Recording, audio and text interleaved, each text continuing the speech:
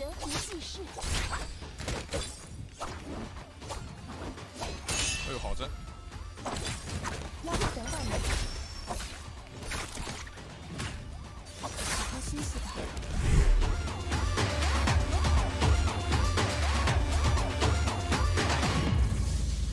Shenwan trying to push onto a T25, just going to go ahead and jump into the mech as the third-party potential coming through. T25 doesn't want to let Shen Yuan get away here. Is going to go for the shots.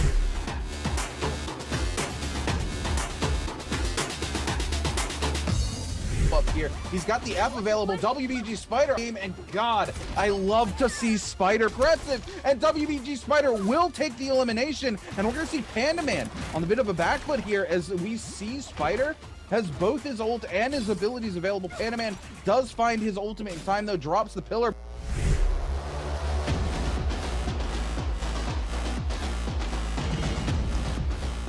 From JJH, and that's going to be it for JJH as well. Panda Man just getting blitzed down by GG Shaw here. Shaw with 4 eliminations under his belt.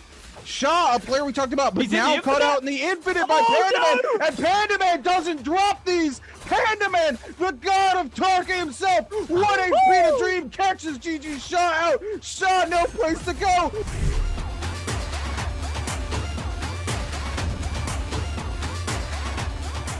The ultimate to gain 1 charge back on it, looking to just pressure onto Spider. Spider keeping it alive, though. Unfortunately, 225 will come through the door, finds themselves locked on to Spider. Spider is able to get outside. We do see the backstab come through, but it's not enough to keep Spider out of this game. Spider.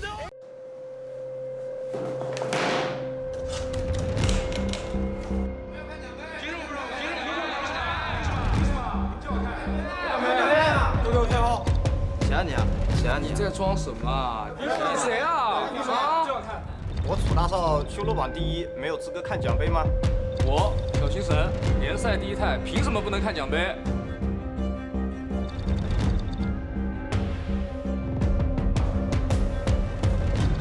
小德柱，你终于来了！我太刀之魂为人方正，凭什么不能看奖杯？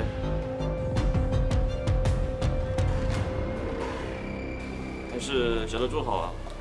你们啊，看门都不会看，谢奖啊，小德柱。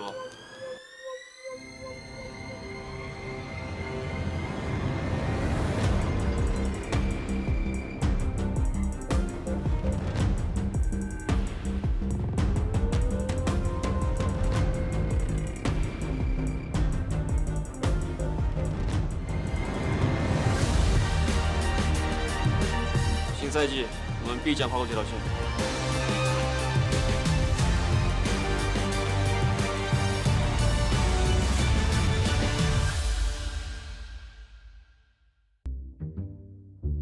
我勒个娘，也聊天，赶紧来试试。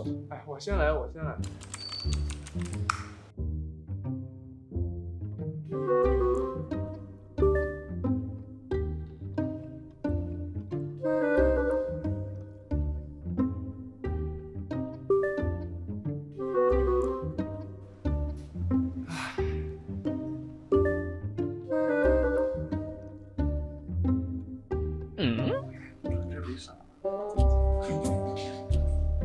让我试试，让我试试。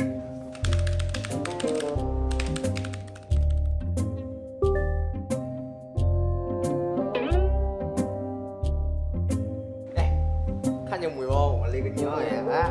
哎，看着啊！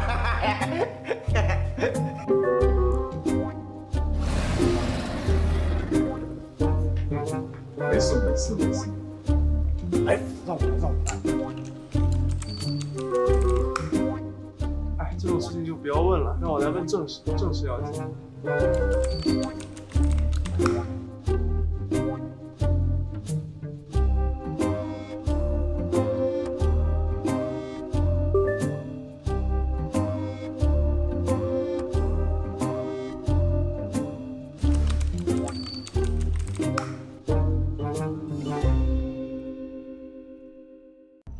乐哉院中游，周览无穷已。百会吐芳华，重台鸟高枝。林木分交错，玄池系黄柳，清完必详情，仙轮出战尾。座中发美赞，意气同阴魁。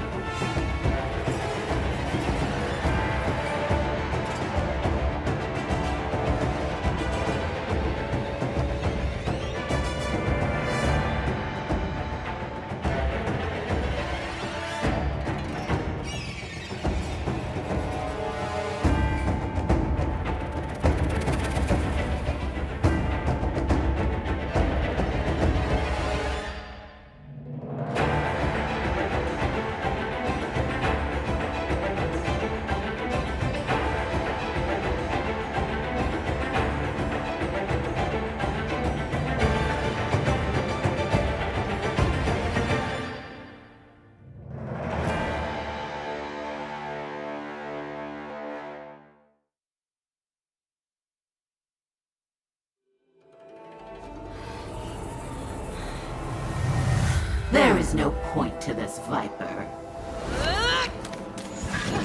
You've spent too long fighting mortals and have forgotten much. But I am no mortal. Your antics will amuse me for a moment.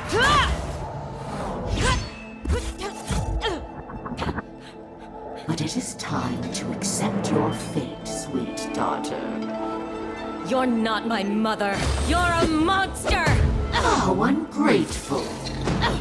To be my child is an honor, for I allow you to serve me in death as in life. Now kneel. Viper? And who is this pest? Justina Gu, Winter's Grace.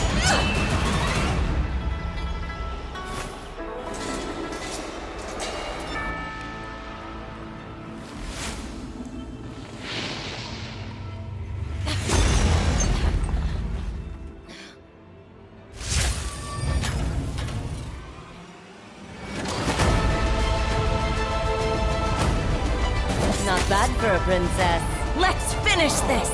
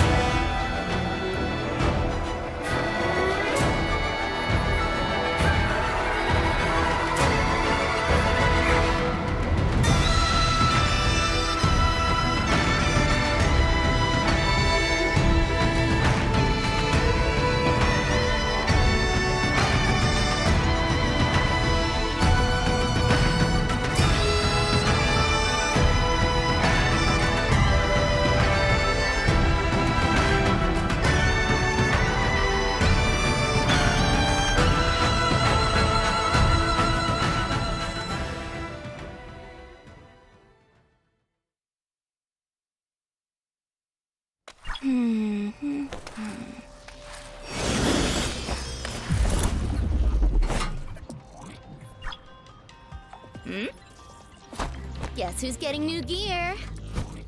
Joke's on you. It's me.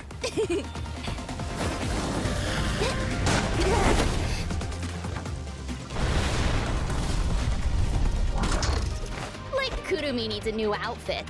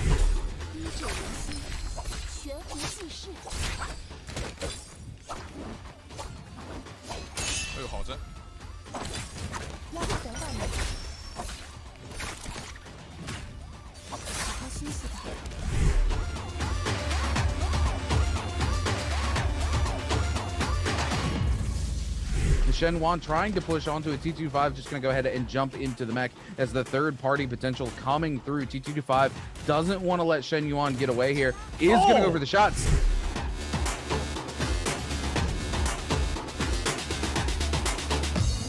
Up here, he's got the F available. WBG Spider game, and God, I love to see Spider aggressive, and WBG Spider will take the elimination, and we're going to see Panda Man on the bit of a back foot here as we see Spider has both his ult and his abilities available. Panda Man does find his ultimate in time, though, drops the pillar.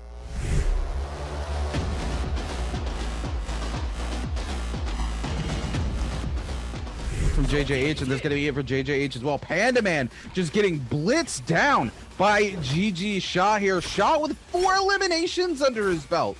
Shaw, a player we talked about, but now caught out in the infinite by Panda Man, and Panda Man doesn't drop these. Panda Man, the god of Tarka himself, 1 HP to Dream, catches GG Shaw out. Shaw, no place to go.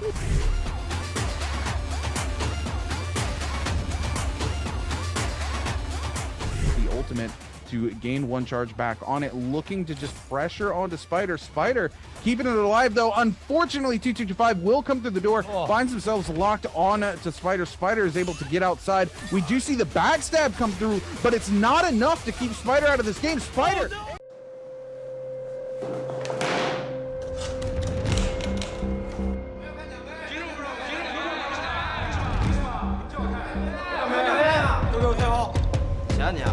你在装什么啊？你谁啊？啊！我楚大少修罗榜第1，没有资格看奖杯吗？我小心神，联赛第1态，凭什么不能看奖杯？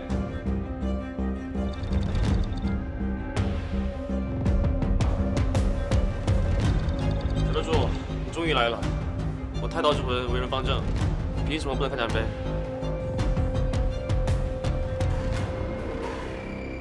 还是小德柱好啊！你们啊，看门都不会看，谢谢啊，小德柱。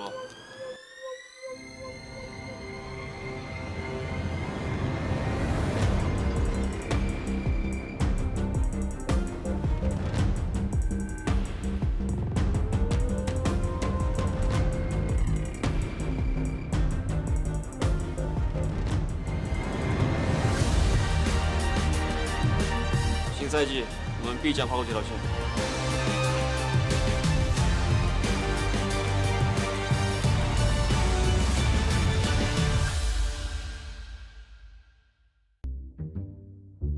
我那个娘也聊天，赶紧来试试。哎，我先来，我先来。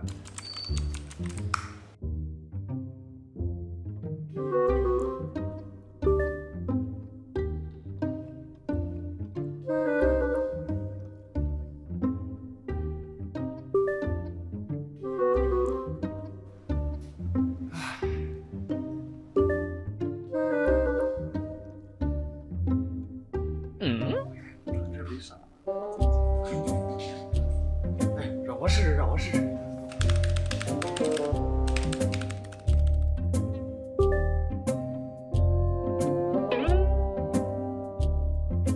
哎，看见没有？我那个娘哎，看着啊！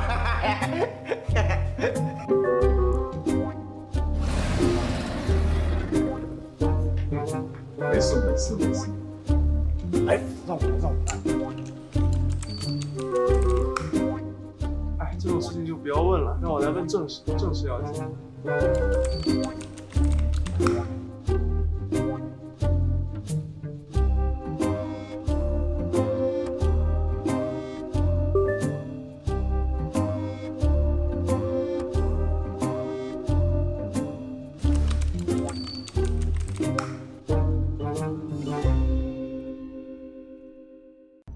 乐哉院中游，周览无穷也。百会吐芳华，重台鸟高枝。林木分交错，悬池戏黄柳。清完必详情，仙轮出战尾。座中发美赞，意气同阴魁。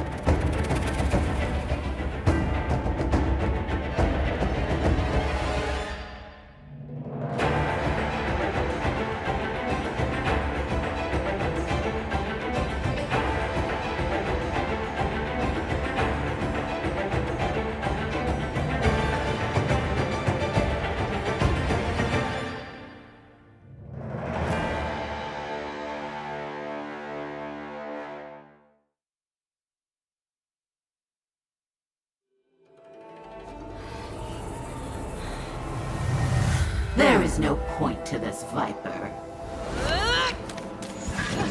You've spent too long fighting mortals and have forgotten much. But I am no mortal. Your antics will amuse me for a moment.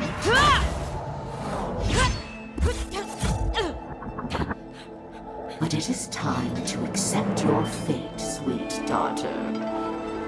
not my mother. You're a monster! How ungrateful. To be my child is an honor, for I allow you to serve me in death as in life. Now kneel. Viper? And who is this pest? Justina Gu, Winter's Grace.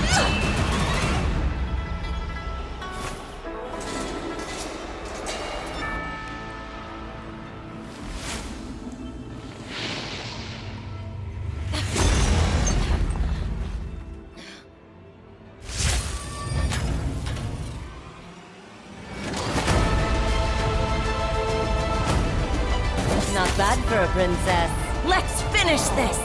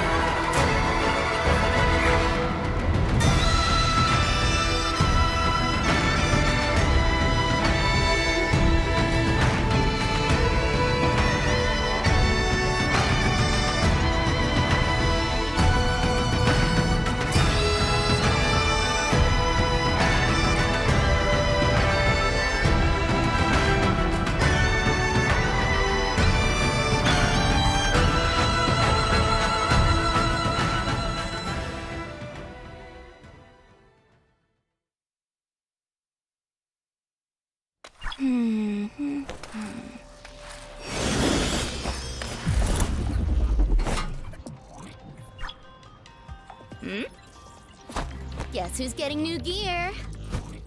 Joke's on you. It's me.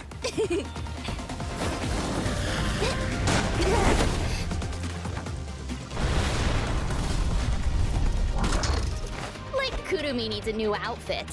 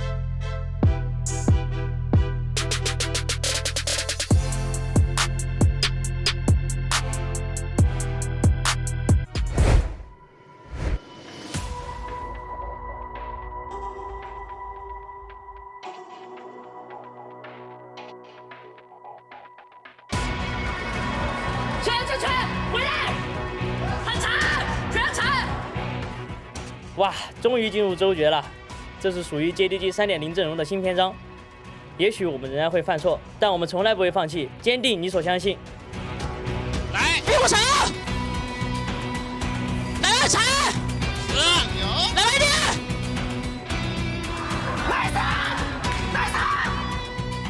我们也再一次挺进周决了，机会对于所有人来说都是公平的，就看各位能否把握住了。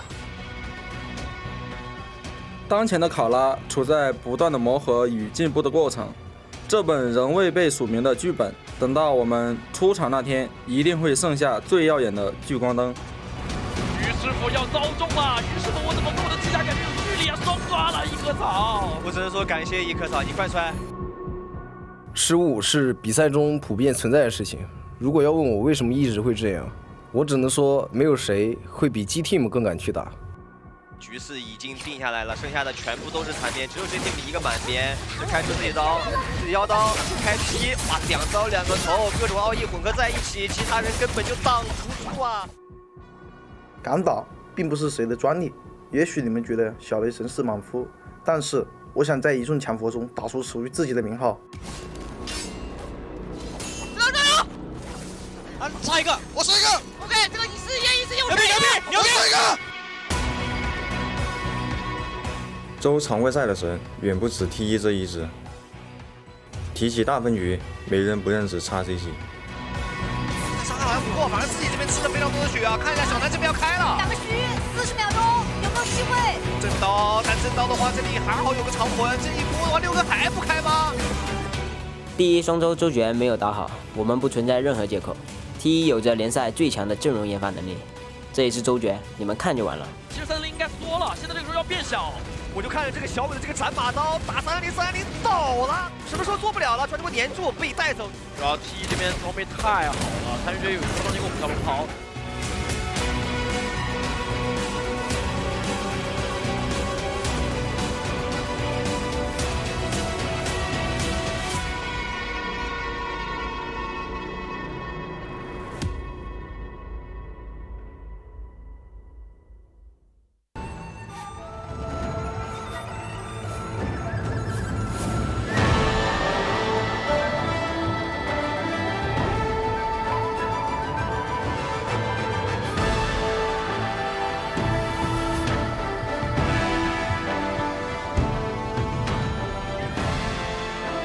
欢迎来到2023永劫无间职业联赛。 Welcome to 2023 NBPL Spring Split.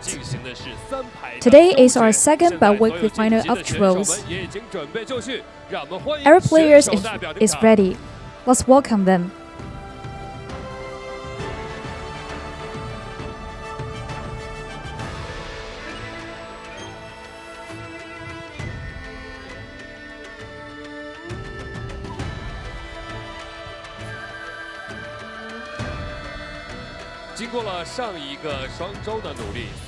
After the first 2023 bi-weekly final and this bi-weekly, all the Trials players will try their best in the game.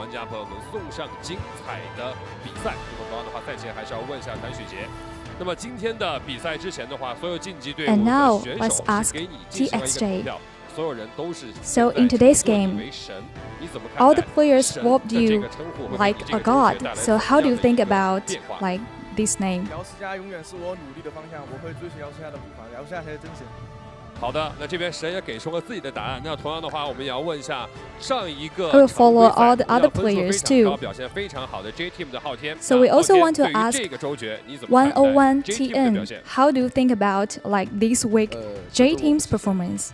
这周究竟谁是神？ So we are like a god in the bi-weekly final. 也已经给出了赛前的好演状。 So this week, all the players gave a promise in this game. So let's waiting for their performance in this bi-weekly final of Trials. Today, 2023 NBPL Spring Split, the second bi-weekly final of Trials, is start. Team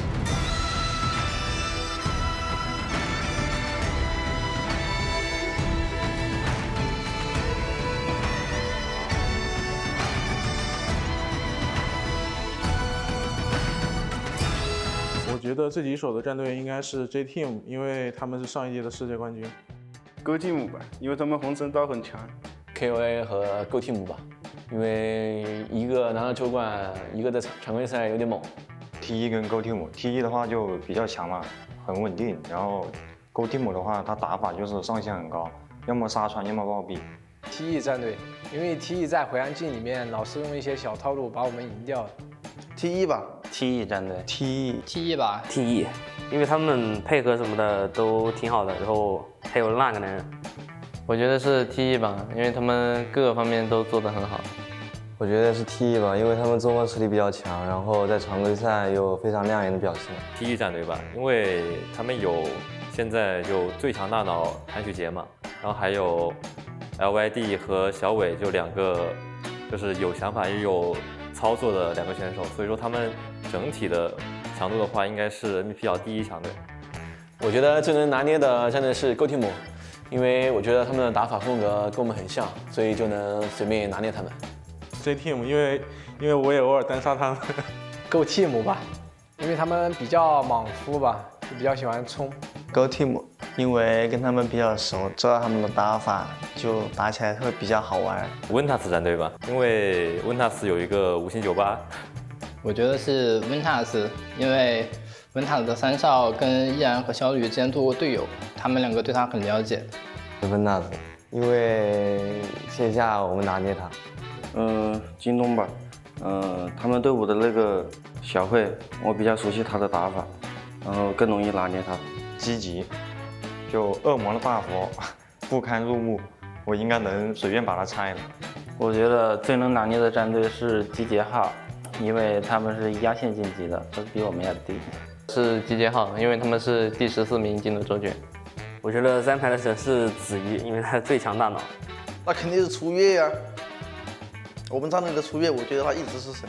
3排当中的神是我自己。J-Team 的扎克，因为他是上届世界冠军，然后再加上 FMVP， 还有那个无限阎罗嘛。最厉害的神，那只有一个神，那就是 T 神，谭旭杰。谭旭杰，劈叉钩，劈叉钩应该是那个男人，劈叉钩。谭旭杰，因为他的大佛很强，很像神的。 又能指挥，又能打，然后思路又很清晰。他玩大佛之前会给每个人做个标记，上场之后基本上都会被他盯上。大伙都称为他为神，然后他在3排有时候有非常就是令人刮目相看的表现吧。他太厉害了，就是各个方面都很全面以及突出，应该在现在的联赛中应该没人能比他。不如雕哥一半水平啊！ 还是跟雕哥学的呀，从小看雕哥录像学到大的。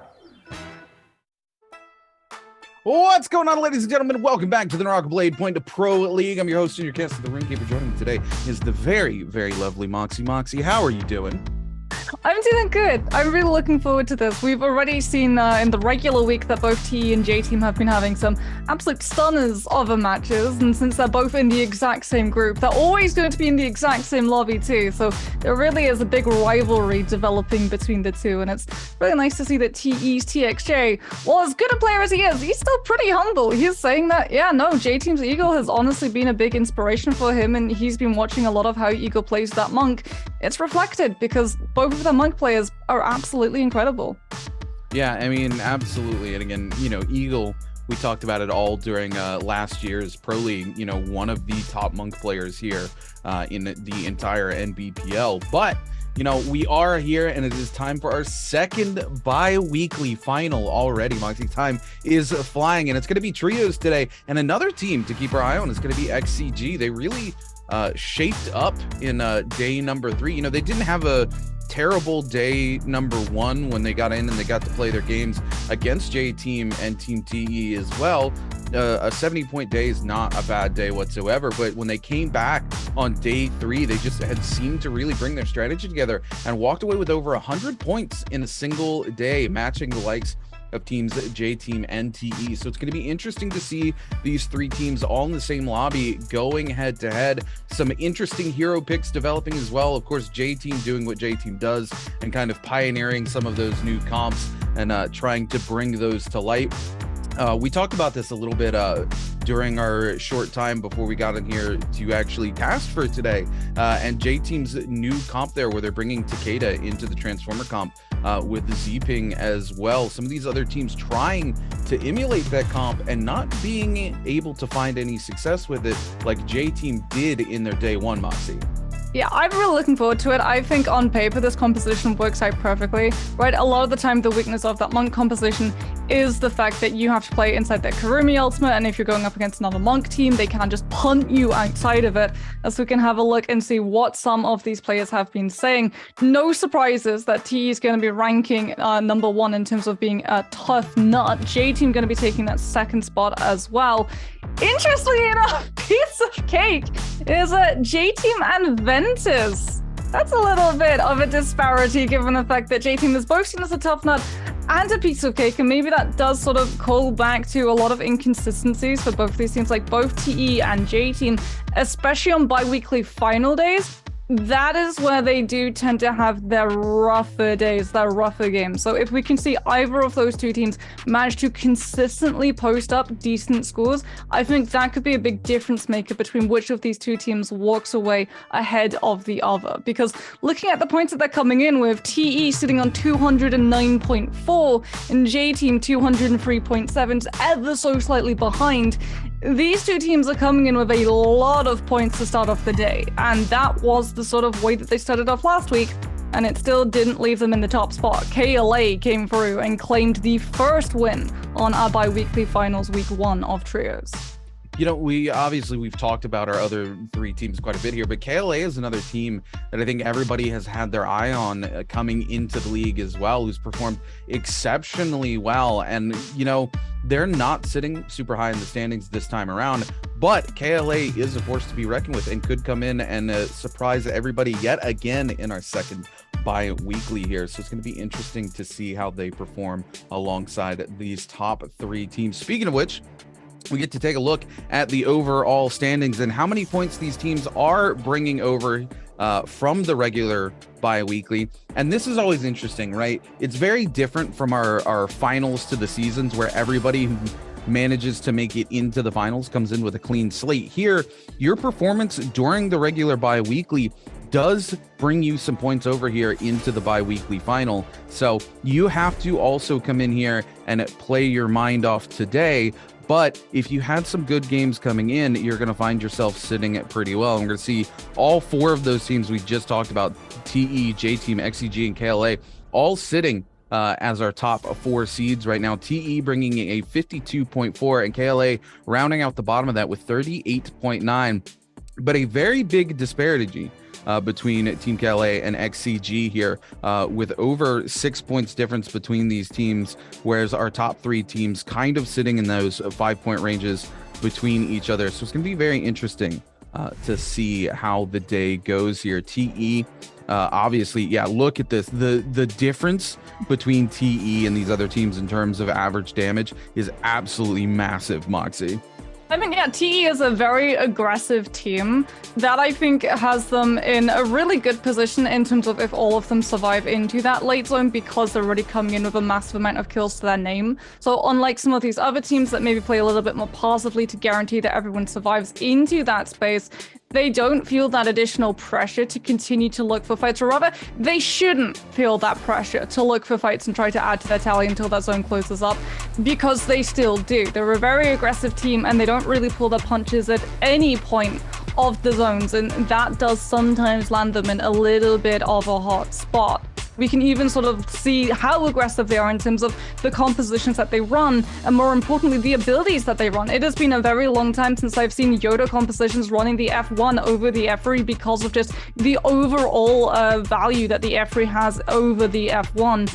But the F1, if you play aggressively, you can use it to isolate a player out, you can use it to engage and initiate into a fight, immediately push them up into that area so that your two teammates can come through and finish up damage while they can't really even go for the counterplay. And getting that first kill just immediately allows TE to springboard from one kill into a full squad wipe because they have the numbers advantage. Yeah, absolutely. And I think you hit the nail on the head there. The F1 gives you that level of aggression where you're playing that high risk versus high reward, right? You're able to come in, lock a single target down, and in trios, that's kind of the name of the game, quite honestly, especially in the early to mid game. And when you're talking about that Viper Yoda Hime comp, it used to be a late game comp, but now that Feria has been added to these sort of transformer comps, it's really not as viable as it used to be in the end game. So early to mid game is where you want to be putting those points together. And in early to mid game, it's all about separating one member of the group, eliminating them, and then pressuring that numbers advantage. And that's exactly what that F1 allows you to do, Moxie. Yeah, J-Team, we can have a look here. ZK101, Tien, and Eagle. I'm really interested to see whether or not more teams, like you said, are going to try and pick up the Zip, Takeda, and Monk composition. Because like we said, it does sort of iron out the negatives that a Kurumi brings, that the Monk is forced to play in a very small space, which does leave him incredibly vulnerable when that Kurumi ultimate comes through. Remember, it stays in the exact same position, it doesn't move around, so you can't just move the Kurumi, move the healing for the Monk if you get rammed down by repeating crossbows from afar.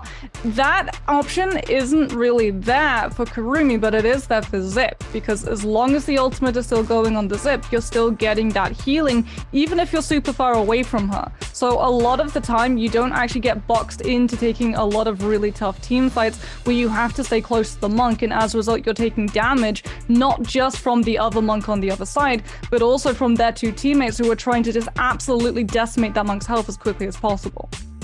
Yeah, it's very interesting to see Zip move into that comp, and it does kind of shore up some of those issues with Kurumi and the ultimate, like you said, being forced to stick in one space. It's kind of interesting though, because into late game, you actually really want to have that sort of Kurumi and being able to hold a single space, because those final zones are very much about taking your own piece of real estate, if you will, in those final circles and holding on to it. Especially if you're able to take control of the final circle, you don't want to give that space back up to some of the other teams. So the Z-Ping able to sort of shore up that early to mid game for those transformer comps. But interestingly enough, Kurumi also able to do the same in terms of the mid game because of the percentage of win rate inside the Realm of Yang. I still think that the Kurumi comp in Realm of Yang is undefeated against that particular Takeda comp, except for one time J-Team ended up winning versus the Kurumi comp inside Realm of Yang. Stats still favoring Kurumi, but it's interesting to see J-Team doing what J-Team always does and experimenting with these sort of comps. And you and me, again, we talked about this at length before the beginning of the show, are very excited to see if J-Team's able to continue to replicate the success that they had on day one with that comp here today in the Trios finals. Yeah, because I mean, the Zip is also just not about enabling the Monk, right? The Kurumi in the Monk composition is all about, I'm going to keep the Monk alive for as long as possible, right? The ultimate is dedicated to the Monk when he's transformed. The Tabber a lot of the time is dedicated to the Monk before the ultimate comes through. The Zip with the ultimate, but not just the ultimate, but the bubble as well, because you're running Takeda alongside it. A lot of the time, the bubble actually goes onto the Takeda when he's going for that ultimate, right? So you can get up close and personal. You can immediately come in with those opening strikes, swap over towards the longsword, get the charged up click to be able to lock onto those players caught in that Takeda stagger, and still chase after more, because that Zip bubble is still going to keep the Takeda entirely uncaring about anyone else around him. Yeah, absolutely. Well, we're going to see if some of our questions get answered here as we lock in for game number one and get ready to look at what heroes these teams are going to be locking in here. You see all the players ready to go as we get ready to take a look at the hero selection. I'm excited. All eyes, of course, on our top four teams here, J-Team, XCG, as well as our boys KLA and TE. J-Team instantly locking in the more traditional Kurumi comp here for the Monk. And again, this is kind of what J-Team does, is I expect this out of them. They're going to run different versions of this. GG, you can't run two Monks. You need to go ahead and swap off of one of those for us there. But J-Team very much, a lot of these teams as well in general in the current meta, looking to kind of cycle through these different Transformers comps. Interestingly enough, it's EWG who looks to run the Transformer comp that J-Team was pioneering earlier this week.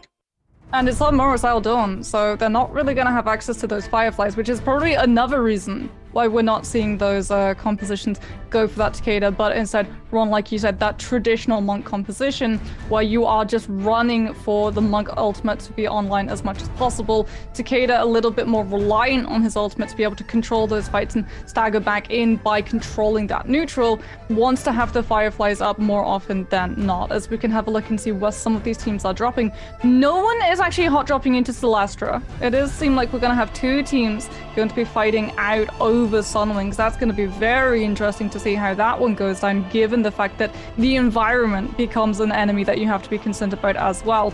A lot of these teams not going immediately for the hot swap, but instead wanting to push into a space where they think they're not going to run into teams immediately off of the bat, so that they can get these Monks to loot on up and be able to scale their ultimates online as quickly as possible. The Monk is at its weakest literally as soon as you drop in, because you don't have the loot and you don't have the ultimate built up already. That's why we see a lot of teams prioritize places like Secret Tunnel, which do have those abundance of Fireflies no matter what time of day that they're running into.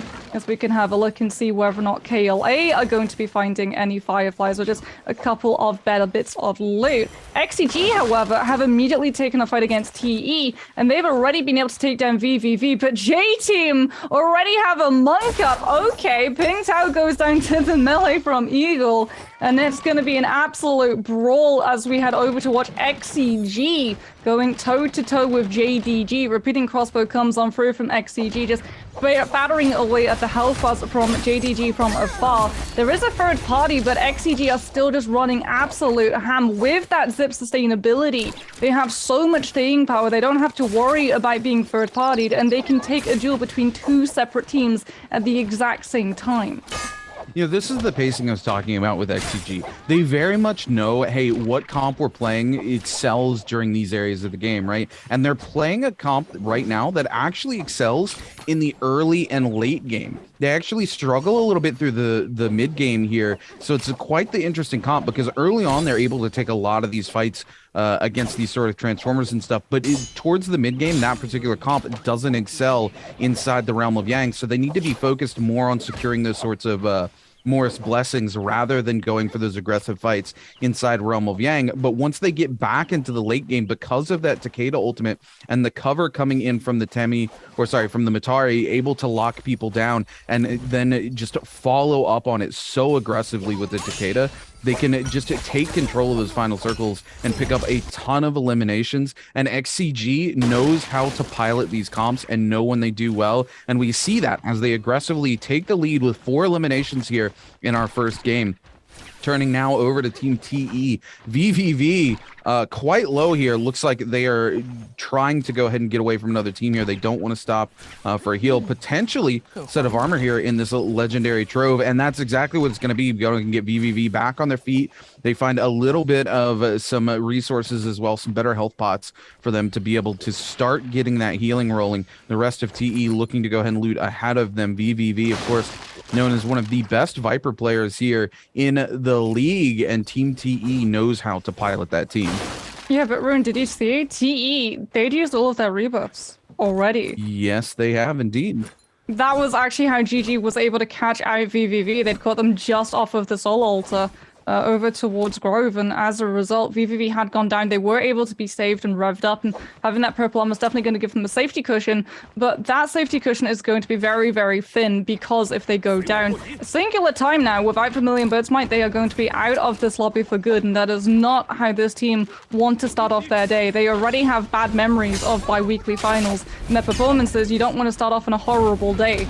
As KLA now are going to be going toe-to-toe with Alliance. YKC immediately going for that monk form, is able to grab one, will be able to find the slam, but Alliance's in now comes in on the Yui ultimate to try to cover. However, that does mean that Lin is still going to be left unguarded. The Yui was not able to stop the second grab from coming through, and this time Lin is going to go down. KLA know as well that the Yui ultimate is about to burn out. Zwan had used it to try and peel into the backline of KLA to stop them from being able to find that pick onto Lin. As a result, they don't have it now any longer, and KLA can literally just 2 versus 1. That's exactly what they're doing. They know the Yui is going to be oh so vulnerable. YKC out of monk form now joins them and will be able to lock down the pick. But here comes the third party. XCG was in the area. They know that the monk form is gone, but KLA still have the Yui ultimate. And they're going to try to use it to hound back XCG. Given the canyon that we're playing in, the Yui space should be able to connect onto XCG's HQ, but so too does the Takeda ultimate, connect onto the members of KLA. The Karumi ultimate comes on through to try and keep them healed so that they can push back onto this Takeda, and the Yui is about to run out. HQ still going to be alive, isn't actually getting slammed down by the Yui spit until just now, as KLA take that stagger opportunity to try and find the pick, but he's still up. Yeah, absolutely huge here for the members of KLA. Unfortunately, we do see CXZ go down as XCG begins to take control of the situation. QGG really trying to find that space here on to the members of XCG, but it's not going quite the way they want. They do, however, find a double slam here as YKC starts to put in work. They've got another slam. They can't quite find it, though, and all of a sudden this turns into a 3v1. KLA in a bad space. They're able to get a massive hit off of the pole sword, but it's not enough. They don't pick up a single elimination as XCG takes control of the fight and moves into first place with 7 eliminations. And this is what I talked about. XCG piloting this team that they know is very good in the early game, not very good in the mid game, and gets better again in the late game. They've already brought the aggression and got 2 full squad wipes underneath them. Now the problem is that Team JL here has found the opportunity to pressure in onto this with the third party while KLA put in all the work. It's going to be JL who's able to capitalize onto the members of XCG. But wait a minute, JL actually forced to use the Wu Chen ult to get out. And look at this. Shu here able to keep them from getting the resurrection by sitting up top with the pistol and pummeling down onto them while they get the resurrection of their own. This is huge for Team JL. XCG is going to find themselves heading back to the Soul Altar very soon. It's just LingX10 here trying to fight this out onto the members of JL. LingX10, 1 HP in a dream, no place to go. The teleport's putting in work. They're able to find multiple hits off the pulse sword, but it's not going to be enough as JL comes out on top. Yeah, stopping that rev and immediately going back into the fight is crucial for JL, because when you're fighting against the Zip, you cannot allow for those cooldowns to come back online, either the ultimate or the bubble, and JL did a very good job. Saw that one of their members had gone down, used that Witch and TP, don't go too far, however, so they're still sitting in the area, invite that false sense of security for XCG to be able to go for that resurrection and revive, and that's when they turn back in before the Zip's cooldowns are back online to allow that team to just sustain all the way through, because that was why they were able to win the fight against KLA. Even though the Yui ultimate continues to go hounding down NiHQ, he stays standing. That's why they had so much confidence to go for that fight. They know that the monk form is likely going to come up towards the tail end of that fight, but if they've already dealt with the Yui, all they have to do is not get double grabbed. That monk is going to be oh so vulnerable to the Takeda, who can just tap dodge around the feet, make sure he doesn't get slammed out, and that's exactly what we see happen. J team taking a little bit of downtime, just going through some of the stores, building up a couple of those soul jades so that their monk can try and build towards that cannon phase, as we can have a look and see how this map is going to be forming up. The first gates of Yang are going to be spawning across the areas, and some teams like to just immediately forego the fight. They don't want to put themselves at risk of Yang depletion. Instead, they'll go for the camping of the soul altars. Other teams, on the other hand, do like to take those fights, but we've also seen a third strategy come through, which is griefing the actual entrance to the gate of Yang. The point that we've seen some teams literally use the monk form to try and cover the gate. Karumi umbrellas coming across the board for all of these teams so they can try and knock back any player that tries to run into the altar. This time around it's going to be a Viper ultimate that gatekeeps AOW and bounces them out from being able to pick that one up, and as a result, AOW just going to turn straight on the team. They're not able to find a kill, however, though. The Wuchen TP will be able to save them before the Dual Blades and the Cavalry Bloom can do its job, and it's actually going to be Ventus and J team who've been able to make it into a gate and go toe-to-toe. Both monks immediately going to be going for those ultimates. Karumi Tava did come through onto Eagle, so they're not going to have access to that one, but Pixel is the one who already has a grab in play. He's looking for the double. There's the Karumi ultimate to keep Eagle healed up. And he's actually going to be able to hold in the monk form a little bit longer, but he's taking so much pressure, hops into his Karumi ultimate, finds the double grab! Okay, Eagle, this is why we talk about this guy so much. He's one of the best monks in the world, and for the exact reason. Even with an absolute sliver of health, he has the confidence and trust in his team to keep that monk form up long enough to find the double grab, and immediately turns it around for J-Team. Yeah, absolutely huge for J-Team. And WBG taking control of their own Realm of Yang here as they eliminate the members of Team GG. Man, Eagle, just such a good monk. The no fear in this man whatsoever, right? Like, he's down to one tick multiple times. He knows he's standing in the Karumi ultimate. Any other monk would have demonked so they had that armor to cover themselves here. He says, no, I'm going to go for the game changer. I'm going to get that double grab, gets it off, is able to pick up the double eliminations, completely flips the fight on the head, and J-Team is able to take the Realm of Yang, 6 eliminations under their belt. I want to take a look here and talk about XCG, though. XCG, even though they got eliminated by JL earlier, they were able to pick up 2 eliminations in that fight, bringing them to a total of 9 eliminations. That's good for any team who wants to go into late game already, and we're only zone 2. The problem is for them now is mid game is not a great position for the particular comp that they're running, and they're in need of gear. Their Takeda already eliminated as well, so they're going to need to not only find the gear, but they're going to need to find enough Darktide Coins to be able to buy back their Takeda. That, or they're going to need to look for this next set of Morris Blessings that come up while all these other teams pressure onto the Realms of Yang to try to get themselves a free ticket to buy Takeda back into the game. If they're able to do that and get a little bit of gear under their belt, coming into late game, XCG has already set themselves up for success, but it is Team JL who's finding more success as they're able to pick off a member of GD, a straggler on the side here, and go to 7 eliminations. Turning over now to Team Ventus, who's got that Yang depletion, so they're desperate to pick up some of these eliminations onto JJH. They have one onto Chu Lee. God Lee standing in the Kurumi circle, unfortunately, is going to find himself forced to go aerial here, actually away from the members of Team Ventus.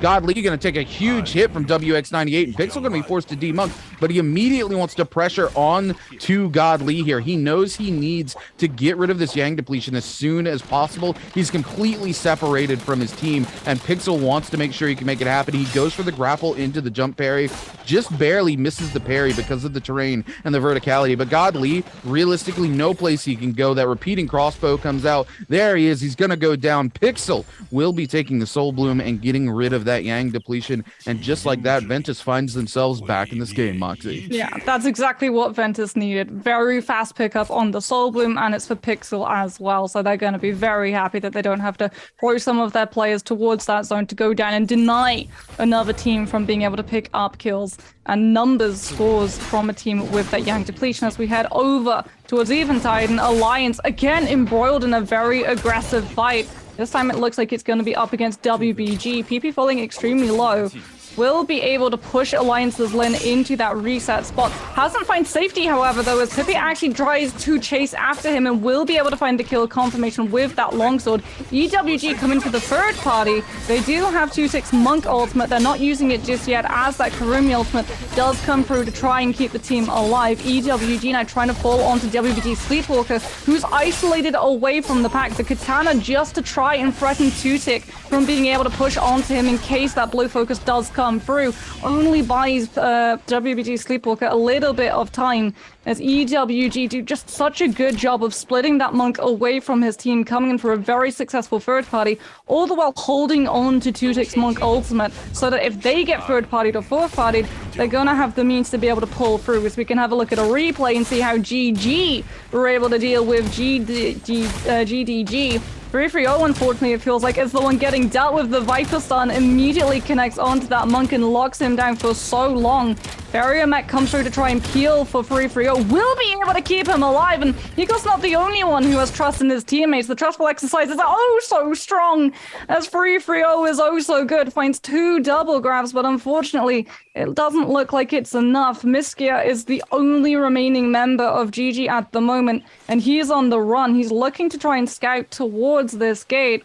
He has to be very careful, though, because J-Team are very, very close. A lot of teams are going to be drawn by that golden circle, and Miskia now is in a very big spot of bother. If he gets spotted out, they're going to know that he's separated from the pack, and J-Team's Eagle's about to run right past them. Oh, yeah, they see the heals.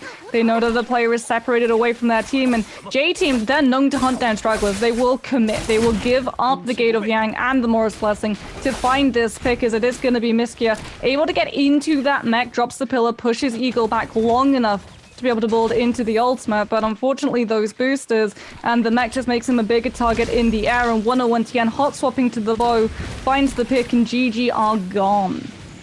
Yeah, it's very unfortunate for Team GG here. They just weren't able to pace those ultimates the way they wanted to, because the tumult goes down early in the fight with JDG, as we saw earlier, and that meant that they weren't able to kind of stagger the Faria Monk ults. They were forced to pop both of them at the same time, which means that their Monk really had nothing to cover for themselves as he comes out of ultimate, because Faria is already in the mech. He's just forced to commit to it.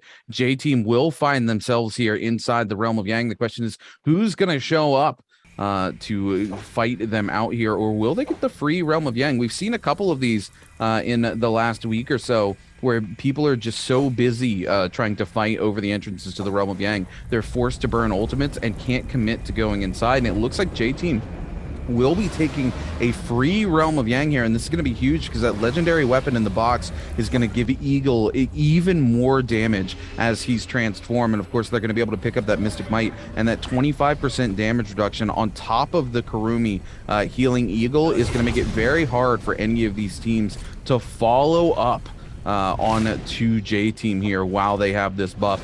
We're going to see many of the members of this team with the legendary weapons, and it looks like they're going to opt to not put one on Eagle here, which is very interesting. He's still running with the purple katana, and a katana not that much of a favored weapon in trios typically. So it's interesting to see Eagle running that katana here against many of these teams. But J-Team looking to position here now onto TE, but they also are able to see Ventus waiting in the wings, so they don't want to end up in a potential third-party situation here.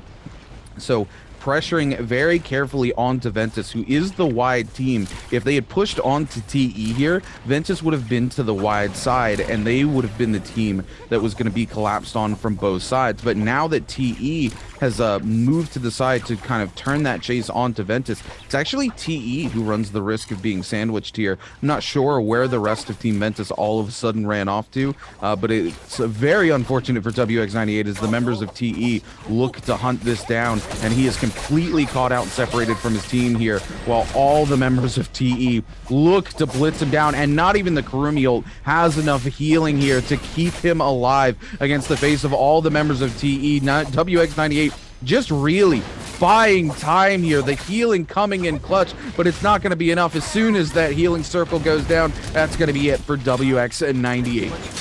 But J-Team with that Mystic Might knew that TE were pursuing Ventus, and they've decided to come in for the third party, and they're actually able to steal the kill onto Ventus's Pixel. And with that one kill, they are more than happy to just book it straight on out. One kill picked up for absolute free. They show up for like 5 seconds, grab that kill, and immediately they're on their way, so they hold on to all of their ultimates, and as a result, TE can't really try and push back and punish this. As it looked like, unfortunately for Ventus, they'd already lost their Yui when they get spotted both by TE and J-Team, and so they went for the split play of, if we have one player run this direction and another player run another direction, maybe one of us will be able to survive long enough to buy the other one back. Doesn't work out brilliantly, and Ventus's Pixel does actually double back to try and save his Kurumi. Maybe seeing that they were bringing J-Team hot on their heels with them, they wanted to invite that potential third party and try and just sneak away as J-Team and TE go head to head. That doesn't happen. The gamble doesn't pay off, and Ventus go down and are unfortunately eliminated from the lobby. Something else to note, Rune, is that the only two buffs were in the form of one Morris Blessing for TE and one Gate of Yang, which was for absolute free for J-Team. So a lot of these teams, like we've been seeing, foregoing that fight, instead looking to either group the soul altars in case a team has to take a fight immediately and heavy commit in to immediately drop that Yang depletion, or just play for survivability, not wanting to either put themselves into a position where they've thrown too many ultimates, trying to grief the entrances, but also not wanting to be caught out in an over-aggressive, zealous play of trying to push onto the soul altars that so many teams have started adopting as strategy. And it works when it's one team as an outlier. Where it starts to fall apart is where other teams pick up that same strategy. As we can have a look at KLA having the exact same strategy of JL. Both of these teams wanted to take cover in this temple. Both of these teams wanted to hide until those buffs had run out from teams that had won those Gate of Yang fights. And as a result, now they're going to have to scrap. But KLA decides to just back on out gracefully. It is the smart idea, as they are running that Monk, and Monk does tend to fall off in terms of efficiency. If you ult up inside the temple, you do have to drop the ultimate if you want to be able to get out of the doorway. Yeah, KLA here, like you said, just going ahead and giving that space away because they do not want to be caught out in a space where they can't utilize that Monk. Taking a look at XCG and the distance here, and this is the worry I had for XCG. The aggression paid off extremely well for them early because they have 9 eliminations. They can just kind of coast into the final circle there where they really want to be for this particular team comp to finally pop off, because again, really great comp in the early game falls off very hard in the middle game because they're not able to sort of contest those realms of Yang given the transformer comps they have to go against. But again, start to become very good towards the final circle. So they're piloting this particular team exactly the way they need to. The problem is now because they don't have a strong middle game, all of them currently running blues after they were eliminated by JL and utilized those resurrections. They haven't been able to find the gear that they really need to take them into the late game, and it's going to continue to be a compounded issue the longer this game goes on, because they're going to be forced into more and more teams, and it's going to be even harder for them to secure that loot that they're really looking for to kind of take into that final space. So it's going to really come down to whether XCG is able to find the loot that they're looking for, or if they're just going to be forced to play for placement off the rest of those 9 kills that they've already picked up, Moxie.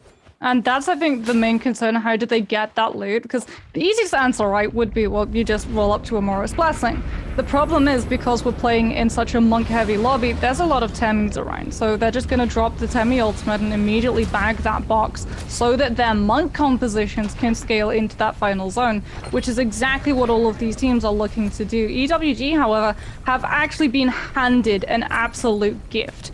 Morris Blessing spawned right behind their zip. They didn't even have to expend a single ultimate either, because it was behind those huts. KLA were hoping that it would spawn towards the high ground, which is where they were playing from, and unfortunately in that instance they pulled a short straw. EWG have already opened the box and they can already start to now scale in towards that final zone. AOW, on the other hand, again, be caught out in the open. Kurumi ultimate has to come on through so that Ping Tao has the ability to be able to keep himself in play as Alliance turn on to those members. They know that AOW are going to be stuck inside this building, and this is where the cannons come in. You pepper them with so much damage. You've seen that the Kurumi ultimate has already been invested. If they get forced outside of that building, they're going to have to go for the Monk ultimate, and they don't have the Kurumi ultimate to be able to make sure that even as a bigger target, the Monk stays standing. This is exactly what J-Team are doing right now. They've forced JJH into using that Monk ultimate. Chu and Yui has already gone down. So Godly is going to be oh so vulnerable, and as a result, he's looking for a grab, but then he's having to dance out of the damage that J-Team are looking to follow up. They've even double layered the Transformer ultimates. The Yui has gone in with the ult at the exact same time as the Monk play to try and keep J-Team from engaging on an oh so susceptible to damage Monk. And as a result, when those two ultimates burn out, J-Team are just going to be right there still. Yeah, and if you see here, they already have Godly separated from the group here. As soon as the Monk ult goes down, J-Team's the Eagle just pressuring from every single side here. We're going to see Water actually get picked up as well, and now it's just Godly trying to keep the hopes alive for the team here. XCG also coming in, looking to secure some of that better loot. They're able to find at least a purple weapon here for Nye HQ, which is a pretty decent pickup here. That Pulsar going to be able to put in massive work as he staggers people with the ultimate. And XCG, happy with the loot that they were able to get from the elimination, look to just go ahead and back out of this. They also picked up that elimination onto Water, so they were able to sneakily slide in, pick up their 10th elimination of the game, and secure some much needed loot for themselves. It's not the purple armor that they were hoping for, but they will take the upgrade in terms of the purple weapons as well. J-Team also loses Godly in that, and I do believe somebody else is able to find and pick up the elimination. So J-Team really burning quite a lot of momentum there, and unfortunately not able to secure any of the points. We see here team JL continuing to pressure onto XCG. XCG not really wanting to be part of this fight, with EWG waiting in the wings as well, looking for an out, but needs to be careful with J-Team waiting nearby. They can't afford to just give up the position that they have. J-Team heading up the hill here towards the box.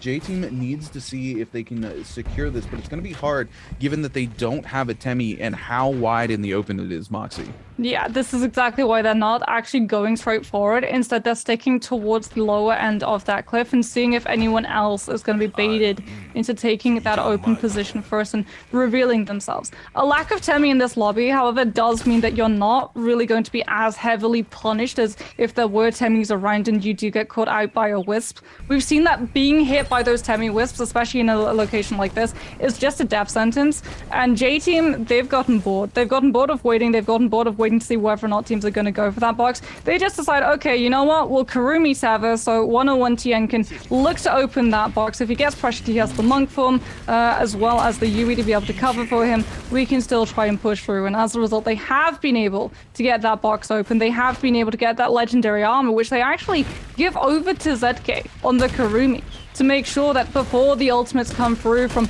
either their Yui or the Monk, the Kurumi, who's always going to be that point of pressure, always that vulnerable piece, has the survivability. As we can see JL in the distance using my favorite Soul Jade at the moment, the Overcomer. I have a type, Phantom Step and the Overcomer, both of which have the same ghost effect. So, you know what, I like the spiritual flute. It's very pretty. But Pulsar is great for just controlling the space at the moment, right? The Overcomer especially is going to keep a lot of teams away because you don't have the opportunity to counter it when the horse is starting to really kick on up. As WBG are kicking into immediate 6th gear, Sleepwalker comes in with the Monk transformation, hops towards the end of that zone, grabs up Zwan and just slams him down, so he takes that zone tick as well as the ground impact damage, and that does secure the kill. And he's gone down extremely deep from his team, so they're not likely going to be able to pull off that revive as easily as Alliance were hoping for. As Eagle has been able to find a grab too, JL's One Fang gets stunned out of the Viper ultimate before their own Viper ultimate can connect, and as a result isn't able to pull that one off and should go down to zone tick if they're not able to hop out of the zone, but they just hop straight back into damage. TE coming, however, with the third party. Leo hot swapping to the bow picks up that kill as TE now look to come alive. JL using a panic Yoda ultimate to try and zone TE away. The wind was coming through to protect AS and make sure that he can maybe survive, but he's taking a lot of fire to come through from TE, who just backed up. So okay, well, we'll wait for the golden focus to go out. We'll swap to musket, and you're oh so vulnerable. We're going to be able to land those shots every single day, and that's exactly what happened. So Yoda was wiped from the face of the earth as J-Team still in very much control. Now go for that high ground play of Eagle. VVV with the Viper ultimate, the one big counter to that Monk. Not going to be able to connect it because they're actually fighting on the low ground against the Takeda composition, which is just keeping them in place. So much target coming on through, but they will be able to survive a little bit longer using those cliffs to block away from 2tix Monk grabs, who's looking to try and hold on to anyone that tries to grapple from the low ground onto the high. As 2tix and Eagle go toe-to-toe, Eagle falling extremely low to Poison Splash coming through from one of the bodies that J-Team has been able to drop as ZK is able to cover. Still going strong, 16 players left. This fight is not about to end anytime soon. It's all about resource management, who can cycle your ultimates to be able to retain control once your Monk drops out. Yeah, coming in here, it's very unfortunate. During all this, we see J-Team actually able to grab out an IHQ from Team XCG, who was hiding in the side of a hut, and because of that, he was just completely separated from the team. And IHQ being the Takeda, that was the piece that XCG needed to take control of this final circle. And on top of the fact that he's eliminated and they've not been able to find the gear that they want, we see them completely eliminated as J-Team just pushes on and follows up on the rest of the team. WBG Sleepwalker really trying to find some sort of space here, but can't seem to get away as he's going to be eliminated here by Team TE. J-Team's Eagle picks up that elimination. TE picks up KLA, but man, J-Team really just completely in control of this sort of final circle space. But we will see Eagle go down to a massive Yodo Hime ultimate coming in from TXJ, and TE all of a sudden just completely take control of this final zone, looking to pick off these last two members, one from J-Team and one from EWG. There's actually one from Alliance as well. These solo teams trying to stay alive as the two members from TE just look to pick all of them off. ZK extremely low, and there it is. VVV will find the charge left click off of the pole sword into ZK. We will see the mythic grab come through from Zhai Liu, followed up immediately by the Takeda ultimate trying to knock VVV into the zone. VV able to get back in though. We also see the Matari coming in with the backstabs, looking to grief. The Viper ult comes in. There's no place for Zhao Liu to go. He's gonna immediately die to the Viper ult. Alliance's Lin knocked into the zone, taking zone tick. VVV following up here as well as TXJ, and it comes in. TE will be your game one winners. Oh, it was so close. Again, it really came down to the wire for both J-Team and TE, but TE, because they were coming in with 14 kills, I believe J-Team had 16, but because they're not the second last team to be able to survive, TE are able to take it by an absolute hair. And it really comes down to VVV, that they're able to just absolutely triumph through Eagle's health bar. Because it is the Yoda ultimate that absolutely bursts that Monk down, but it's off of the stun that was set into motion by VVV. He catches onto Eagle, delays that Monk, holds them in position long enough for the damage to be done, and even though J-Team do find kills off of the grab, Eagle is still absolutely decimated, and without that Monk play to be able to anchor around and use as a threat to push TE back, TE have all of the time in the world to build back into another Viper ult for VVV and remain in control of that zone.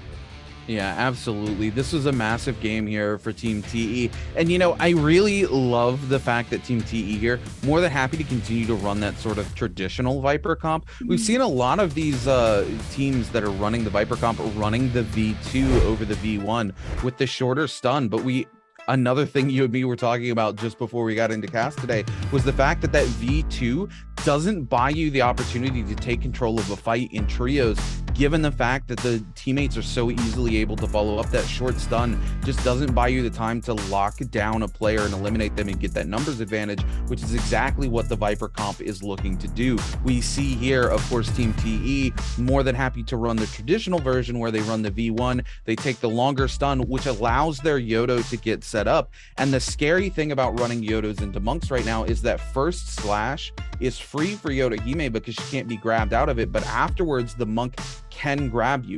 But if you can get that first slash into the second one off of a Viper's stun, you actually can't, as the monk, overcome the follow-up stagger once you come out of the stun to be able to grab onto the Yodohime, and that's exactly what we see happen to Eagle. He falls victim to that and immediately disappears from the board, and then TXJ, unfortunately, is the player who gets followed up and picked out, but VVV and the rest of Team TE able to just kind of clean up the stragglers that remain in the zone, even in the face of a massive Takeda ult, where we see VVV get absolutely butchered with a mythic grab, followed up immediately into a Takeda ult, knocking them into the zone, and VVV very quickly and calmly able to slide back into the circle and turn their attention onto everybody with a Viper stun. And while the Takeda is trying to get away from the Viper stun, the rest of Team E is just able to follow up onto Takeda, get them low, and when the stun pops, it does enough damage for them to pick up the elimination,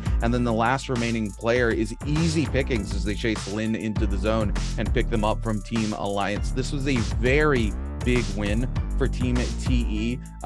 Eagle and J Team also played extremely well. XCG, another team I want to talk about, because they did come into this final circle with 10 kills under their belt, but they find themselves in a really bad situation where they've kind of taken this space inside the hut. It's Eagle who's able to actually find a grab through the window onto Nai HQ, who is the Takeda, which into the final circle, you're looking for Takeda to use that ultimate to buy you the space for that team to pop off. And as soon as Takeda is grabbed, J Team wastes no time whatsoever, popping the rain shots onto him so that the slam is able to connect and get the elimination. And off of that, J Team just pressures onto the remaining members of XCG, who had not been able to find that gear that they were looking for in the mid game. They desperately tried to come in on a third party onto JJH and were able to even pick up an elimination. But unfortunately, the player that they eliminated didn't have the purple armor that they were looking for. They had one purple weapon. It was not the gear that they were hoping to capitalize off of that elimination that they snuck away from J Team. And because their early aggression cost them their gear, and because they're running a team that's not able to capitalize on the mid game, they do find themselves eliminated. But they go out in fourth position still because of a massive early game where they pick up 9 eliminations before zone 2 with a 13.5. EWG coming in with that specific comp we talked about that J Team kind of pioneered there with the Takeda Z ping on the monk, able to take third place with a 14.5. J Team rounding out that second place with a 26-point game, but it is TE who comes out on top with those 5 ranking points, 14 eliminations for a total game score of 27.4 for our first game here in our trio finals. It's got to be a confidence boost as well for TE, right? Because you think about when that match first started, they were taking a lot of really early fights. They were losing a lot of really early fights. They had to take a very early solo alter. They ran into GG. They lost VVV, had to rev him up, had to go through all of that process of finding loot once more, didn't really get access to the Gate of Yanks because of the composition that they were running, as well as the fact that off of the rip of the solo alter, they'd lost all of their gear. They weren't in a position to be able to challenge, but they made that recovery. They didn't let it get to them, and that is a really good sign for this team because, like we said, they perform oh so amazingly in terms of regular weeks, but when we hit the bi-weekly finals, things just seem to fall apart for this team. Dunking actually had a really good sort of insight into why this might be.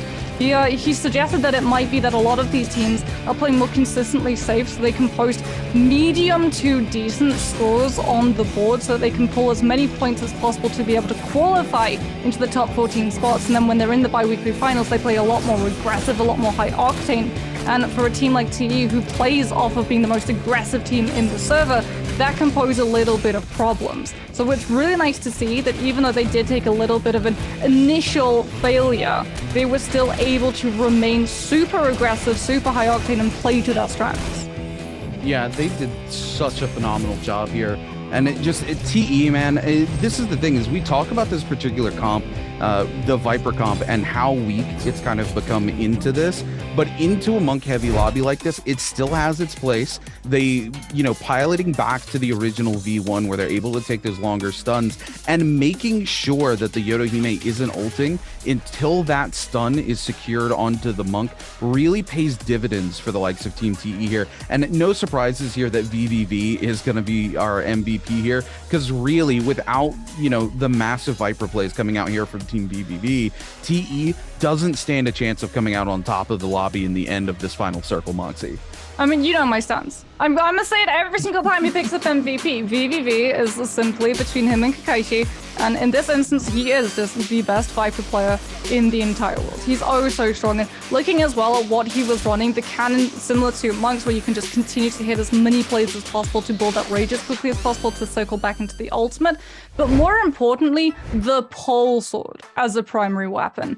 And that was actually a big deal in the final zone, because VVV was swinging that pole sword to buy himself the time. Whenever a player came towards him in a 1v1 situation, he would immediately start going into either the left or the right click with the pole sword to zone them away from engaging, because when the pole sword hits you, it just does a massive chunk of damage, but it also does a massive chunk of stagger. And that's what those players in that 1 versus 2 situation are oh so concerned about. And because they can't engage onto the Viper with the pole sword, they don't really get the opportunity to build their rage bar to go toe-to-toe with VVV when he hits in with that Viper stun, so that when he's in the ultimate form and prone to being taken down, they don't have an ultimate to chunk him down fast enough.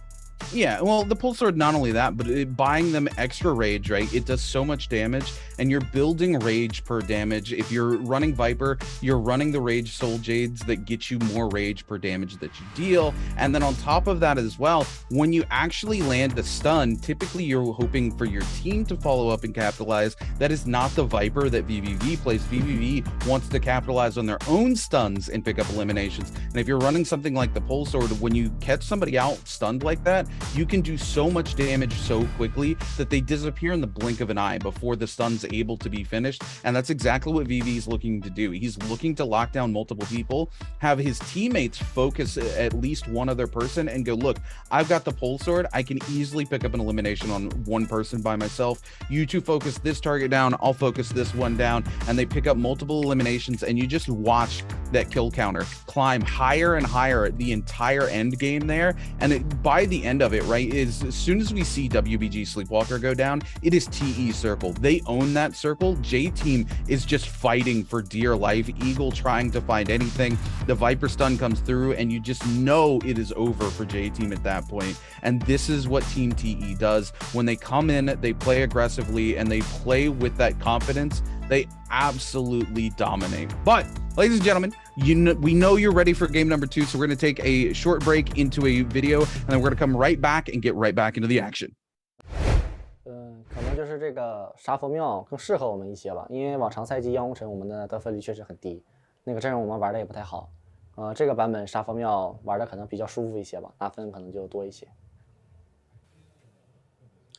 上个周决可能是因为我们心态，就是因为我们拿了很多分嘛。然后我们的心态就是说发生了一些变化，先稳着来嘛，完了导致之后越稳越没有分。行，这个周决的话打法要更猛一些嘛，就是多拿点分。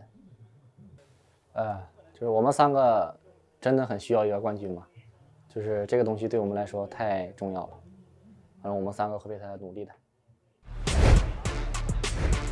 Well, if that's any indication of how the day is going to continue, Rune, I am absolutely here for it, because that's just game 1. Can you believe that we have 5 more games of NARAKA that are all going to be that high octane, all going to be that action-packed? We're only just getting started.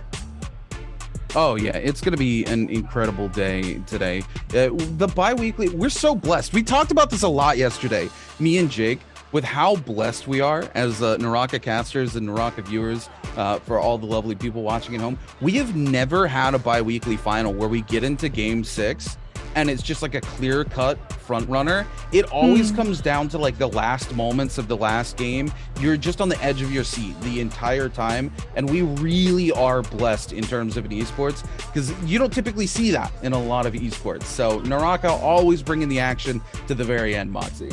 Yeah, even when you look at how this day has started, right, a lot of times when one team comes in with over 200 points, they have a pretty clear head start. But we're in the situation where it's not one team that's coming in, having already posted up 200 points. It's two, and even XCG sitting in that third position, pretty close behind them, very hot on their heels. All it really is going to take is one rough game for either TE or J team for a lot of these teams to start eating up that distance between the two of them. As we can have a think about what is going to be in store for the rest of the day. We've already seen a lot of traditional Monk compositions. I'm expecting we're going to start to see Temmie being a little bit more top heavy as we head into game number 2. Just because, like we talked about, Wisp at the moment is probably the strongest F ability in the game if you get hit by it. Zip Bubble, yeah, in terms of sustainability, gotta give it to that. But in terms of being able to lock down one player and secure a kill in the absolute blink of an eye, so far away from that team, while also allowing you to just sit back and go for the ranged option so you don't even put yourself into line of fire, it's absolutely crucial for so many of these teams to be able to come in with that early aggression.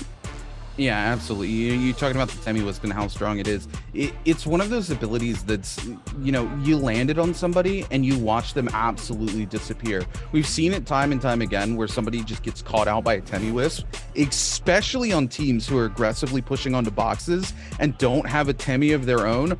All of a sudden, they find themselves locked up in a Temmie Wisp because they were looking to loot that box, and they just evaporate. They disappear from the lobby. These pro players waste absolutely zero time when they see a player get locked down. It is time to throw those range shots down range and just completely eliminate them from the game. And we see it time and time again. We saw it during the bi-weekly, right? We saw J team at one point. I do believe it was Eagle who gets caught out in a Wisp trying to secure the legendary armor from a box. And it literally, he just, in the snap, it was like he was Thanos snapped from reality, just gone. And J team comes back and goes, oh, well, that just happened. It's the Nat 20 roll on disintegration cast. It's essentially what happens if you get caught up in a Temmie Wisp. You are just, like you said, there 1 second and then Houdini'd. Gone straight from the lobby, removed as if you never were. And it's something that a lot of these players, I think, have had to come to terms with, because we talk about some of these teams being really aggressive, especially in terms of like early zones where they're trying to come in with as many kills as possible so that they don't have to play as aggressively towards that final zone, or if they lose a couple of members along the way, as long as they've already netted a healthy 7 or 8 kills, sometimes even more, they don't have to put themselves in a position where being one person down is going to actually eat into their standings long term on that scoreboard. The problem is that Temmies do well when it's just one Temmie in the lobby. He is a lone wolf for a reason. The more Temmies that you add into a lobby, the less value each individual Temmie brings to the table, given that Temmies have the unique interaction of their ultimates of one Temmie dropping it and the other Temmie just getting to walk straight through. Yeah, Temmie's, it's very interesting that one Temmie can cancel out another Temmie's ultimate, because like you said, his value really comes in when there's 1 or 2 Temmies only in the lobby, because you're just able to drop the ultimate and nobody can contest it. But when you come into a lobby full of those sort of Temmie transformer comps, it's like, oh, well, what's the point of me even throwing my ultimate if 6 more Temmies are just going to come over here and ult right on top of me, and all of us get to play the old ult for ult game. But we're going to see if we're going to get some more Temmie as we get ready to lock in for game number 2 and see what these hero picks are going to be. We're heading to Holoroth, which means things are going to get exciting because a lot of these teams like to change things up. I expect to see a lot more Farius Shay heading into Holoroth. What about you, Moxie? I expect to see a lot more of it too. I do expect to see the Pacific Rim come through. I expect to see as well a lot of teams trying to land around Salvation Podium, but not directly onto Salvation Podium. I think a lot of teams have figured out that if you're the first team that makes a play onto Salvation Podium, you're going to get third-partied, you're going to lose control of the list of teams that drop towards Plumed and then just retreat down once they've got that loot secured and can challenge for the podium for the puzzle, find a lot more value. As we can have a look at these compositions, there is a lot more Fairy than we were seeing in game number 1, but surprisingly, there are still a couple of the Attack on Titan compositions swimming around. In fact, there's far more than we tend to see, given that there are going to be a lot of monks in this lobby. There's going to be a lot of Temis in the lobby, and that's something that both Viper and Yota really don't deal with well. It's very interesting to see this many Viper comps coming through, especially with how heavy this comp's fallen out of favor. And, you know, we saw it earlier this week, and we saw it during our first bi-weekly as well. The Viper comp's not able to capitalize on these Transformer comps as well because of Fairy Ashe. And, you know, I think a lot of this comes into the fact that as well, these teams can't see what the other teams are picking now, right? This was something that got used to in Season 1, Season 2. We saw a lot of repeat lobbies because of that. Now, you know, they're like, okay, hey, we're going to run some Vipers into this lobby. They don't realize that Fairy Ashe is in here much more than it was in lobby 1, and that's going to have a huge impact into these sort of Yota Hime Viper comps that we see coming through. It's going to be interesting to see how that plays out as we take a look where all these teams land, and we're going to see a couple teams here in Matab, 3 or 4 teams heading up to Imperial Village, and it looks like 1 or 2 teams landing directly onto Yeshan as well. And now down here we're going to see Team TE, WBG, and KLA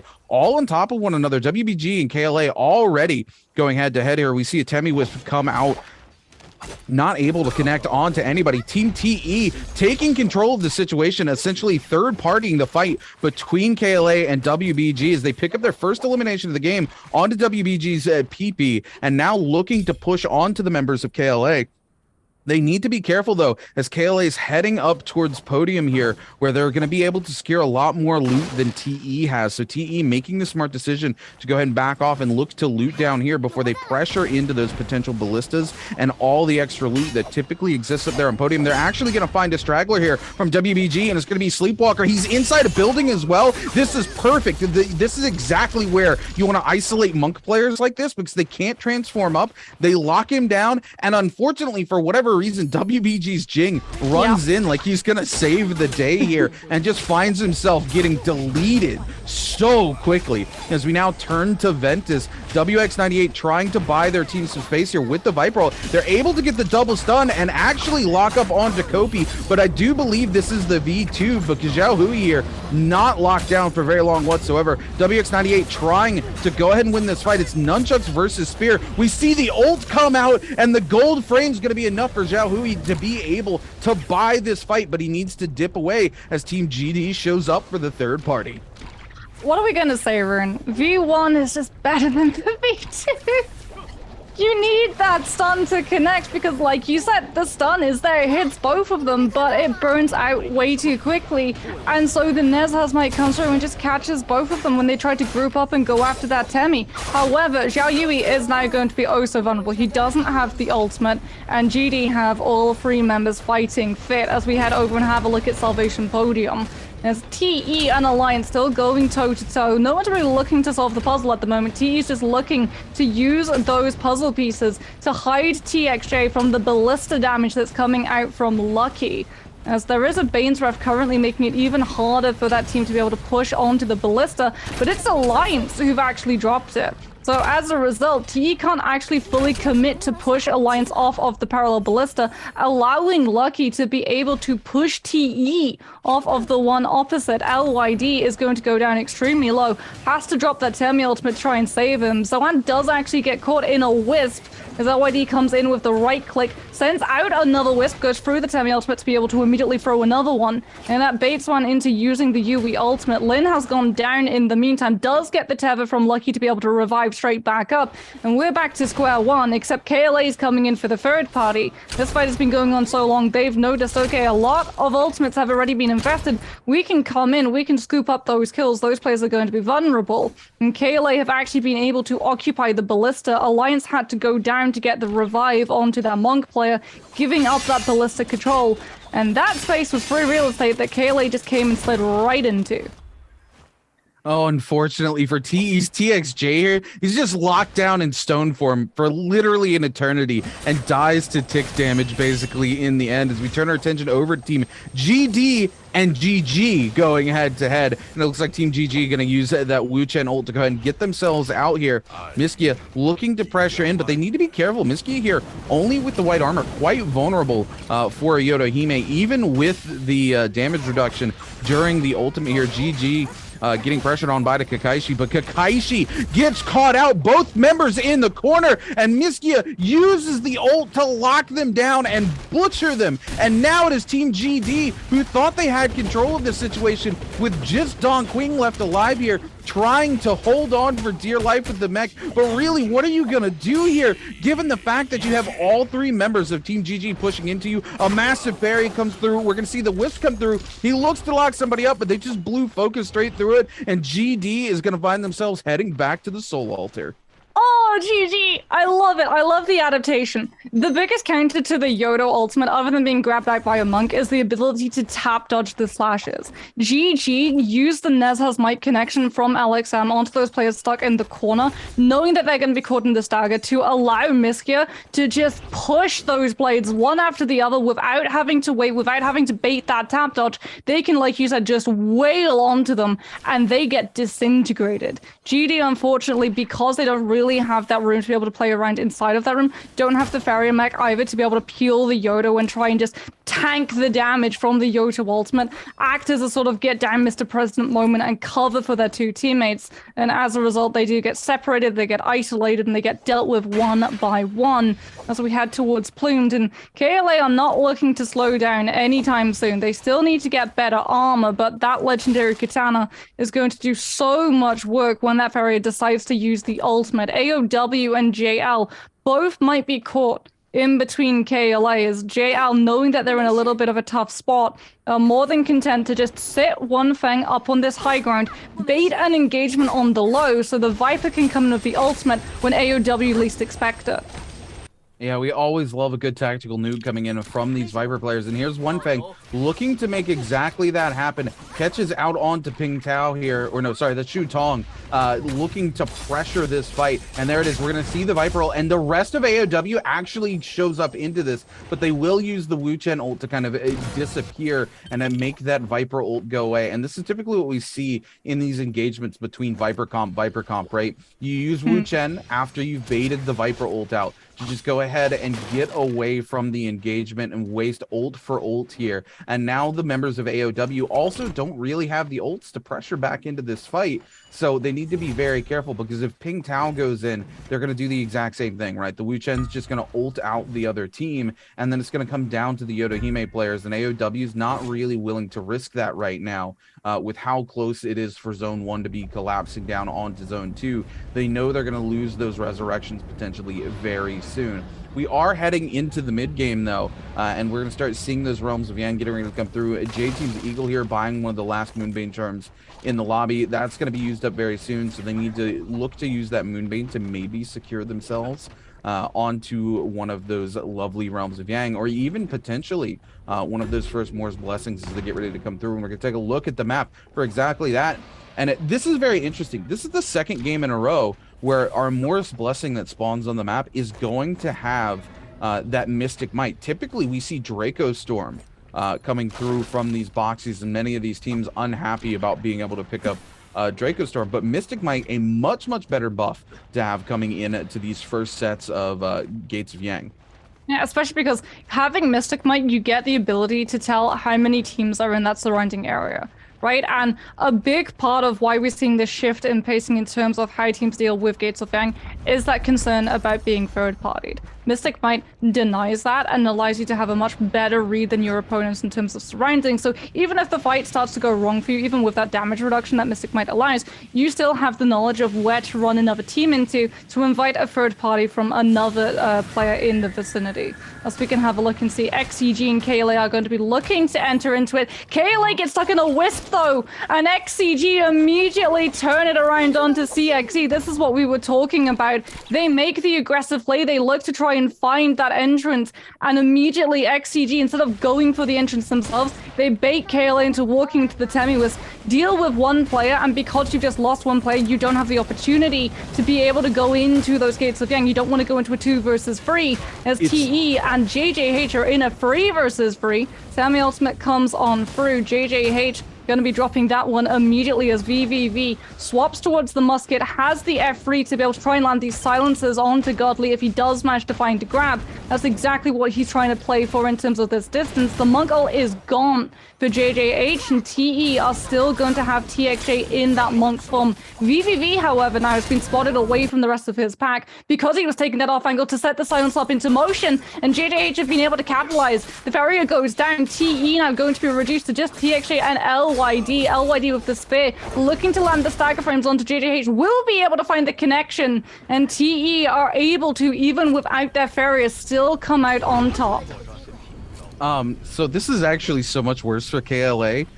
They actually got 2 members into the Realm of Yang, and the third one got caught out by the Wisp after the first 2 entered. Oh, no. So J-Team just gets to butcher the 2 members of KLA by themselves inside Realm of Yang, and that's exactly what you have to worry about by hyper aggressively pushing onto those Realms of Yang when so many players are contesting it. If you step in too early and one of your members gets caught out, your team essentially loses twice, right? You lose the member to the outside and let somebody else pick up an elimination, and then you go into the Realm of Yang down a player, just basically no hope of winning it, and you feed another team more eliminations, and then you end up with 2 team members with Yang depletion and a third one who's just completely gone. KLA will find a rebirth charm though while they have that Yang depletion. The only saving grace here for the members of KLA is that they did have the money to be able to get those rebirth charms, and it looks like they bought one member back, let another member die, and were able to buy the second rebirth charm to deal with the Yang depletion. So KLA is going to find themselves back in the game, but what a rough situation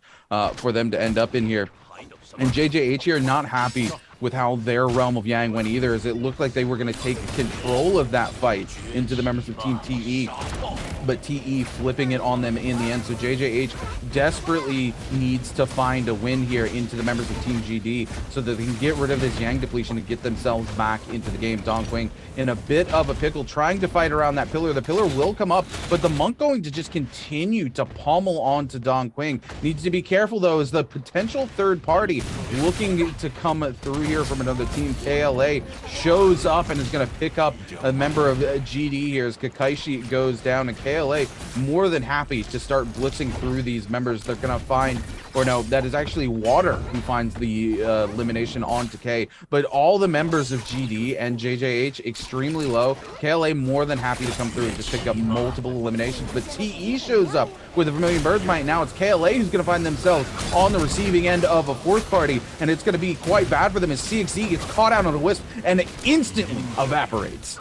Oh, not again. CXE is going to have nightmares for weeks about these Wisps coming through from these Tammys. As TE see that, okay, this is getting a little bit too hot for our blood. We've still got that Vermilion Bird's Might, but we're going to look for isolated stragglers to come through from this brawl, looking for players who are trying to find those reset spots. Players like GG's Dong Quing, who TXJ has spotted out and just keeping continuously hounded and pressured with the dagger and the grapples, will get uppercutted away, but unfortunately Dong Quing, with the health that he has, doesn't really get to follow up on the stagger that was there onto the Monk. Is that he's just using it to lengthen the distance between himself, and he has actually been able to lose TXJ in line of sight within all of these underground passages, and will be able to find that reset moment that he's looking for.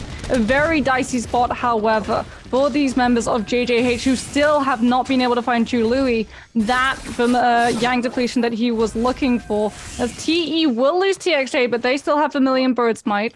And this is going to be something that I'm sure JJH will be more than happy about, given that on this patch, even if you do down a member with a million birds mine, they still drop a body, they still drop the Yang, the Soul Bloom needed to be able to cure that Yang depletion, something that was not there a couple of patches ago. And so if you run into a team who had a million birds mine, it was unfortunately GG go next lobby.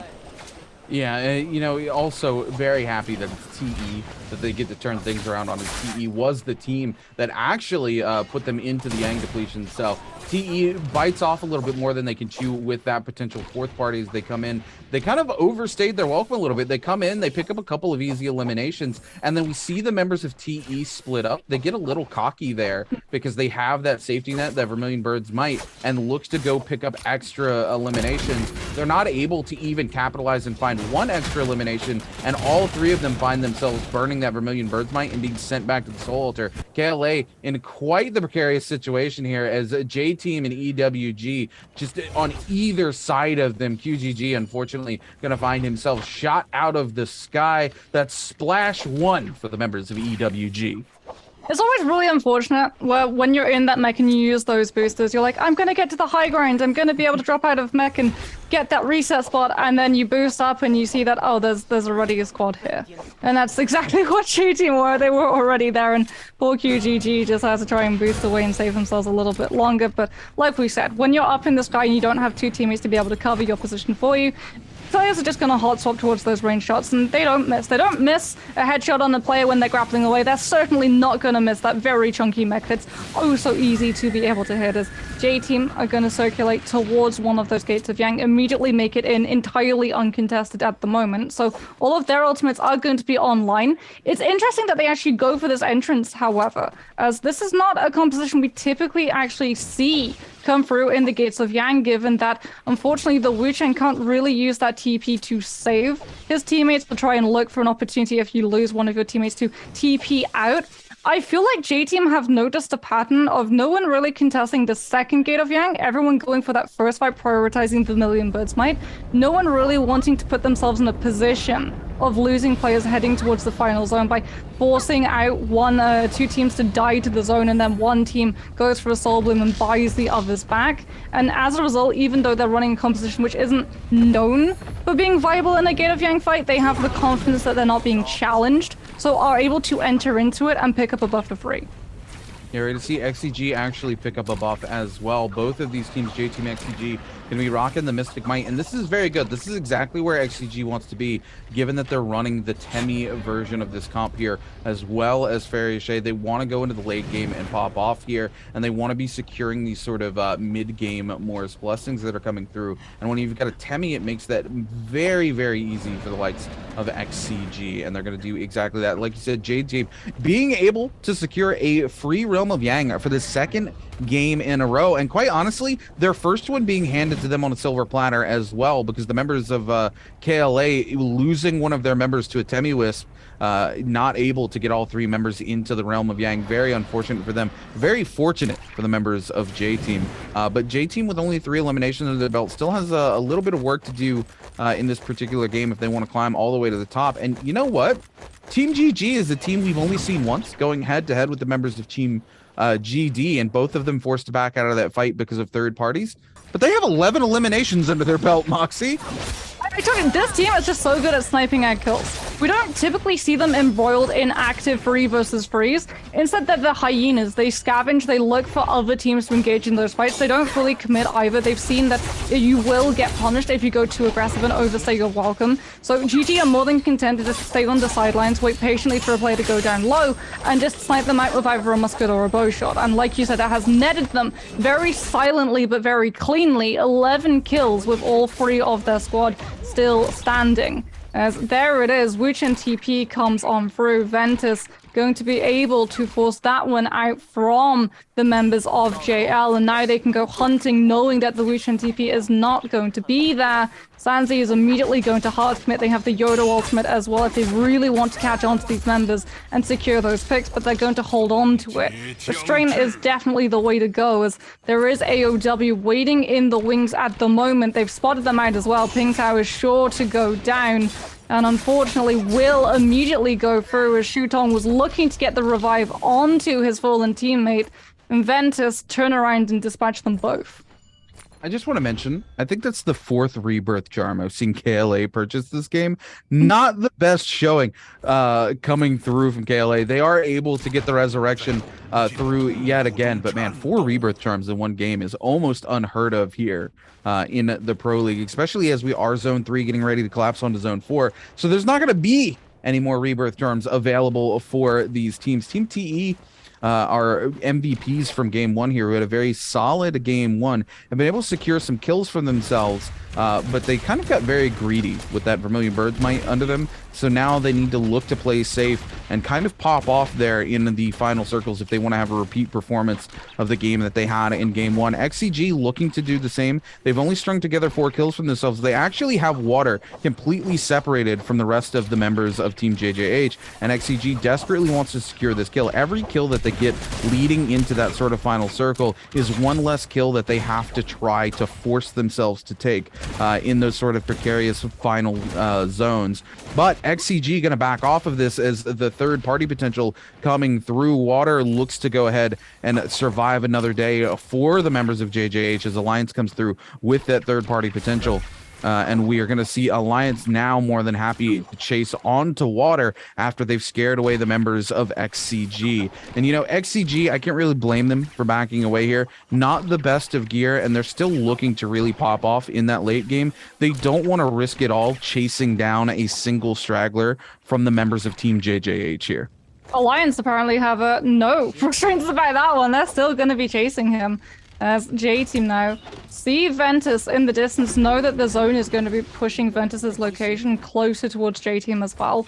They have the tower to be able to play around that natural cover that blocks out a lot of that poke phase that Ventus could be looking to pick up, but it does actually mean that Ventus get the time, since J-Team are hiding behind that, to be able to push themselves up towards the cliffs and start to head towards Imperial, away from J-Team. And unfortunately, it does put them into the snowstorm. They have to find a campfire almost immediately, otherwise that is going to start sapping their rage meter. And that is not something, a composition like the one they're running, where you're relying on not just the Yoda, but also the Viper and the Wu-Chen. The Wu-Chen to be able to TP out if a third party comes through or a player goes down too early. The Yoda to be able to buy yourself the space to be able to do that. But more importantly, the Viper to threaten away or look for that engage, look for those first picks. J-Team, however, their attention's been caught by Alliance. Alliance, who were still chasing after the one sole remaining member. And as a result, Alliance, I don't know if they found the kill, but they have been able to stave the chase off from J-Team's side. They're going to be able to book it back, but that has had the domino effect of buying Ventus the downtime, because J-Team spent so long chasing Alliance, they have no clue where Ventus ran off to.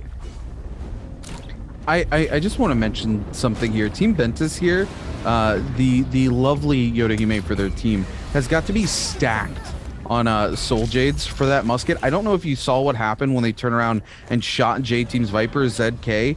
Half of their HP immediately disappeared. So not only do they have piercing shot for the musket, they must also have slow shot, which increases the damage, because that piercing shot does reduce how much damage your musket does. To be able to do half damage to a player with piercing shot, you have to be fully stacked on attack Soul Jades and have that slow shot. If they had been able to find a follow-up shot on ZK, they would have two-shot ZK with a musket.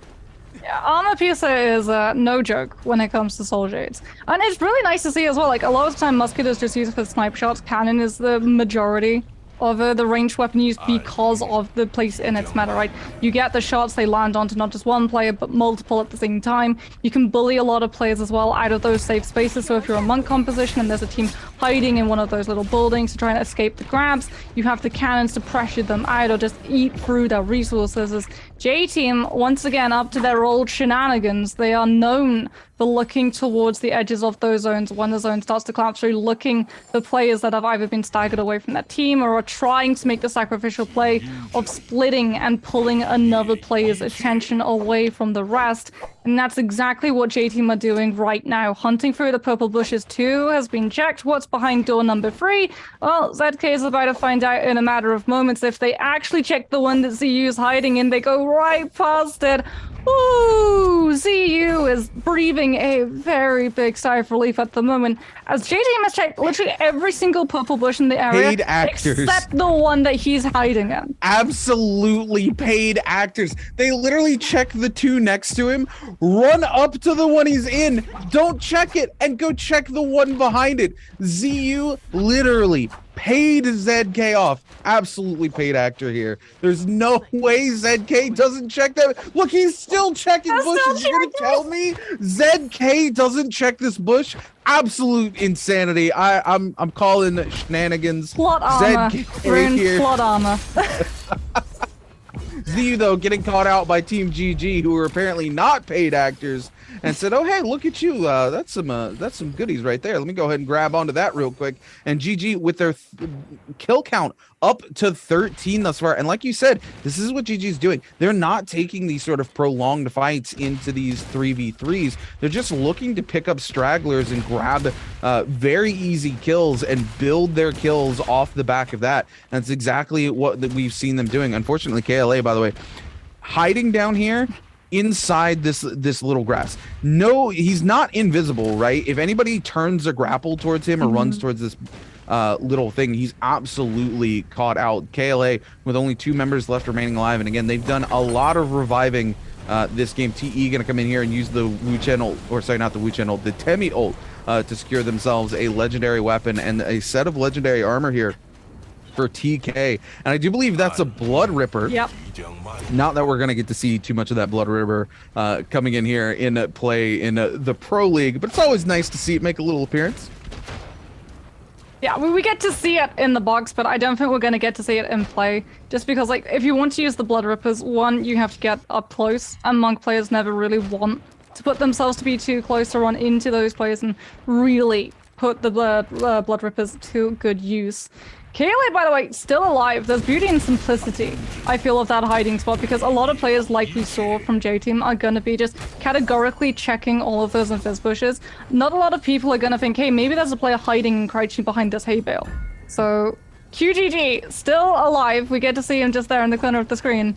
Very much still standing, very much still crouching as he's come out of his hiding spot and is looking to find another in all of the chaos that is ensuing at the moment as these teams start to break on out, making it extremely hard. Snowstorm is probably going to be hitting pretty soon too, and that's why a lot of these players really want to get into a position where they're not going to be collapsed upon, as we see Ventus using that Viper ultimate just to push Alliance towards this hut to take cover. But WX98 doesn't have any supporting players to be able to actually capitalize on the stun. The Yoda ultimate comes through a little bit too late, and as a result, they still haven't found the kills, and Alliance staggering their own ultimates. Monk up after the Viper stun has come through. Lin able to sit there and grab the Viper, who was looking to capitalize on the members' chase from Alliance outside of that 10 flap and into the cavalry blim. Doesn't pay off that way. However, Lin off that Monk bomb does go extremely low, has to swap to the longsword to just threaten players away from pushing back onto him. Still isn't being chased down until just now. I do believe he fell as we headed over to GG's POV, because once again, this is what I said, this is what this team does. They don't put themselves in that aggressive forward space facing seat. They wait for other teams to chase players in towards them and collapse onto them when they don't have to worry about ultimates, when they don't have to worry about baiting abilities, because another team has already done that job for them. As J-Team's 101 TNs just sitting up on this high ground, trying not to be noticed as they look for that reset moment, but that's exactly the kind of spaces that GG are looking for. Players that are running away, players that are looking to go into that repair phase. Alex M, however, does go low. Gets taken down by some fire tick coming through above them, as they don't really have the Wooch and Wind Walls until now. TXJ is in a worse spot though. He is extremely low. VVV is actually having to go into the mech to try and keep XTG from hunting this Monk down, and they've already lost LYD. And he's out in the open right now. If he gets spotted out before he's able to regroup with his Farrier, it's as good as curtains for team being able to come in with kills. You know, XCG here really setting themselves up for success, by the way. We saw earlier, before all these teams started popping their ultimates, because that Snowstorm was coming in, reducing all of their ultimate charge. So many of these players just feeling forced to pop those ultimates. XCG actually dives into the zone, takes a lot of zone tick, but there's a campfire nearby that they pop so that they're able to maintain their ultimates, and they have them ready to use after all these teams start to burn theirs. And you see them pressuring in now onto Ventus's WX98, able to pick that up. We're going to see Xiaonan go ahead and pop that ultimate as Ling Xen unfortunately does go down as they pressure a little too deep onto Ventus. They're going to find another member of Ventus here. Sanzi, he's looking for the double grab, but unfortunately not going to be able to find it, so he's going to have to opt to take one grab here, trying to cover for NiHQ to get the resurrection onto Ling Xen, but unfortunately so much pressure coming out from these other teams. We're going to see NiHQ forced to go ahead and pop the mech here just to stay alive, and GG's LXM looking to capitalize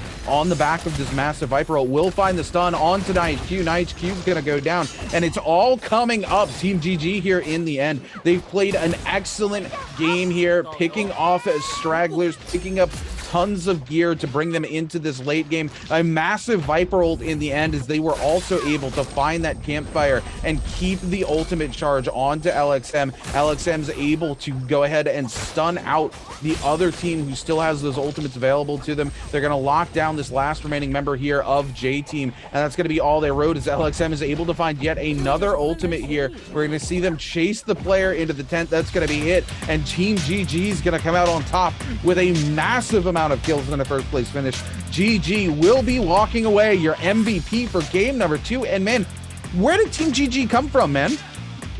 This is the thing, like, whenever we're actually in a bi-weekly finals and GG are in the lobby, I play 2 games. I play watch what's going on in front of me, and I always just have one eye on the kill feed, tracking GG's progress to see whether or not they're coming in with kills. Like, I'm going to be really interested to see their stats, because I have a feeling, like, their damage numbers are probably going to be pretty low.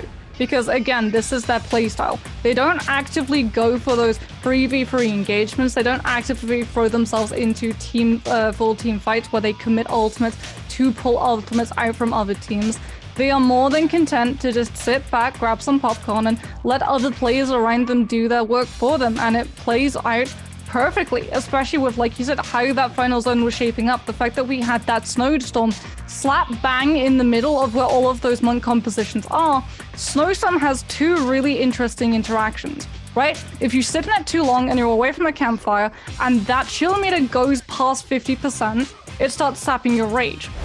But if you throw your ultimate in before that chill meter can go past 50%, it doesn't actually sap your ultimate when you're using it, which is why, like you said, we saw all of those monks immediately going for the monk form, all of the Vipers immediately going for the ultimate, the Yodos as well, so that they could use the ultimate for the full duration, as opposed to losing the ability to cast it and being caught out by trying to take a fight and build the rage meter to be able to get it back. GG and XCG are both 2 teams that decide, okay, well, we're going to let other teams scrap it out. We're going to sit by a campfire. We're going to keep ourselves nice, toasty, and warm. And then we're going to play for Final Zone where we're the only ones in control. The problem for XCG is by taking control of that lobby, they paint a big old target on their monk's back. And they've already lost one of their teammates by taking that zone chunk damage. And as a result, when the monk form comes through, it's the high risk, high reward. Either you win the lobby immediately off of that monk ultimate, or you lose because you're going to make yourself a target for every other player in the area. And that's what GG are waiting for. They're waiting for that monk to come through, then they immediately come in, wait for everyone to throw everything that they have at the monk to try and deal with it as quickly as possible. And what does that do? It limits their resources when it comes to dealing with GG, who pop up with a Viper stun when there is nothing that anyone has to be able to push the Viper back. You know, it kind of comes down to, unfortunately for Team XCG, information in the end, right? They pop into the zone, they pop the campfire, so they go ahead and get that warm status, and they come back in and they wait for all of those ultimates to go down. And in their head, they've got to be thinking to themselves, nobody else, you know, had to know where the position of this campfire was. We had to be the only team crazy enough to go into zone 7 tick damage just to grab this campfire. We're the only team who's going to have ultimates after this. They burn those ultimates as soon as all the other ultimates go down, trying to take control of the lobby, but Team GG had the exact same plan. When they see those ultimates come through, Team GG goes, oh, hey, we actually still have ultimates. We can capitalize on this, push in on to the members of XCG after they lose a member from them hyper aggressively pushing on Ventus. And when that happens, that Viper stun just comes through and locks everybody down in XCG. And it's Team GG who's able to capitalize. They come into the final circle with a ton of kills. They end this game with a 20 bomb and a first place finish, which means they're walking away with a game score of 37 points for game number 2. Absolutely massive for members of Team GG. This is old school GG. This is GG at the absolute top, right? Because GG, because of the way that they play, it's either they have absolute pop-off games and they come in with so many kills and they're always walking away MVP at the end because they've got all 3 of their players alive, or they're not able to find those third parties. They run into a lot of teams, they get third parties themselves, and they don't have the opportunity to set up those snipe kills. And like I said, they come in with a 20 bomb, but their damage numbers still pretty low for the amount of kills that they came through with. Right, 9 kills, 17k damage coming through from Miskia. That Yodo tends to be the one who does have the lump sum of damage because the ultimate has to chunk through those health bars as quickly as possible. But when we see a lot of these replays, for GG, it's mostly going to be snipe kills, fast fights, and immediately getting those kills, getting those numbers up, and then walking away. Yeah, and this is what they typically do, right? They'll walk in. This one particular fight played very well into their favor. They were able to lock those 2 people down and just use that Yodohime ultimate to their advantage. And this is what GG does. Like you said, they push into fights, they pick up very quick eliminations, and they get out. They do not overstay their welcome like we saw TE do in the middle of this game when they had that lovely Vermilion Bird's Might and split up trying to chase down those kills. GG doesn't do that. They go in, they see an opportunity, they either seize the opportunity or don't, and they get out. They don't want to stick around unless it means keeping a team out of the lobby and they know that they're not going to be third party. That's what GG excels at, and that's exactly how they were able to take this game here. And a 37-point game for Team GG, absolutely massive. We're going to see here coming in, of course, our Yodohime going to be our MVP, pumping out a ton of damage here. Locking it in for Team GG is Miskia, known for their Yodohime as well, and it's their first MVP of the season, Moxie. Yeah, and look at what they're running. Katana, yeah, but it's the cannon that does the most amount of damage in terms of ranged weapons for them. 3.4k damage come through. They've got repair roll as well. That's something I'm sure a lot of those monk compositions wish they had the ability to be able to iframe and repair your ranged weapon at the same time. Is just so valuable when you're constantly running cannon to keep those rage meters filled up. And to sort of track back as well to XCG, they really unfortunately did, like you said, get very unlucky with that information, because if they'd known that GG was still sitting around with something like a Viper ultimate in their pocket, guarantee you they save that Farrier mech. Because when we talk about the praises of the pillars, the multitasking virtue that is there for that ultimate, not only do you have value when you're in the mech, the pillar brings ultimate value with it as well, because you can iframe the Viper stun if you hop into the pillar as the stun goes off. And that would have allowed their monk player to survive long enough to build up another ultimate and potentially grab Miskia out if they build up into a Yodo ult too. Yeah, absolutely. But guys, we have a quick video for you guys before we come in and lock in for game number 3 as we head back to Morris Isle.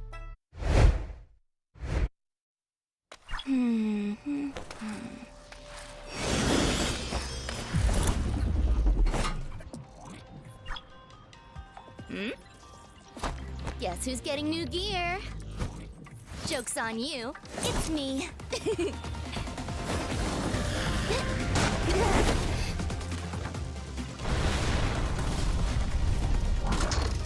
Like Kurumi needs a new outfit.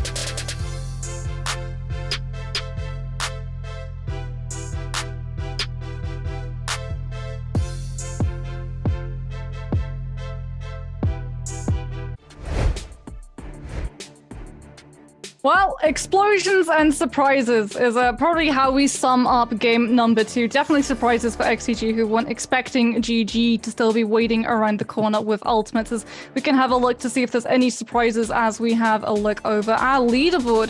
JJH unfortunately not doing too hot at the moment, likewise for GD and WBG, but where things are going to get interesting is when we head into the second page, because GG, out of absolute nowhere, have been able to climb their way into that third position spot, hot on the heels of J-Team, but TE still sitting at the top. A little bit of a rougher game too, but off of the back of an absolute stunning game 1 that picked themselves up 27.4 points. They're still a little bit ahead of the pack, but Rune, we've still got more than 3 games to play for. We've got 4, and that means that everything can change in the absolute blink of an eye. Oh, absolutely. I mean, you got to look at teams like XCG, right? Playing for consistency here. This is what XCG is known for, right? They'll play very consistent games. They didn't pop off the way that they wanted to in this final circle. And again, I think it comes down to misinformation, right? In their head, they go, okay, hey, we're the only team crazy enough to run into the zone to get this campfire buff so that we can keep our ultimates. They see all the teams feeling forced to pop their ultimates to go, cool, we now have the position to just go ahead and take control of this final circle, and there's nothing anybody can do about it because we're the only team with the ultimates.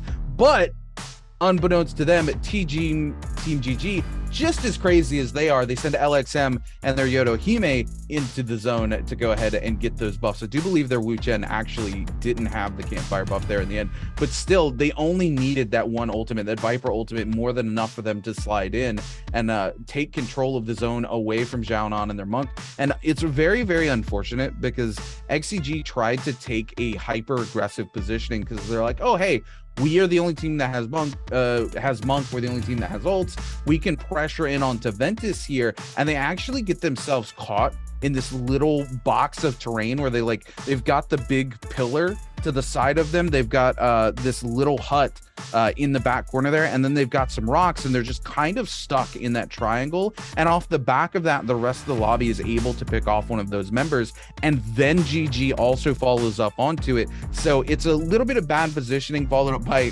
quite a lot of bad luck, with GG just able to capitalize on a massive Viper stun for this team. But you guys might be able to capitalize and get yourself some treasure here if you can answer this question correctly, which is, which team below has never won a bi-weekly trios final? Is it A, WBG, B, GD, C, XCG, or D, KLA? Go ahead and get your answers in, and make sure you're keeping an eye on your whispers here on Twitch, because if you get it right, you might end up getting yourself some extra lucky loot here. And these boxes can contain all kinds of stuff that you guys are going to want to get your hands on inside of NARAKA BLADEPOINT. I mean, yeah, you really want to try as well, because the cosmetics in this game, oof, they are very, very pretty. As I'm sure a lot of members of XCG are thinking oof about that one, because even sort of circling back, we were talking about this during the break, we were sort of like even more analyzing why XCG decided to run it the way that they did. The positioning that they had, like you said, it's a really rough spot for their Monk.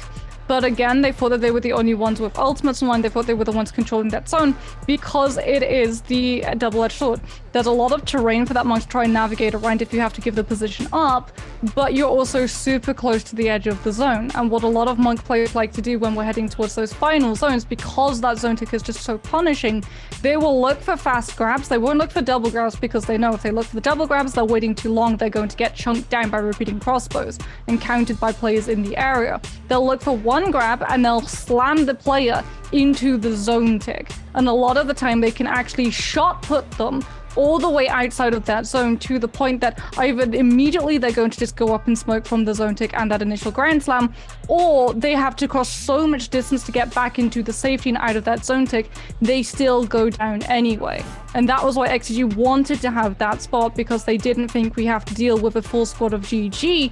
They thought, we're just cleaning up, no one really has any power beside us here. And that goes back to what you were telling me about their performance on day number 3, where they would look to stagger their ultimates to be able to control the final zone and make sure that no one else had any power around them. Yeah, and again, they really thought they had this final zone, right? In their head, they're just like, look, we have all the space, we have the ultimates. We don't even have to wait till we can just stagger out the entire final circle, because everybody's already burnt their ultimates or they're gone now because of this weather effect. And unfortunately, it's just not the case. GG has the better information. They're able to come in and secure on it, and XCG quite literally finds themselves falling on their face. But luckily, they still have put together enough points and make it high enough into this second game that they're playing consistency games, right? They're sitting in 4th place right now. They're really only a couple of points behind Team GG, who had an explosive game. Again, a 37-point game for the members of Team GG. So XCG just needs to find their footing in 1 or 2 of these games and really pop off, and they could easily find themselves contending for 1st place. It's just a question of how bad they want it and if they can find that same sort of rhythm that they were finding in day 3 earlier during this bi-weekly. As we lock in for game number 3 here, we're going to take a look at these team comps, and it's dusk on Morris Isle, so I'm looking to J-Team, but J-Team going to be running yet again the traditional Transformer comp for the second game of the night. This is something I kind of theorized that, you know, J-Team, they kind of pioneer these weird comps, and we're going to see JL and KLA running that exact comp I'm talking about, where it's Monk, Takeda, and Z-Ping, and it was J-Team that used this comp to such high effect during day 1 of this bi-weekly, and now J-Team, seeing that other teams are running it and other teams are getting used to it, are back to their old shenanigans, where they're moving away from a comp that they favored and pioneered because players are getting used to it, and now it's just back to Old Faithful for J-Team.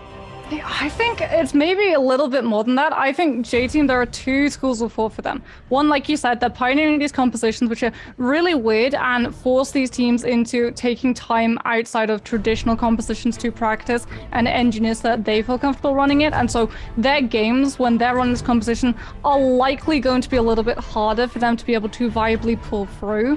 But the first time that we saw J-Team run this composition, it was also the last game of the day. So I feel like J-Team are going to be waiting to run this comp when they know that they're not going to run into other Zips, other Takedas who have the ability to negate what J-Team are running, their win conditions of just going sustain for sustain and Takeda stagger for Takeda stagger.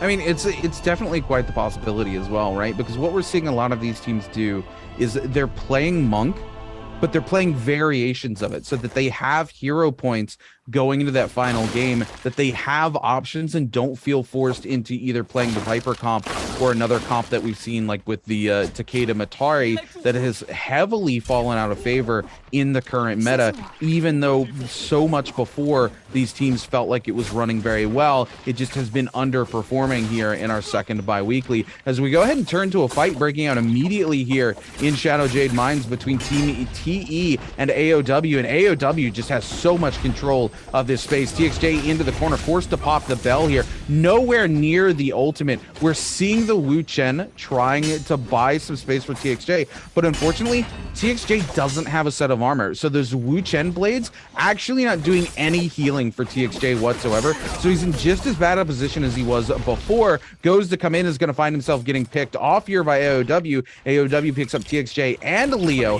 and WBG now coming in for the third party actually finds Wukong up top here, and TXJ luckily looks like they might be able to, or sorry, Team TE looks like they might be able to keep a single player left alive, as AOW is forced to turn their attention onto WBG. Finds Ping Tao, Ping Tao finds Sleepwalker and finds Jing, and man, AOW really just burning this through, is able to pick together 5 eliminations already here at the top of the order.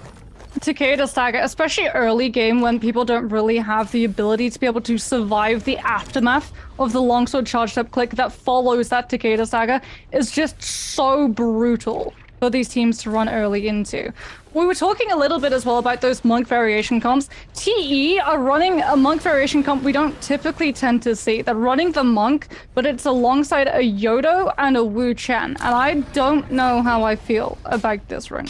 Because you could say, okay, well, the Yoda can sort of act as a pseudo-Temi and block range weapons and damage with that F3. But F3 has been nerfed. It only lasts 3.5 seconds rather than the 5 seconds from previous, which means that your Monk is going to be oh so vulnerable, and you don't have either a Zip or a Karumi. So if he gets targeted down once that Yodo F3 has already been burst through, he is as good as gone.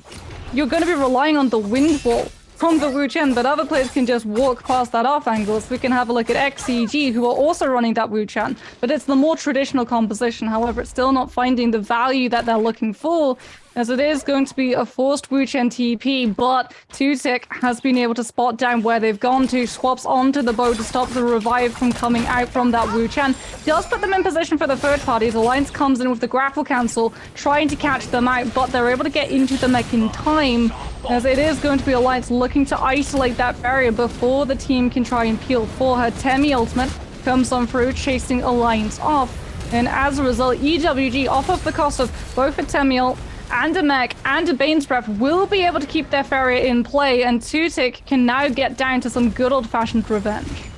Yeah, Tutic are really putting in work here for the members of EWG, but like you were saying for Team TE, funnily enough, TE has run this comp earlier this week, and it was one of the only really bad game they had was off the back of this comp, and we kind of talked to death about the fact that this comp is very counterproductive.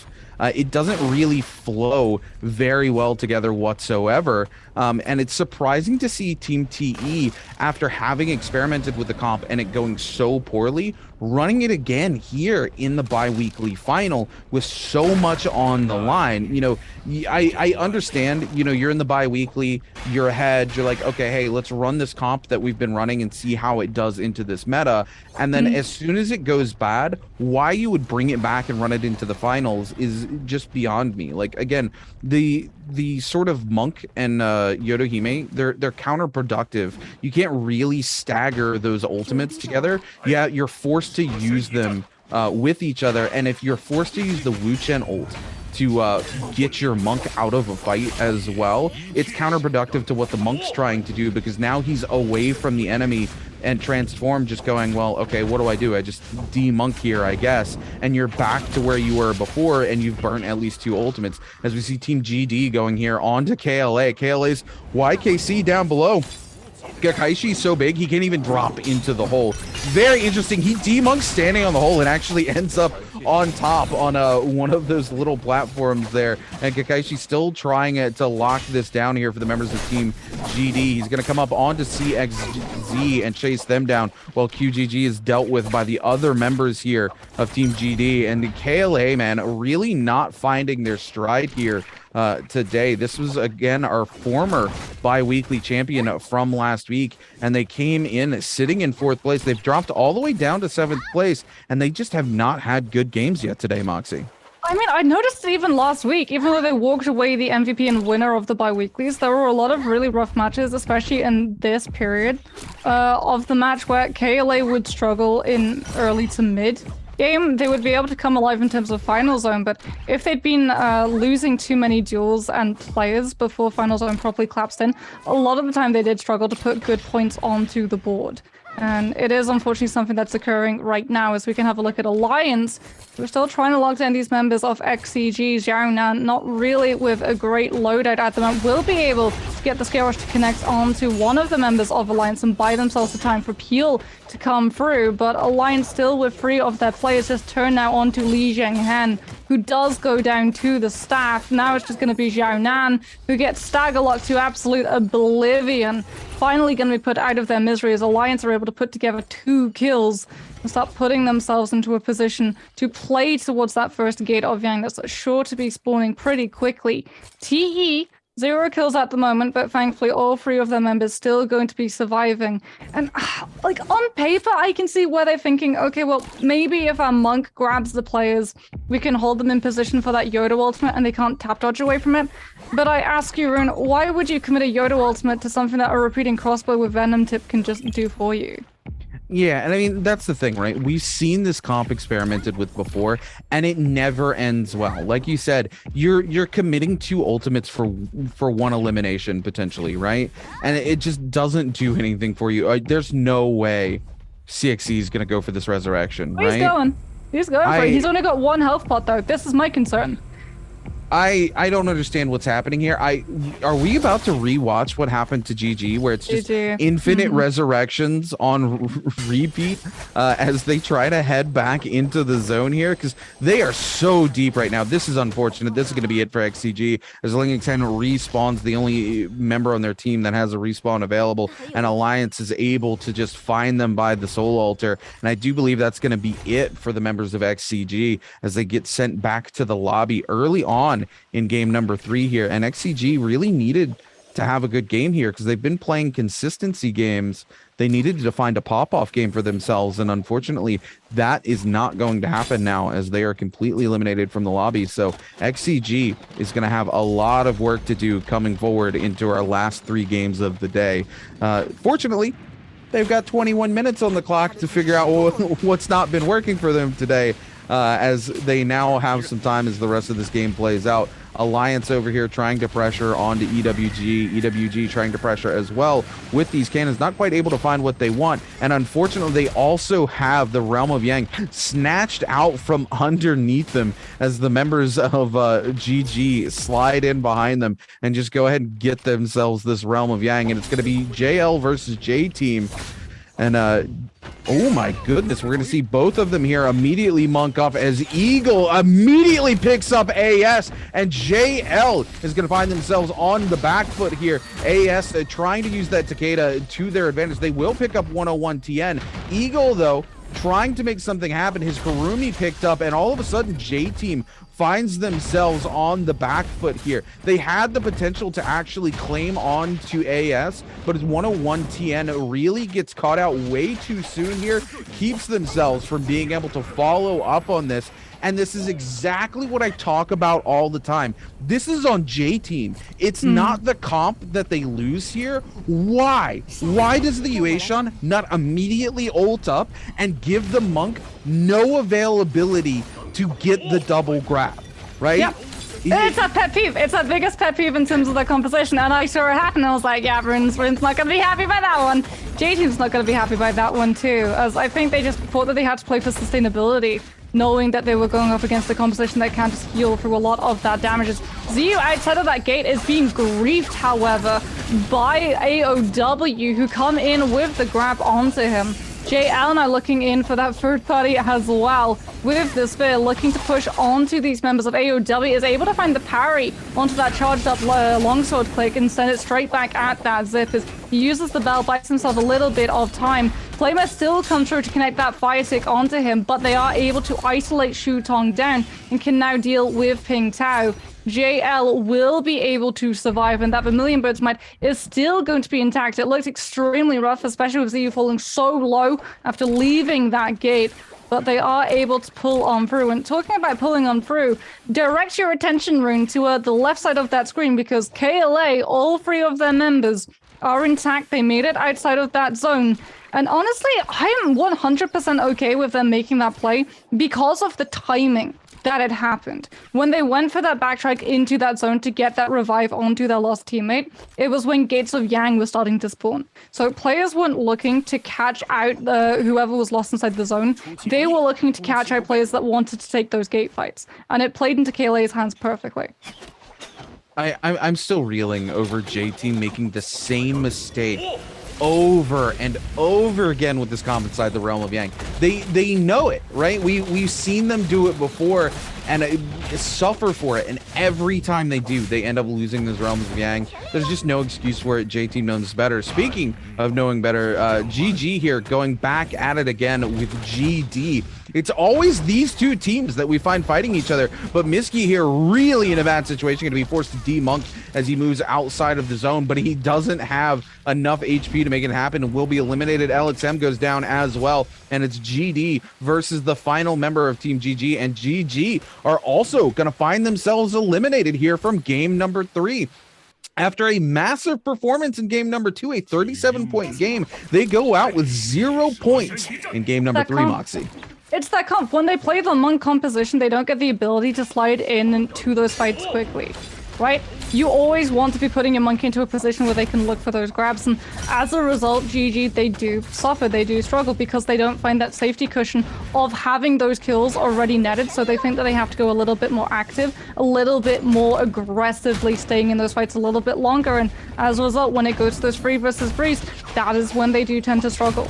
As now we can have a look at J-Team and JL going toe-to-toe. Zio again falling extremely low, has to drop the ultimate out early, is able to get the zip sustainability, goes for the bell, but still gets grabbed out. Eagle times it absolutely perfectly to grab him after that iframe came through, and he is able to find the slam and subsequent kill off of the back of it, but here comes the peel. JL with the longsword and all of that zip sustainability to cater ultimate as well to catch all of the team of J-Team in one specific spot, scoop them up into that damage, hug them with the longsword, and finish off the job. I'm shaking my head at J-Team yet again. No Yueshun ult in that fight. Again, why are they doing this? They did it twice in the same game against the same team.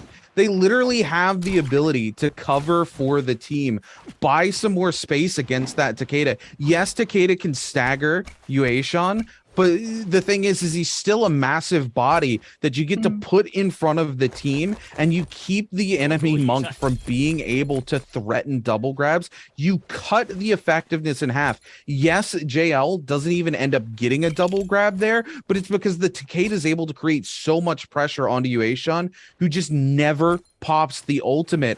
And it's like you have a resource and you're not even using it. Just burn the ultimate, win the fight. A J-Team sees themselves evicted from game number 3 for making the same mistake twice in a row. I feel like it's a sort of side effect of their performance from last week in the bi-weeklies. J-Team were always being third party, like relentlessly, always being third party. They had the absolute worst luck last week. And so I think there's a voice in the back of their head that's telling them if we overcommit all of our ultimates in this fight and we get third partied, we have nothing left. That and the safety blanket of having Vermilion Birdsmite allowed them to be okay with losing that fight. It means that you're not getting the kills that you're looking for, but at least you're not knocked out of the lobby, and you're still going to have the Yui ultimates that when you do turn up on the map again, if you run into another team, you at least have something to throw into that path. I do agree with you. I want to see J-Team start to be a little bit more proactive with that Yui ultimate, especially if they're facing up against those monks, especially in the Gate of Yang fight, given that the entire strategy, the entire pacing of those 2 ultimates being staggered out is to stop third parties from coming through. But so Gate of Yang immediately denies third parties. Here's my problem with that. They didn't have Vermilion Birdsmite in this they had Yang depletion. It was do or die in the second encounter with JL. They lost to JL inside the realm of Yang. So why didn't they just burn the ultimate? It was literally do or die. And they never spent it, as we now turn back to another realm of Yang, and it's WBG versus Team GD. Sleepwalker actually getting knocked out of the healing circle here from the Kurumi, unable to get the slam. He is able to get the D-Monk transformation just in time, gets the bell off to save himself, but he is picked up into the double grab. And look at this, it's almost as if WBG putting on a literal lesson into why, or sorry, GD putting on a literal lesson into why you do both ults at once. They had the Yui ultimate up, they were able to keep themselves from getting double grabbed. GD on the other hand, here they are. They pick up the double grab because the other team doesn't pop the Yueshun ult. It's literally them putting on a clinic to exactly what I'm talking about, and I love it. GD, mwah, thank you. I hope you win the lobby because of that. Welcome to our TED Talk presentation on how monk composition changes how you stagger its ult side in terms of Gate of Yang fights. Please listen to us. Please. After Worlds, I thought teams would have learned by now, because like that was the adaptation. It took a little bit of time when Gates of Yang first got introduced to the game. Like, we can forgive teams for that, right? This is something that is ingrained muscle memory. It used to be a blaring alarm voice when your monk goes for the ultimate. You don't Yui ult immediately afterwards because you have to save something in the tank to cover that drop from the ultimate for the monk. Then we headed into Worlds and teams were punished when they didn't go for that immediate Yui ultimate. And we saw the shift. We saw teams sort of decide, oh, okay, this is why we're getting punished. This is why we're losing Gate of Yang fights. We need to adapt. We need to change the pacing of that tempo from the Yui ultimate alongside the monk. And it worked. And then we headed into season 1 of 2023 NBPL, and suddenly we're right back to square one. And like you said, J-Team, they know better. They don't have that excuse, and hopefully we see them learn from it. Hopefully we see all of these teams learn from it. As GD are sure to be rocketing up in terms of win rate percentage on those Kate of Young fights if they continue to run into teams that stubbornly refuse to waste that Yui ultimate. If you're running into Zips and Takedas, I get it. You're playing for the long term. They're going to sustain for one monk ult. You need to have something in the pocket. If you're going into the mirror matchup, you need to stop the double grab from coming through, because even if the double grab doesn't find the kill, chances are it's going to do the damage necessary to push your two teammates into needing to reset and get those re-health potions off, meaning that you're going to lose a player who has to play scapegoat and provide a distraction and be a chew toy for the entire team to turn around and deal with, so your two teammates actually get the time to hide behind a pillar and pull off a Vitalia. Look, you're literally cutting the effectiveness of the monk in half, right? Yeah. For hitting a button. You hit the button, and it's a resource you get back after Realm of Yang, right? So it's like, what are you holding it for inside the Realm of Yang? You get your ultimate back immediately. Yes, you're really hoping, okay, I can stagger, and then we have an ult for when the monk goes down.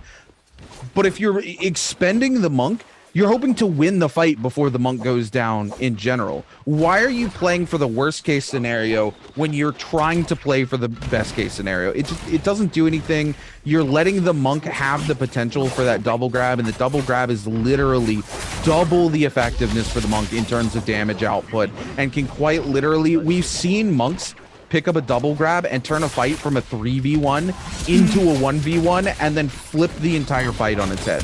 Why even give them the opportunity? With Eagle. Yeah, exactly. So it's like, why even give them the opportunity? As I'm talking here, WBG going into KLA, I could have this TED Talk conversation all day, but WBG trying to capitalize onto the pressure onto Team KLA here, but the Temi whiffs comes through. Sleepwalker yet again finds himself falling victim to the Temi wisp, and man, it's literally like being Thanos snapped out of existence. Oh, it's so unfortunate for WBG as well. Like, they had to commit into that fight. They had Yang depletion, but they ran into the worst composition to fight against when you have Yang depletion and you need to finish off fights quickly. They ran into a Zip and Takeda.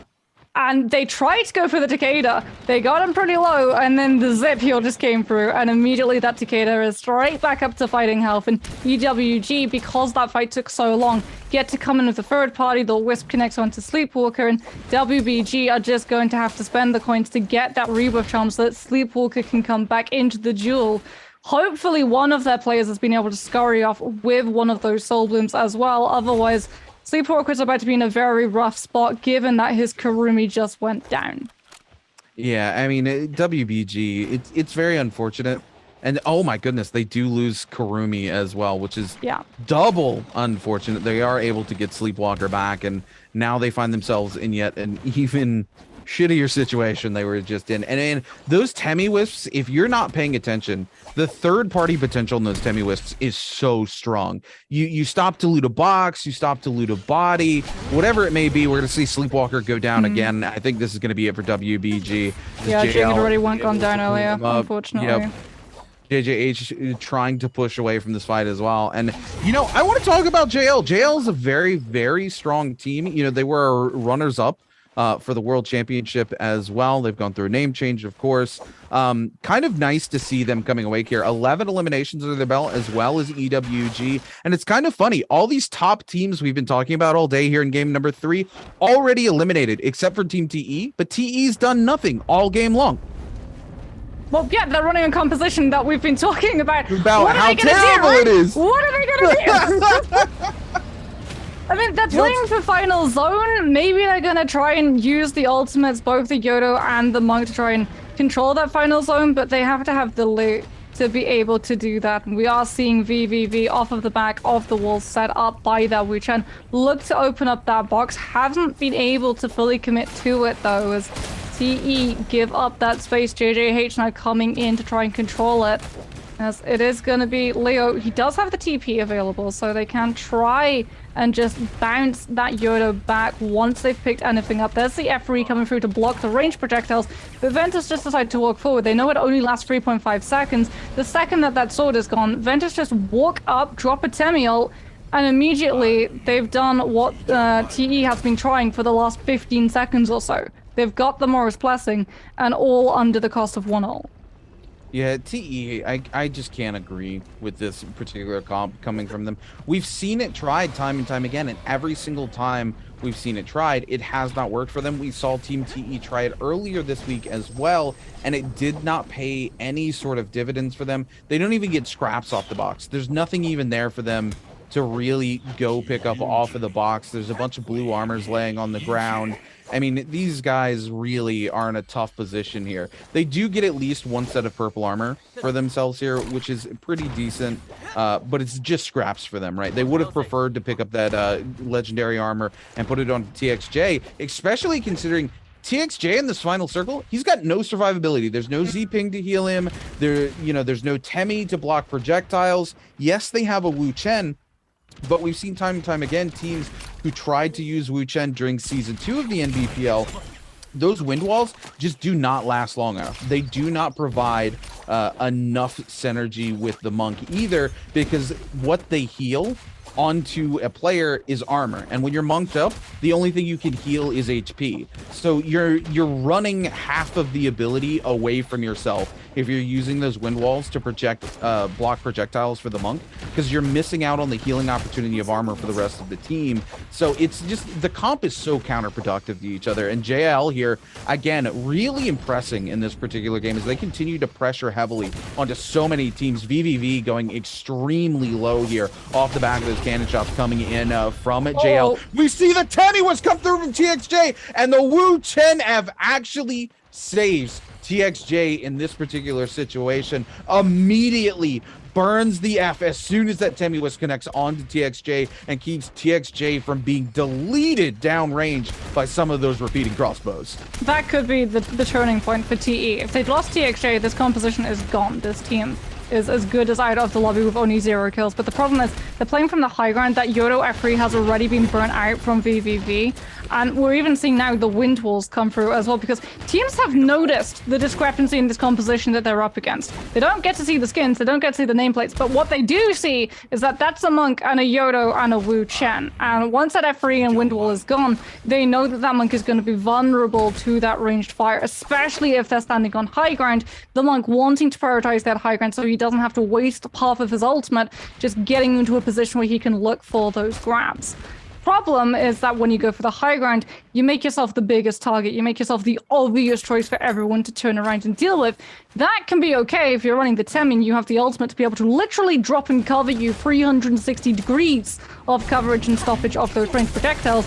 The wind walls, not so much. You never want to burn all of them as a Wu Chen. And now we can see JJH pushing onto Ventus. Ballista shots coming through from a couple of teams in the area, and it's actually going to connect onto Ventus. GD come through with the snipe. Alliance now trying to find any kills that they can without putting themselves into line of fire as the Morris Blessing does spawn up. It is going to be bounced by this ballistic control coming through from GD, who also have cannon shots coming down. So even though the ballista can't directly reach some of these players hugging the base of that tower, the cannons can still try and force them to where the ballista can actually be able to connect those shots.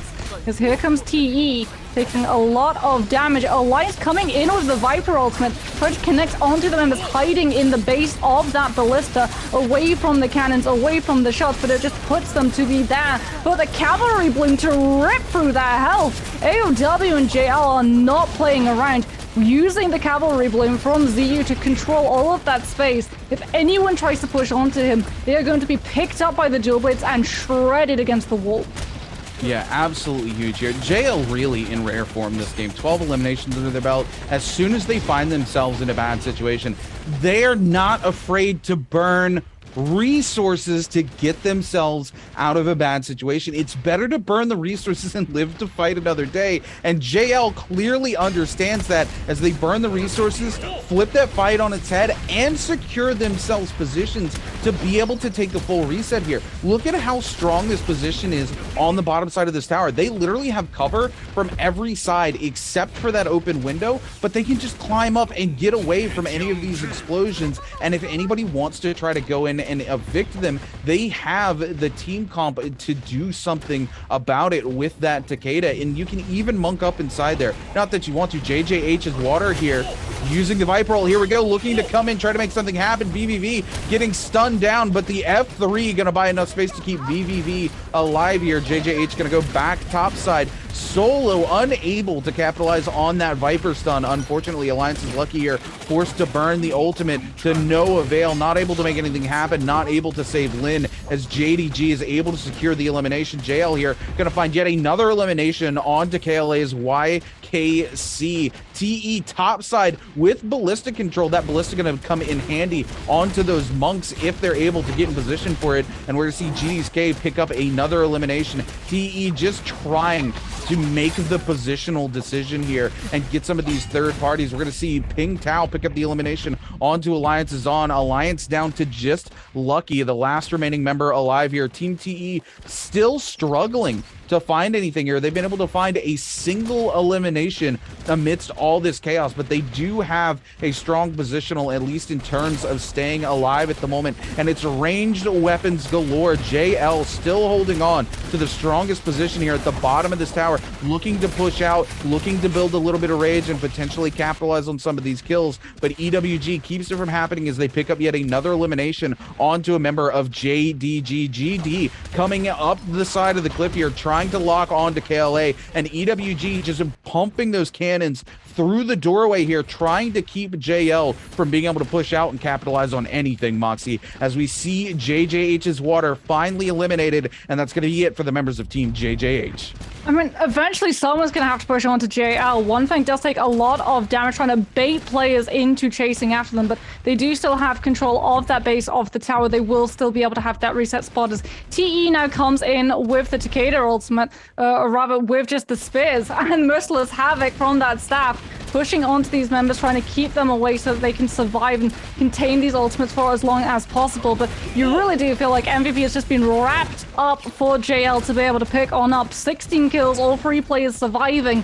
The only real contest at the moment is going to come in the form of either EWG or GD. EWG decide that this is their time to shine. Yuran going in for that monk transformation, grabs GD's Don Quing, finds the slam, tries to find the kill, isn't able to finish it off as we actually see the Farrier mech come through at the exact same time as well. So if Yuran does go low, he's not going to be able to hop into 2-tick's mech to heal himself up, and as a result, they're having to invest that Temi ultimate too. TE now decide to make their move using the Wu Chen TP to just get an extra iframe to dodge out from that zone tick as it starts to collapse on through, as the Yoda ult comes out from VVV, but JL is still waiting. They're still coming in with these kills. VVV isn't doing enough damage to really be able to chunk through all of these players until now, as he is taken down extremely low, does manage to find a little bit of an armor reset, but it's still JL waiting until this exact moment. TXJ gonna take himself out of where they can see him, goes for the high ground, goes for the transformation from that monk to better push up his health bar, but Zio has done the exact same thing, and now it's just gonna come down to who can land the shots. He's gonna drop out of the monk form first and go after Ziyu, but even though TE survived long enough to come in with a lot of kills in that final zone, JL is still the ones who come out on top off of the massive amount of picks that they had coming towards that final zone, controlling that zone, playing with the Takeda and the Zip, the combination of that composition and cavalry blooms, so if anyone peeked their head into that lower base room of that ballista tower, they were immediately shepherded out. It was just such good, smart positioning from this team. Yeah, JL played this so well. They already had such a massive number of eliminations coming into this final circle.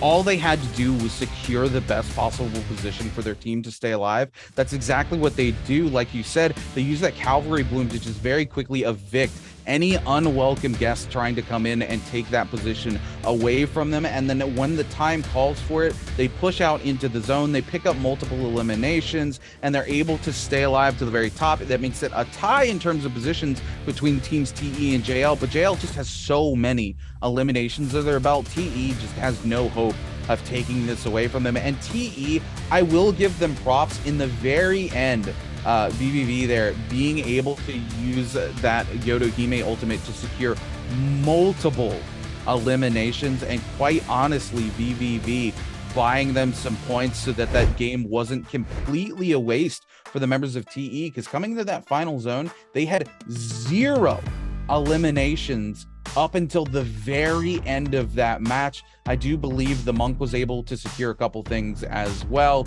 but mostly coming off the back of BBV and just the complete chaos that was that final circle. If they hadn't capitalized on that chaos in the very end, TE likely would have walked away with nothing, Mossy. I worry that it's going to affect their score long term, right? Because we're talking about how close the scoreboard is at the moment. GG didn't have an amazing game, but they're still pretty close in terms of that score. Now we're going to have the likes of JL starting to creep their way up as well, because they put together something like 19 kills, maybe even a 20 bomb off of the performance that they had moving forward. Like, this composition is extremely strong, and it feels just like we're seeing weapon priority for things like a Takeda with that longsword. We're also seeing Soldier priority in terms of cavalry bloom, because the exact same thing actually happened to a team last week in a bi-weekly finals, where they came out on top because they had the same sort of setup. They had the exact same sort of composition. They were more than happy to let all of the monks scrap around them for control of high ground. They stuck themselves in a small room away from everybody else, but if anyone tried to push on forward, cavalry bloom would come out. And because, yeah, cavalry bloom can be countered, you can put yourself into a position where you're vulnerable. You're running Zip. You have the sustainability. You have that lifeline, so that even if you do get parried, even if you do lose the dual blades, you have the lifeline to be able to survive the damage and consequence that comes from that parry potential. And as a result, when we swap to the perspectives of JL, all they are doing as that final zone starts to ramp on up is continuously 24/7 charging up the cavalry bloom and using it to threaten everybody away from them. Yeah, and I mean, here's the thing. You talked about how this might affect the long-term score of TE. TE walks away with a 15.8, which is a respectable game for TE, but it's a 15-point deficit compared to Team JL, who walks away with a 31.8 game score for themselves here in this game. And this is twice now that TE has walked away with half the score of the first place team. Again, of course, last game at Team GG walking away with a massive dub. Unfortunately, a big fat donut for Team GG this game. That's the saving grace, honestly, for TE. Their performance, that they were able to come in with 8 kills, brilliant. But what matters more is that J-Team, GG, and XCG, all 3 of the teams that are most likely to be able to catch up to them in terms of the score overall of the day, all did not really perform this game. So as a result, they should be able to retain that spot at number 1. But we have to talk about this. This is a composition that we're starting to see more and more come through. And ZU coming in with 41,000 damage on the Monk, because you can sit up in that Monk form for as long as possible, and the Zip heal just keeps you sustained the entire way through. Goes to show how strong this composition truly lets that Monk become. Yeah, absolutely. And I mean, EWG also playing a very, very aggressive and a great game, right? They actually really had control of the final circle, except for spacing, right? JL just had the better positional there. EWG was able to capitalize on kills, but JL just had such a massive lead going into the final circle in terms of eliminations. They were more than happy to let EWG sit back and put in the work for them, right? And I gotta talk about J-Team running into JL and making the same mistake twice, back to back. And again, why didn't you burn the UA shuttle when it was all on the line, right? Like, you literally have Yang depletion. Yeah, you might have a third party come in after this fight, but if you don't survive this fight, you're eliminated from the lobby anyway. Burn the resources, live to fight another day. Deal with the third party if and when it shows up. Yeah, I mean, I cannot agree more with you. Like, honestly, we can't really say more on the subject because it is a mistake. It is, unfortunately, a flaw in logic. I really hope that we're going to see J-Team adapt moving forward into the next games, whether or not they're running that Monk in the UE. Hopefully, we're going to see the tag team of ultimates come through from them, as we can have a look. No surprises. It is going to be ZU coming in with that MVP.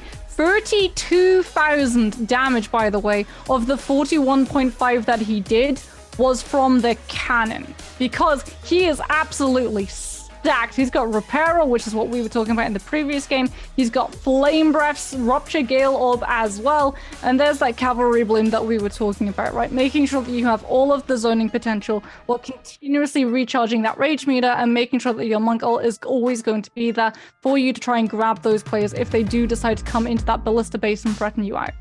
We gotta talk about the Skyforce too. Anytime he's able to pick up an elimination, he just gets a free full reset on his armor. Absolutely massive for him coming there. And again, the Cavalry Bloom really putting in work in this final zone.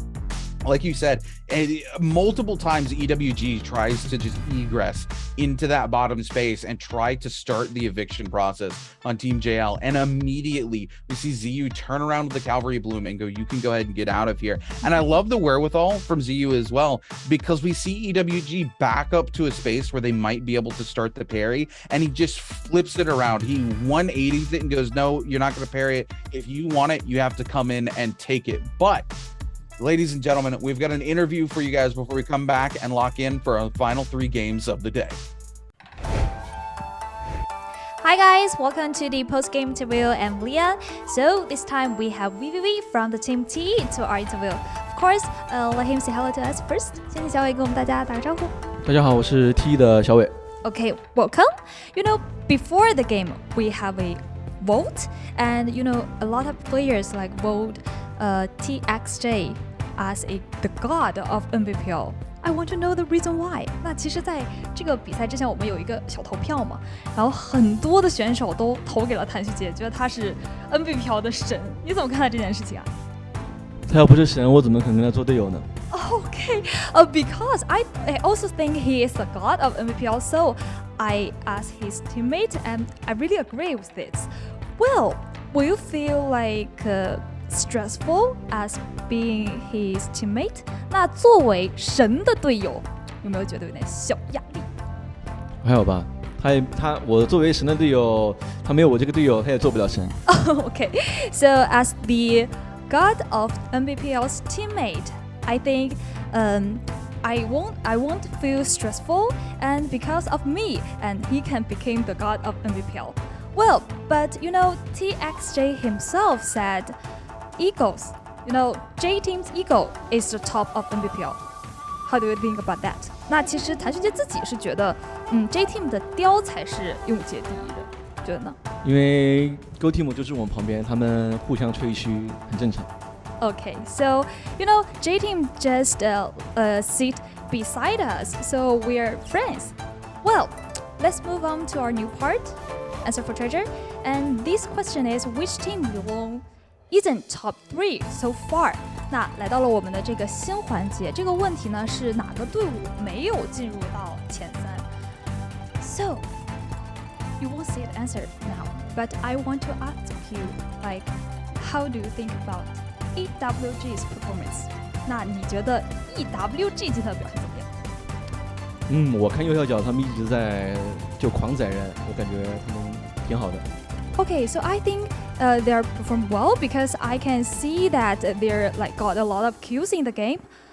But do you think EWG is a kind of stress to you to on the way to the champion? 那你觉得他们是你们夺冠路上的威胁吗？现在不是，我现在觉得 GoL 可能是了。Okay, I think not yet because I think maybe GoL is the most like threatened to us. Well, also in this game, I noticed the combinations of your team. Why is Monk there? 那其实我也有注意到这一把比赛当中你们阵容上面的选择，大佛的出现是一个什么情况啊？一是保容策嘛，二是决胜圈战场，就是加上收人头也很快，就大佛抓一个就是一个头。然后我的妖刀姬呢，就是为了保这个棉花装。Okay.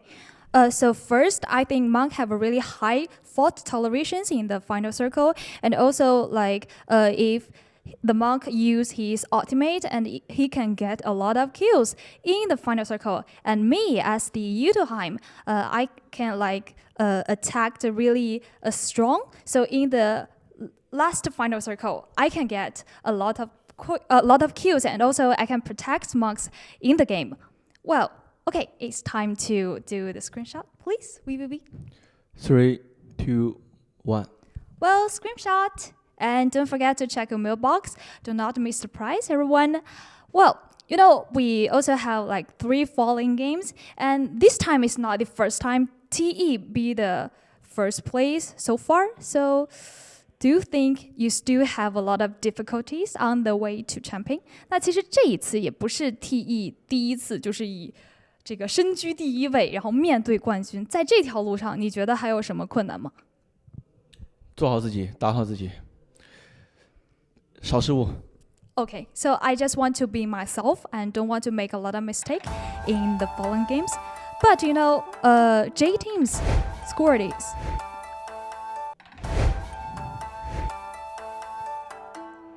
Okay, but J team score is also like close to your team. And you also said like JL is also threatened. What about these 2 teams? 那其实 Go Team 也是分也是跟你们还蛮近的嘛。当然，你当时也提到了说 JL 也是你们很大的威胁。那对于这2个队伍，你打算怎么处理呢？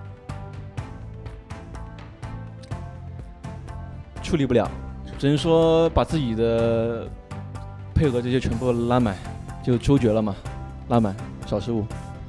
Okay, so I really don't know how to deal with these 2 teams, but the only thing I can do is to like be myself and do better in the following games. Okay, thank BIWEEK2 for doing this and hope you got lucky in the 3 following games.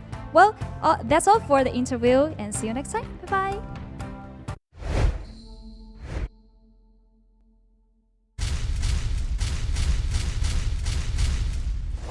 In a battle royale set in the ancient Far East, it's only reasonable that the next weapon in the game is a glowing stick. No, I'm just kidding. Introducing the lightsaber. Feel the beat with your lightsaber in this unique gameplay. This would absolutely make a perfect VR game. Or is there one already? Nothing says I am your father quite like a good counter. The new Soul Jade is quite disarming. With your lightsaber, create a holiday resort. With the comfy hot springs and chaotic battlefield nearby, you'll have no problem relaxing, even though it's definitely not a trap. Oh my god, it's Karumi! She's so amazing! The greatest healer, always cheerful, and she's so cute! Forget that hat. Balloon dog, army knife, baguette, and fish? Somebody's eyes must be pretty red.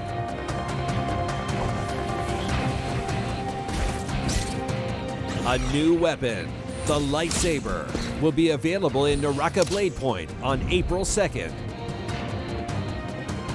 Don't try this at home.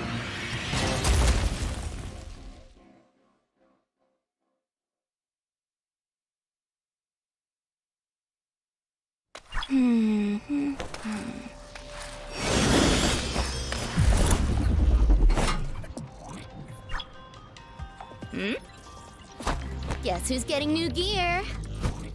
Joke's on you. It's me.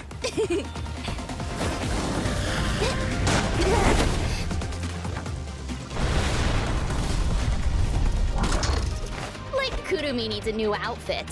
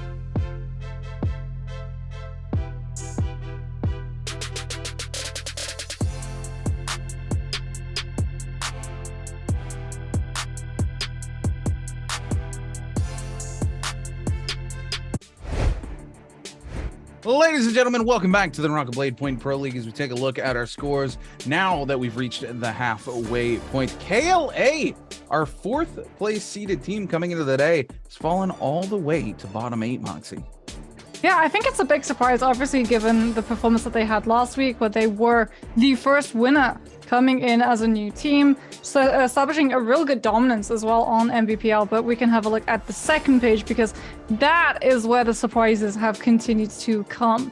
TE continuing to post some really good scores, which is not really a surprise when we look at how stacked this team is, but in terms of what date that we're playing, it's a bi-weekly finals, and TE is still sitting at that #1 spot. It does feel like they've gotten over whether it's the jitters of so much pressure on the stage, whether or not it's because a lot of these other teams are playing more aggressively. TE have been able to tune up the pacing and still ensure that they're one of the more aggressive teams in the lobby, and it's paying off dividends, but they're not quite entirely ahead of everybody else. Both J-Team, JL, and even GG, if they have another really good standoff game, are very much in a position that they could potentially overtake if TE start to have a couple of fall-off games.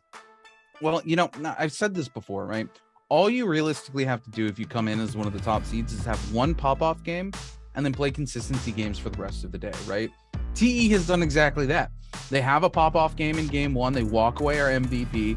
Now in games 2 and 3, they've played consistency games. I still heavily disagree with the comp that they run into game number 3, but luckily, and I'm going to give it all to this final zone, honestly. If we hadn't seen a final zone on a tower like this, they would not have been able to capitalize on that verticality coming in with the huge Yodohime ultimate in the end to be able to buy them a ton of kills, because they came into that final circle with 0 eliminations and behind in gear. They were rocking mostly white armor up until the final moments there. So Team TE, they played a very risky game in game number 3, but were able to survive to the end, pick up some eliminations, and play another consistency game, but not like the members of Team JL, who were absolutely able to dominate this lobby here in game number 3. And I think JL really starting to come together as a team. Again, we're talking about the runner-up team for the World Championship here. So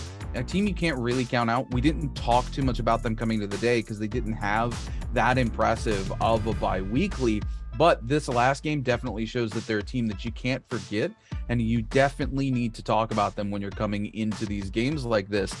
J-Team, on the other hand, holding on to that second place by a sliver, making some massive mistakes in game number 3. And like we said, you know, we've talked it to death, but J-Team they know better. They made the same mistakes in World and made the adjustment to fix it. Now we're back here in the regular season and they're making the same mistakes again. Yeah. You can't be doing that. You know, it's so weird because J-Team is one of those teams that you don't expect to do this. And we watched them do it all last year, and then all of a sudden come alive and recapture the World Championship for the 2nd year in a row. It's like J-Team during the regular bi-weeklies just forgets how to play the game, and then all of a sudden when the chips are on the line and you're in the World Championship, they just play cracked out of their mind, Moxie. It's the title buff. They're like, okay, you can take it bi-weeklies. You can take that trophy, but we're not letting you take the world's title. That's ours, and that's gonna stay right here for our team. So we can have a look. TE there sitting at that #1 spot off of, like you said, VVV just pulling in absolutely clutch. I believe they had 1 kill off of TXJ before Final Zone started to close and we saw that Yoda ult come through. But we did see the sort of fall-offs of this composition in the way that that kill was achieved. TXJ immediately goes for the Monk form. He finds one player, finds a slam, but immediately after that initial slam has to just drop straight out of the Monk form, because once the F3 and the Wind Walls from the Wuchen are both exhausted, that Monk falls exceptionally low. And like you said, it is only off of the fact that they had that tower, that high ground to fall back onto, as well as Ballista to threaten away those players who were stuck, not able to go into the low ground because JL is occupying that inside room, not able to go to the top ground because that's where the Ballista control is currently settled in the hands of TE. And as a result, a lot of players were forced towards the base of the tower and the wall of the tower, which significantly impacted the amount of space that they had to try and dodge away from VVV when he falls from that high ground and eventually decides to make his move. Yeah, I mean, absolutely. Again, the final circle couldn't have honestly played better for Team TE in that particular instance. That comp really struggles to make things happen. And I hope they realize that going forward and we don't see that comp come out from them again today. Because I feel like we might. From the interview with VVV, it feels like they think it's going to work. And I'm a little bit concerned about that. I'm very concerned. Honestly, it doesn't do well in any stage of the game. The only stage of the game that it potentially pops off are the very final moments of the very final circle, right? And we see them able to pick up multiple eliminations, 7 in the final circle in the final moments. But it really came down to they only get that many eliminations because of how chaotic the final circle was, and exactly where the final circle closes up is exactly where that comp sees an opportunity to make something happen, right? But the same could be said for any Yodohime comp that was able to latch onto the top, right? If you drop in a Viper on top of it, you potentially lock down the whole lobby and pick up even more eliminations than that. It's just not optimal for these teams going forward. Speaking of which, we're going to see what these teams look to run here. My eyes are on J Team, who are going to be running for the 3rd time this traditional Monk comp. It's starting to cost them significant number of points. They currently have 12 hero points, but this time around it's going to cost them a hefty chunk of those points. JL looking to run this comp back a 2nd time off of their incredible performance in game 3. I honestly can't blame them for wanting to run this comp a 2nd time, Moxie. Yeah, I mean, it's also really easy to find the win conditions right. All you need is a small room, a Takeda that's still alive, a longsword, a Takeda ultimate, and Cavalry Bloom. And Cavalry Bloom is not a legendary soldier. It's a purple. So it's even easier to be able to put into place because you just stroll up to that Riptides and you roll your coins and hopefully you're able to pick it up. My eye is going to be on GG though, because like I said, GG, it feels for me they're a scavenger team. They're very good at picking off those players that they run into and looking for those third parties.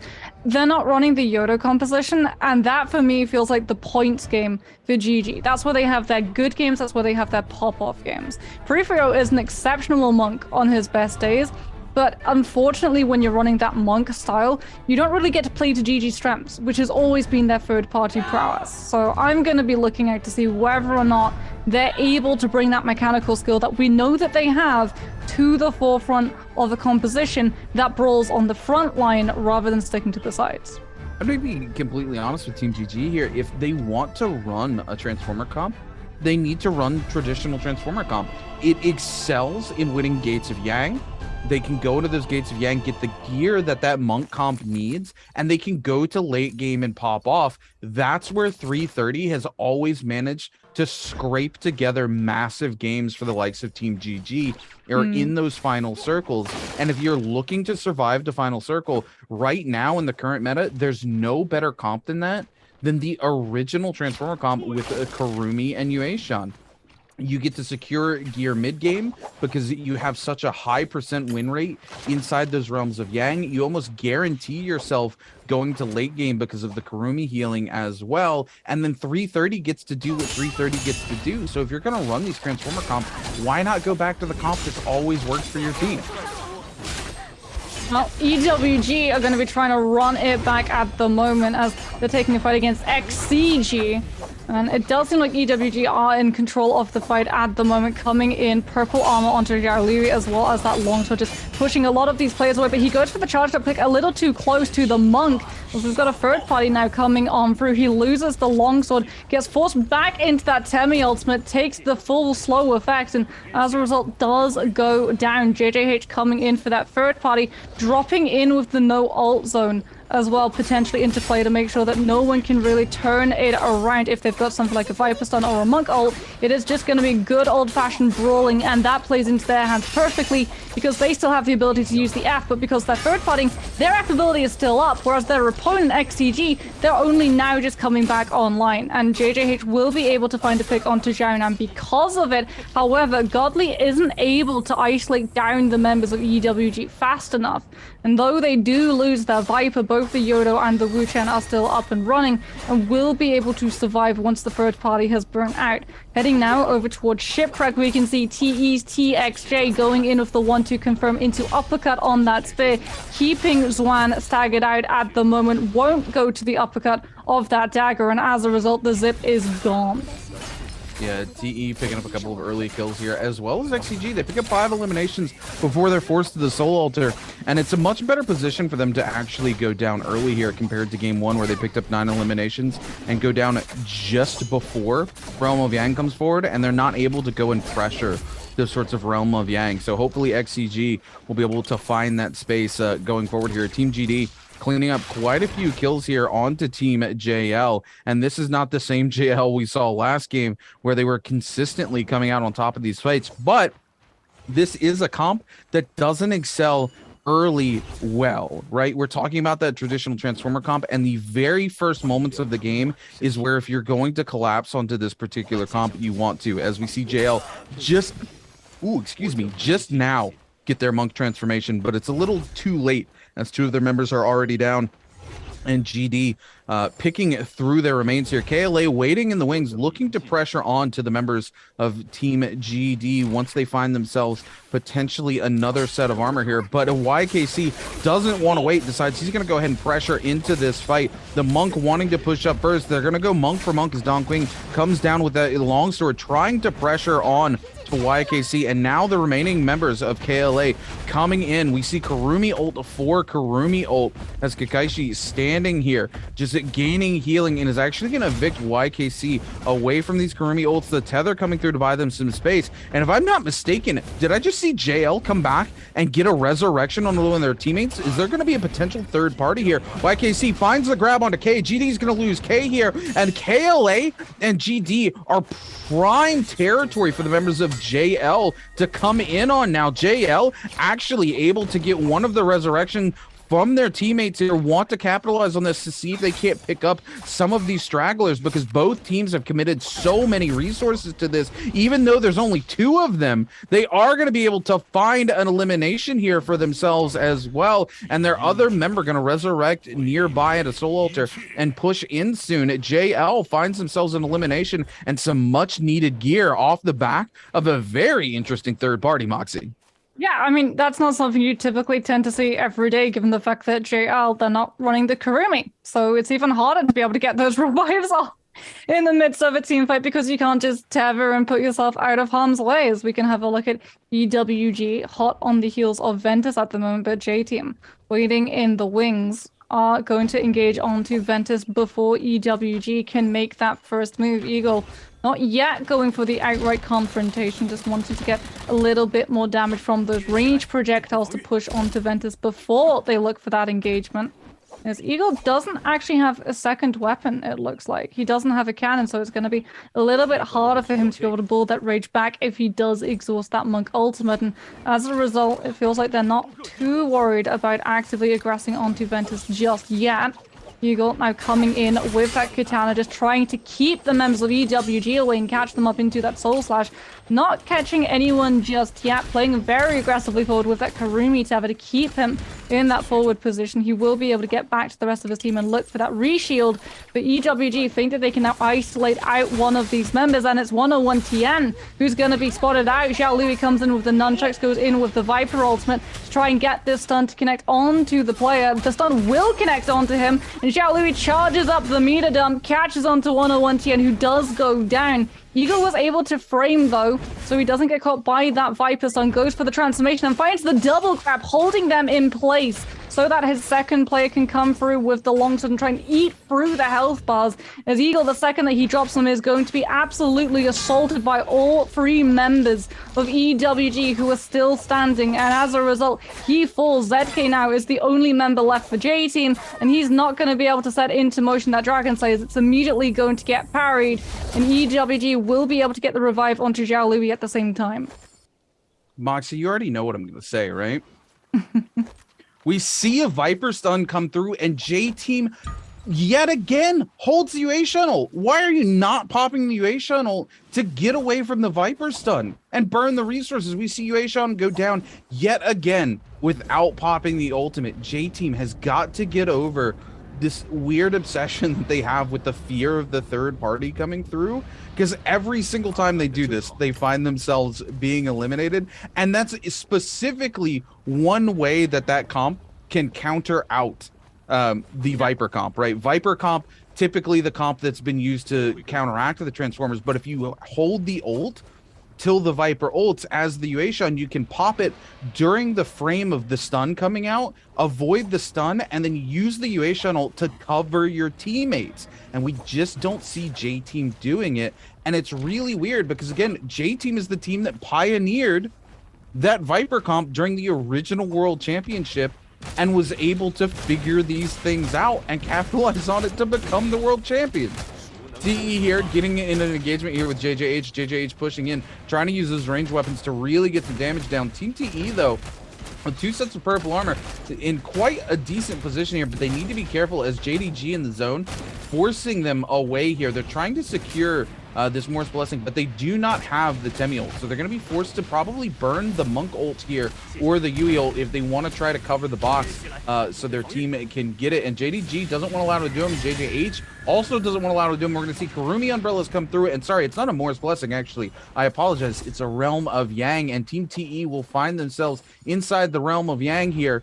They're on the more traditional Transformer comp. I can't see what AOW is running. I think AOW is also running a version of this comp, but they're running the Temi instead of the Kurumi here. So typically we would see TE's comp come out on top here. TXJ just trying to pressure onto the other monk, keep him from being able to do anything. We do see the Temi ult come through.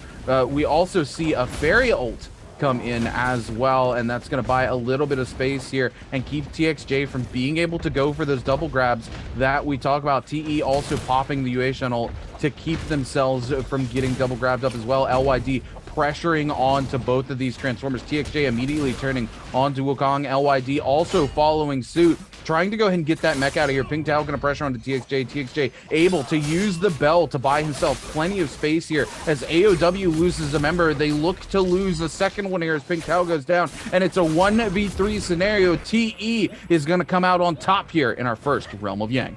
Really good target focus comes through from TE. They direct their monk not to deal with the other monk, but to deal with the mech from the Farrier.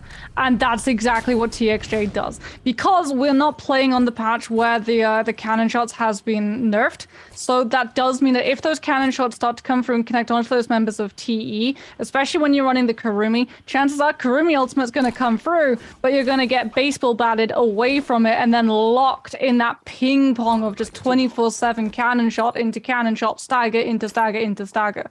Really good heads up play from TXJ to just continuously hound down that Farrier so they don't get to go into that cannon mode, so they don't get to try and stagger TXJ from being able to stop them from doing just that. And as a result, TE will be able to keep themselves safe, and once again that traditional Transformers comp will be able to come out on top. TE now emboldened by having won that and picking up that Vermilion Birds might instantly throw themselves into the next fight, as we do see that monk form coming through. Godly is going to monk up to meet it, however, as TXJ does take a kick to the face. As a result, he's going to get staggered on back, and this is exactly what Godly is looking to do.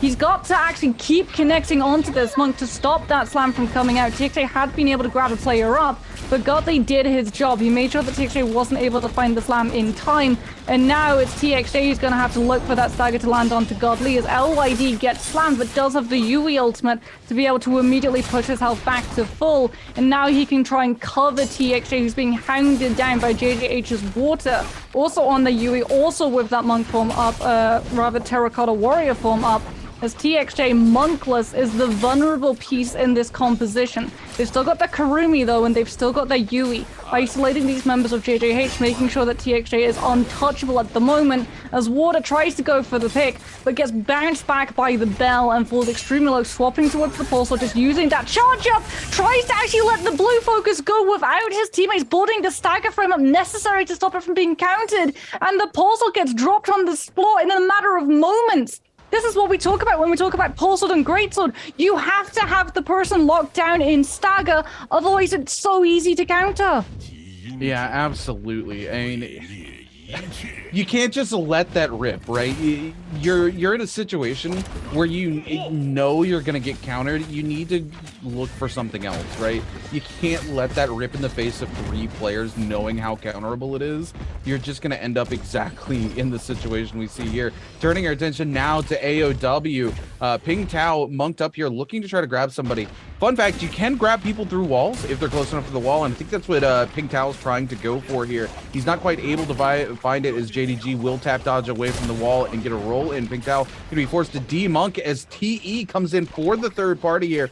Once again, still emboldened. They've got their ult. They've got that extra rage being built up by that Vermilion Bird's Might, so they're more than happy to go ahead and pressure in and start picking up some of these eliminations. TE with 10 eliminations now, and a single member back in the bush, just hiding away from the members of Team TE here, praying to the gods that nobody sees him. But TE does find AOW's Ping Tao, and Ping Tao is going to go down as TE picks up their 11th elimination of the game here. And this is the strengths of this Karumi comp, right? You're able to win those massive fights inside the realm of Yang because you have the extra healing there. And on top of that, because of you being able to pick up Vermilion Bird's Might off of the very first set of realms of Yang, you have that extra rage build up from the buff.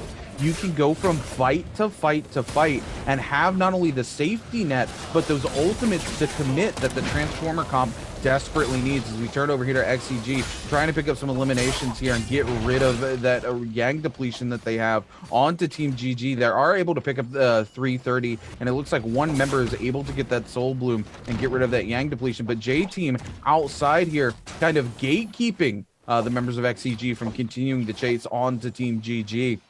And it could spell disaster for XCG if they're not able to get into this fight and pick up a couple more of these Soul Blooms to keep the game going for themselves, Moxie. GG has lost a player as well. It looked like they'd lost 3-3-0, the Monk player, who is the big playmaker in this composition, right? You need that Monk as 101 Tian comes in with the Pulse of the Overcomer, again gatekeeping these members of XCG from being able to distance themselves and disengage. XCG Xiaonan is actually looking to take advantage of the fact that GG are sticking around in this area and try and turn GG and J-Team into fighting against each other, but GG just dropped the Monk ultimate, find the slam and pick onto Xiaonan. They cancel it early, however, and that is the go sign for J-Team, who now come forward with Eagle's Monk transformation of their own. As a result, we are going to see the Temi ultimate come through, trying to make sure that the Monk isn't able to grab out those players and that J-Team unable to walk through the wind walls and keep the members of GG staggered up for Eagle to be able to swoop and grab. And GG will be able to survive to make it in towards Temple. Eagle's not going to be able to find the grab nor room to be able to keep that Monk form up to be able to contest GG inside that space. And the Temi ultimate from GG did save them. It cost them 2 ultimates to being able to find that pick and finish off XCG. But they are going to be able to survive and build those ultimates back up, as opposed to being absolutely obliterated by J-Team, who were just waiting for that moment to strike. Yeah, J-Team surprisingly still in this somehow after making the same mistake again, as we turn our attention over to Team TE, who's putting this comp much more into effect than J-Team, as they already have 11 eliminations here, and yet again find themselves on the hunt for another team, and this time it's Team JL, who had a dominating game last game, but Team TE turning on to them very quickly here as they pick up 12 eliminations. They have a single member left remaining from JL. JL trying to get away here, but it's going to turn into 14 eliminations very quickly if they can go ahead and pick up this elimination onto ZU. ZU with 1 HP and a Dream. TXJ not quite able to lock it down and find the hit, but there it is finally. TE will pick it up and go to 14 eliminations. This is going to be it for Team JL, and that's a huge sigh of relief for these 3 teams at the very tippity top, especially for Team TE, who's having an explosive game here today. J-Team finding themselves on the receiving end of a no ult zone here as Team GG pressures onto them, flipping the script as we see 101 TN go down yet again. Unfortunately, this time not in a position to be able to pop the ultimate because of the no ult zone, so he's immediately going to be targeted down and go down. J-Team's Eagle getting pushed into the zone, keeping him from ulting as well here. GG putting that no ult zone to absolute favor for them here, but they won't be able to capitalize on all of the bodies as WBG pressures in, using the wind walls there from Wu Chen to be able to pick the bodies, and GG will miss out on some of that loot, but not the eliminations. J-Team down to just their Kurumi now as Team GG picks up 4 eliminations for themselves here in game number 4. And back we go to TE, a team that is looking, like you said, absolutely dominant at the moment. I think TXJ also has Stormstride as well, and you can just see the TE are very good at focusing down specific players. They'll go into 3 versus 3s, and somehow they'll always be able to isolate one player out, even in a 3v3 scenario, and all 3 of their players, TXJ, LYD, and VVV, will just wail on one player. And because they're all running different speed weapons, they all get to activate those stagger frames, so if one player goes down to 1 hit from a member of TE, they're going to just absolutely evaporate because they're not going to be able to escape from the dodge, from the weapon strikes that come from the following 2 members as a follow-up to that initiation. This is what TE are known for. Aggressive initiations, locking down a player, using it to their advantage, and then going on to the remaining 2 teammates who are just left so much weaker because they don't have an additional body, they don't have additional stagger rates to keep TE in check when they decide to just death pull into your comp. Speaking about just pushing forward, ZK is going to go in towards that zone and try and buy themselves either Eagle back or a couple of soldiers. Does have Tuna, so should be able to keep their health a little bit longer, as we do see the Tava come out onto 101 TN just so they can try and get Eagle back into play. Will be able to get Eagle back into play, but what they actually had to do was go into the zone, hoping that they wouldn't run into a team that was camping the soul altars to get Eagle back into play, and as a result, it is going to significantly eat into the resources of Vitalia that they're going to have to consume, since Zone Tick does entirely ignore your shielding. It goes straight for your health, and J-Team, when they actually emerge out from this zone, are going to be in a very rough spot indeed because of it. They don't even have that Kurumi ultimate to buy themselves overhealing if they do run into a team that are checking and playing perimeter to see if anyone is sneaking their way out. Yeah, luckily Tuna actually paying dividends for ZK there, though, able to heal through so they don't have to burn that final Vitalia. And when they get out into the zone, as long as they don't run into a team looking to pick off stragglers, like you said, the Tuna are going to be able to actually heal that team to full. We've seen teams time and time again swap Soul Jades around, especially Tuna, to be able to maintain and save resources towards the end game here. And it looks like that's exactly what happened here, is if you see both Eagle and ZK have that Tuna buff rocking right now, meaning that they swapped that Soul Jade around, used it to not only get the buff, but specifically the heal for the teams here. And Eagle also finding themselves a purple set of armor as well, keeping the dream alive. ZK being able to go in and re-pick back up 101 TN. Absolutely massive for them. ZK yet again gonna go risky for the biscuit, seeing if they can get some Vitalias or heals here from these little shrines. It looks like they were able to get some repair kits. There was actually a shield pot there, but it doesn't look like ZK had enough space in the inventory to pick one up. Oh, a ballista shot coming through though here from Team GG onto the members of J-Team. J-Team's gonna find themselves in a very precarious situation. Eagle down to literally 1 HP. GG gonna be forced to give up the ballista though, and I do believe a third party coming through onto Team GG might buy J-Team enough time to survive. Quite the misstep for them here. They're still suffering from the play earlier where the no ult zone cost them being able to utilize that Yueshun ult for another time here in game number 4, and they are reeling from this decision making, and because of it we see now ZK completely out of Vitalia, and J-Team has some tough decisions to make going forward. Moxie. Yeah, there's the 2-now swap for ZK to be able to make sure that he can heal himself straight back up to full, because WBG are waiting in the wings. So we can have a look at where this next Morris Blessing is going to be shaping up from. GD and EWG both scrapping over that one. GD, however, isolated away from the box. They've had to take cover behind those rocks, their backs against the zone.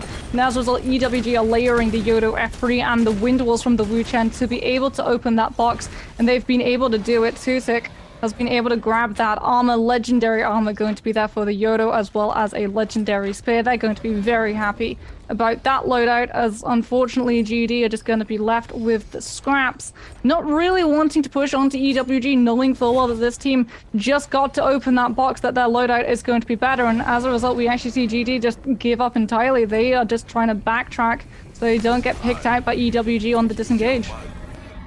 Yeah, super unfortunate for Yiran though, because they were forced to back off the box so soon. They actually couldn't pick up the purple armor that they left behind, as Tutik picks up the legendary armor, and the other team slides in and takes it from them. But still, a massive upgrade for Tutik there going into the final zone. But it's Team TE who really has just set themselves up for success. They've got really good positioning right now. They've got really great gear and 14 eliminations under their belt. The only team to break 100 points thus far. And even if they only take these 14 kills into the top 3 and don't secure themselves even another single kill, they are going to quickly start to outpace some of these other teams. And Moxie, we might finally see a day where we head into game 6 with a clear champion ahead of everybody else. KLA at the moment just playing keep away on that rooftop, using that blue focus and the armor that you get to make sure that you can survive and just face tank some of those cannon shots coming through to apply even more pressure onto KLA, while the cavalry blades with that bloom just keeps everyone off of actively challenging in terms of that front line. As it is going to be KLA, the ones that are spotted out by a lot of players in the area. TE going to have to be looking for a space to invade, given that they're coming off of that zone. Rumi Brawler comes on through from VVV so they can push aggressively forward, knowing that if KLA turn it back onto them, they can TP back towards that spot. TXJ goes in deep, swaps towards that cannon, chunks away a lot of that health, swaps towards the dagger to be able to scale rush onto the rooftop, and job done. TE have moved into the same spot that KLA was so desperate to hold on to. As there go the dual blades trying to keep TXJ in check, but TE have all 3 of their players still standing and pushing onto KLA. Bell comes through from TXJ. Tever attaches onto the monk as well to buy himself the time to be able to get the repair onto the cannon. And KLA have been ousted. They did everything that they could, barring throwing in ultimates, to hold on to that space, but now they just have to give up and play for that commiseration prize of the low grinders. Both TE and KLA hold on to their ultimates, very much aware that there are teams waiting in the area to try and push on if anyone overcommits. The problem for KLA is that monk grabs go through those floorboards, so too the cannon shots. And as a result, KLA are in a brilliant position if TXJ actually decide to actively push on through. The good news for KLA, though, is that they are rocking that cavalry bloom. So TE aren't actively going to immediately try and engage in a brawl inside that room, because they know if they do, KLA have the opening burst of damage. Yeah, we turn our attention now to Team GD. Kakaishi forced the monk up here, kind of caught out in the open. We see the tether coming through to try to buy them a little bit of time. Don Queen just trying to keep them in the game here. Kakaishi looking to pressure onto JJH here. EWG also down below here, using those Wu Chen Fs to buy them just a little bit of safety. Again, Yiran still rocking that blue armor, so doesn't want to take too much damage if at all possible. Zhao Liu going to come topside here with EWG and trying to rock the Viper onto the teams. Not really able to catch too many players out here. 101 TN from J-Team will find a shot on to Zhao Hui from JDG that EWG was able to lock down with that Viper ultimate, but it's J-Team who's able to secure the elimination onto them from quite literally downtown. What a musket shot actually coming in from J-Team. Happy to see them actually able to secure something for themselves, given the situation that they continue to put themselves in here today. TE still with 14 eliminations. TXJ picks up JJH's water. Water is just about to evaporate here. There's no place for him to go. The regrab does not come through. TXJ really trying to find it here. Water will live to fight another day. It looks like as J-Team ZK gets picked up by KLA's YKC, TXJ going to be forced to demonk. But all in all, not super sad about the given situation, given that they have 14 eliminations, more than double any other team in the lobby. So TE still very happy with their lot in life here. They only commit the Monk ult there. We do see the Kurumi tether coming through onto TXJ. We see VVV use that tether to go and bop a heal onto themselves so they don't have to burn the resources. GG's Miski here pushing onto team JJH's God Lee with that huge Faria mech, but going to be forced to demech here as some massive shots ring through from the cannon. JJH going to lose God Lee as WBG really starts to pressure into that team. KLA, Ventus, WBG all going head to head in a massive free-for-all on this side of the zone. KLA going to lose multiple members. TE's able to find a bow shot onto GD's K. KLA is going to lose YKC to GG's Miskia, and now we see KLA's QGG just trying to use the UA shuttle to pump some damage out, and it will push off Team GG as they feel threatened from the space. JJH looking to find and capitalize on something as well, and GG going to find themselves caught between a rock and a hard place as Team TE on the other side monks up, and there's no place for him to go, and immediately one of their members get picked up here. TXJ gets their hand onto GD's Don Queen. Doesn't look like they're going to be able to get the slam out here as they get stunned out before the slam can come through. TXJ going to come into where the ult is. They do get GD's K. A bunch of damage being pumped out here onto K, but will they be able to get the follow-up grab to get the elimination, or will LID be able to make it happen? They do get the follow-up grab. They will pick up the elimination, going to 16 kills here. They do find a grab onto Ventus's Pixel, but unfortunately the Monk ends and Ventus's Pixel finds his own Monk transformation, and Team TE is going to be forced out of the space. J-Team's Eagle Knight looking for those grabs. Will be able to find one, but he actually gets slammed before he can try and find the reverb grab. He's found Sleepwalker already, however. Now he's looking for that second. Gets kicked out by the opposing Monk of Pixel towards taking that little chip of Zone Tick, and has to actually get his Kurumi ultimate to heal him all the way through as a Viper ult comes through from WBG's Sleepwalker. Will be able to connect onto a couple of those players, and he uses it not to try and find kills, but to open up an avenue of escape.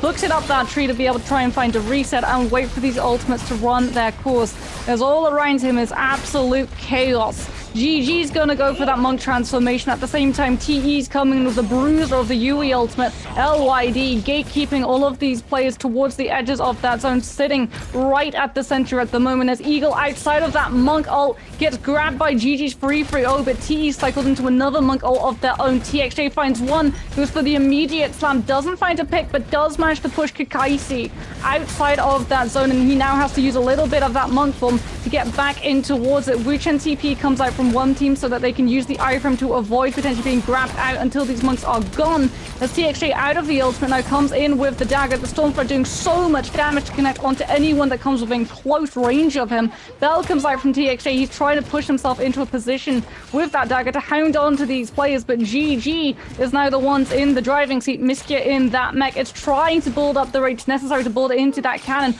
We'll be able to get one shot off before they have to cancel out of the mech early, however. It's J-Team, 3 players still alive, but Eagle not yet built up the rage for that ultimate. Goes for the pulsar to try and hit onto as many players as possible to build the ultimate as quickly as possible, but that just means that he gets ragdolled into Zone Tick, and GG are coming alive at the moment. They're the ones that just have to deal now with the 3 remaining players. WBG's PP goes down to the Crescent Slam coming through from the spear, and it's just gatekeeping all of the heavy weapons, pushing, hunting all of these players towards the Zone Tick. All the while, GG's free sits center of the zone, waiting for players to tap dodge into him, to tap dodge into that grab. And it is going to be GG who come out on top as the last team standing. Whether or not they walk away with MVP, it is going to be GG's MVP. They're able to just immediately steal out that MVP win from underneath TE's noses. As we talk about it, GG, when they're running this Monk composition, where they come alive, it's that final zone, and that's exactly what we saw happen.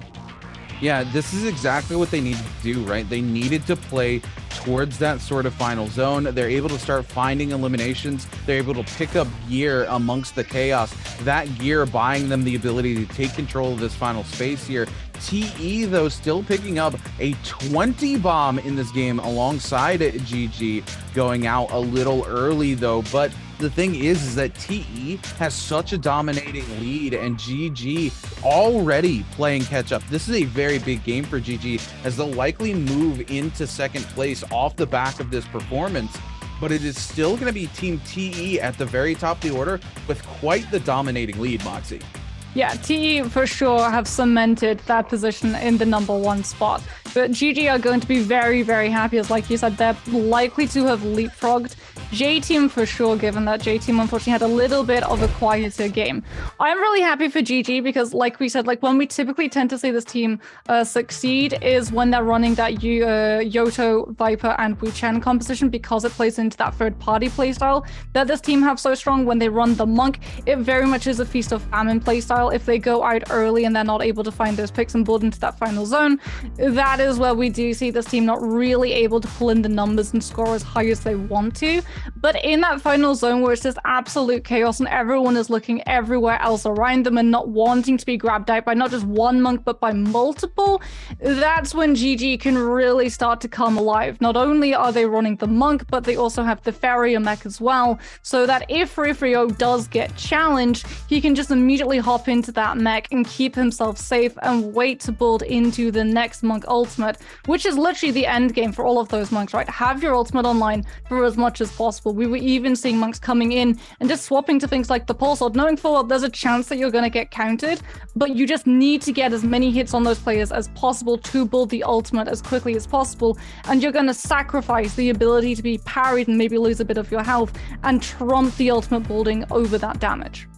Yeah, absolutely. And I mean, again, we talked about this at the very beginning of the game when we were in Hero Select, and it is that GG's 330, like you said, it's a feast or famine playstyle for them. They have to make it to final zone to make it happen.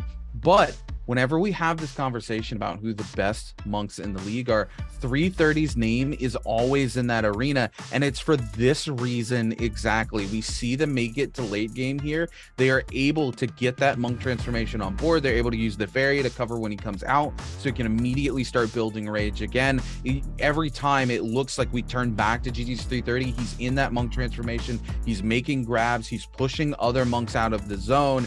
He's just making things happen, and that's what 330 does when he gets to that final zone and he has the support of his team. So it's nice to see that GG not only able to capitalize on this sort of new play style that they're known for, where they're able to go out and do the sort of third parties, those hit and runs and pick up early eliminations, but still able to play for that end game, play for that strong dominant Monk comp. And I mean, look at this here. TE 20 eliminations will pick up a 29 game score, but GG with 25 eliminations and a first place finish will be walking away with a 45 game score, and I do believe that is a record for our first season of the NARAKA BLADEPOINT Pro League here in the spring split, Moxie. Yeah, absolutely insane gameplay coming through from them. Like you said, there's always a constant running argument between who is the best Monk player in the league, right? I think after the World's performance, a lot of people argued that it would be Sleepwalker. A lot of people argued that it could be Eagle, maybe Pixel. Free, like you said, was always in contention. But when it comes to like these final zones and looking for those double grabs, and not even just looking for the double grabs, but just that game sense and awareness of understanding the Monk players around you, GG has had a history with Monk compositions and falling prey to them. Whenever they've been in final zone, they've always fallen at the final hurdle because their players have been grabbed out all the way from the deep blue, pretty much all the way from another map entirely. And they've gone down so deep that there's no way that they can be revived.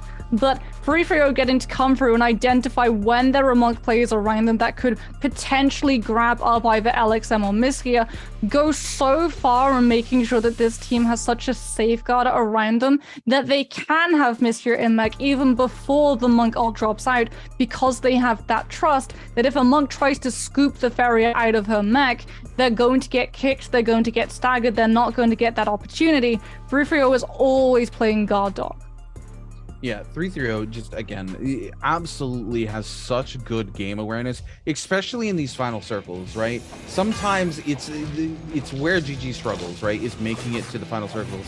And we're gonna turn back to this fight with J-Team. It's like every time I hound on J-Team, the our lovely viewers here at the end, our lovely cameramen are like, oh hey, we're gonna have to go back to the replay of J-Team absolutely getting minced by their own mistakes here, as we turn to TE, who wins a dominant fight here against AOW inside the realm of Yang. And again, TE just evicting people left and right as they turn on to Team JL here and able to pick up some massive eliminations. And I want to talk about this, the use of the UA shuttle. A lot of people, we always talk about that classic Transformer comp, and we're always talking about Monk, right? But there's been many times where it's these UA players who are actually coming out on top as the MVPs, as they're aggressively chasing other players down. And we talked about TE's ability to be able to target select, how they're always able to separate one player away from the group, and it's off the back of their performance from their UA. Their UA is just able to hound down one player, and the rest of the team will follow suit, and that creates the opening for them to separate these players. And no surprise here, coming in the MVP, of course, going to be our lovely Miskia here on to the various here with 33,000 damage, 10 kills and 5 assists, 15 kill participation of the 25, and no surprises, 16,000 damage coming in from the skills and ultimate. And fun fact, while 16,000 damage comes in from the skills and ultimate, some of this is actually going to be coming in from 330 when he grabs the mech, because it calculates any damage done with the mech as damage dealt by our lovely Miskia here, but it's actually 330 who's piloting the mech doing that damage. Sometimes if Miskia is up in that mech when the monk is up, like, you can't unfortunately go for the monk form and then get in the mech. I don't think you can really fit in the pilot seat quite so easily as in your Vajra form, but it is going to be definitely a great showing for GG. I think a lot of people are going to be happy to see this team back on form. They've had a couple of rough matches since the season has started. Again, I feel like it just does come down to timing and pacing for this team, given that, like we said, this is a team that thrives on being able to play off of other teams' mistakes, other teams' over-aggression. When we have things like pacing shifts and meta shifts come through, it takes a little bit of time for that dust to settle for GG to understand, okay, this is the timing that we do now, as opposed to this was the timing that worked previously and we're going to keep trying to run with that same timing. That doesn't work anymore, which is something that I think teams like J-Team are still trying to figure out at the moment. I really don't want to keep harping on J-Team, but unfortunately they keep giving us reasons to. I mean, there's just no excuse in the early engagement. We even went back and watched the replay. They have the UA shuttle available. The Viper stun is coming through. I don't understand this mentality, why you wouldn't burn the UA shuttle to avoid the Viper stun coming out. I even saw an argument in chat earlier where somebody was like, well, because then they could just Wu Chen away and you've burnt 2 ults, but then the enemy team has burnt the Wu Chen ult and the Viper ult. You're 2 ults for 2 ults at that point, and J-Team still lives at that point. It's, you have the resource, you're in a situation where you can avoid another enemy's ult by using your own. You flip the script and they're either forced to burn the extra ultimate or you win the fight. It's just a win-win if you just press the V button, and 101TN for whatever reason just seems not to want to click that button on his keyboard. I need somebody to head down to the arena and make sure his V key is functioning, because I don't think we've seen him ult in the last 2 games. Well, this is my theory, right? We've talked about J-Team pioneering this sustainability composition off of the back of Monk, Takeda, and Zip. My theory is that, again, because they've been playing that composition for so much, they're used to having the sustainability and means of surviving without committing an ultimate. If you're running that Takeda and the Zip, and you have the healing from the Zip and the bubble from the Zip, even if you get caught by that Viper stun, we saw it in the bi-weekly finals week 1, they survived. In fact, they did more than survive. they kept surviving absolutely everything the players threw at them, and I wonder if that's thrown off their pacing in terms of understanding when to cycle through what should be needed to keep these different compositions up and running against things like a Viper Stun, where before, because it's all about cooldown management and not throwing all of your ultimates in, they think, well, we can still save this and have it in our pocket because when we're running this other composition, we don't need to throw it in. Taking a look at the scoreboard here, by the way, TE with a dominant lead, 136.8. GG, a full 20 points behind Team TE. TE cannot rest on their laurels, though, because GG has had 2 explosive games. If they find themselves having another game like this last game, even if they have a 0 bomb, they will pull past the members of Team TE. So still no front runner really declared here. J Team a little bit more in a precarious situation as they are over 30 points behind that first place. And unfortunately, it looks like the cracks are beginning to show as we see J Team crumble in these last couple of games. They need to pull it together in game number 5, where they have no hopes of walking away our bi-weekly champion, Moxie. Well, what is going to start crumbling, however, is the hero pools that are available for a lot of these teams, right? If you don't know, we at NARAKA, we work in solos. You have to play 5 different heroes, so you can play the same hero twice. In trios, we have slightly different rulings. You have 15 points, and the more times you run a hero, the more points they cost. If you go over those 15 points, no matter how many points you score in that game, they do not actually get added to your tally. So you do not want to go over the 15 points allocated. So these teams that have been running Monk consistently, the teams that have been running Yodo and Viper and Wuchen consistently, they're now going to start finding it a little bit harder to be able to pull off those same traditional compositions, and they're going to start to look to just slot different heroes in to the figurehead of that composition so that they can still run what they want, but not eat into the hero points that they have available. And this, for me, is where we should see teams like J-Team start to come alive, because they've been saving up on both the Zip and the Takeda. And this, for me, at the moment, is their most comfortable composition, where they find the most value long-term and short-term in terms of how the zone paces. So the thing with J-Team, though, as well, is they just bought themselves quite a shortage on hero points, right? They do have the option of bringing in Takeda and Zping, which they have not played all day. The problem is they've run Monk in every single game thus far, and they've run the traditional Transformers comp 3 times. Meaning they had 12 points at the start of this last game, but it was the 3rd time they had run all 3 of those heroes back to back. They're going to be extremely short on points for the rest of the day, and we'll get to see just how many points they do have left as we go ahead and lock in here for game number 5. We're heading back to Hollow Rock, and many of these teams look like they're locked in. Look at TE. TE looks so calm right now, Moxie. And here we go. Yeah, J-Team with 6 points left remaining to their name, which means they cannot run that traditional Monk comp whatsoever again. This is the 2nd time we're going to see them running this Viper comp, so this is going to cost them some points. It's going to leave them 3 points available for the final game, I do believe, which means I don't think they can run the Monk comp with Takeda Zping into this. They're going to have to run a completely different Takeda comp, likely either running the Temi or running Matari to go alongside the Takeda Zping for their final game. So it's interesting to see J-Team kind of boxing themselves into a corner, Moxie. I mean, I'm a fan of the Temi, and that is exactly what GD are going to be running alongside that Zip and Takeda. It's going to be a lot of crowd control. It's going to be a lot of space denial as well. Like, obviously, you can use things like that Temi ultimate to sequester a lot of movement from these players that you run into, but you can also use it in tandem with the Takeda to be able to catch them out and just continue with strikes of stagger. They either go into the Takeda and eat the Takeda stagger, or the Takeda can be used as a sort of sheepdog to shepherd them towards the Temi ultimate, where they then get staggered off of the Takeda ultimate into the Temi wall and get slowed and can't really escape confrontation that way. Talking about confrontation, we're going to be talking pretty quickly, Rune, because that's going to be a big old fight immediately off of the rip, as we have 1, 2, 3, 4, 5, 6, 7, 8 teams dropping towards Imperial, immediately going for that hot drop area. There's a lot of loot That area is pretty sizable, but there's also a lot of environmentals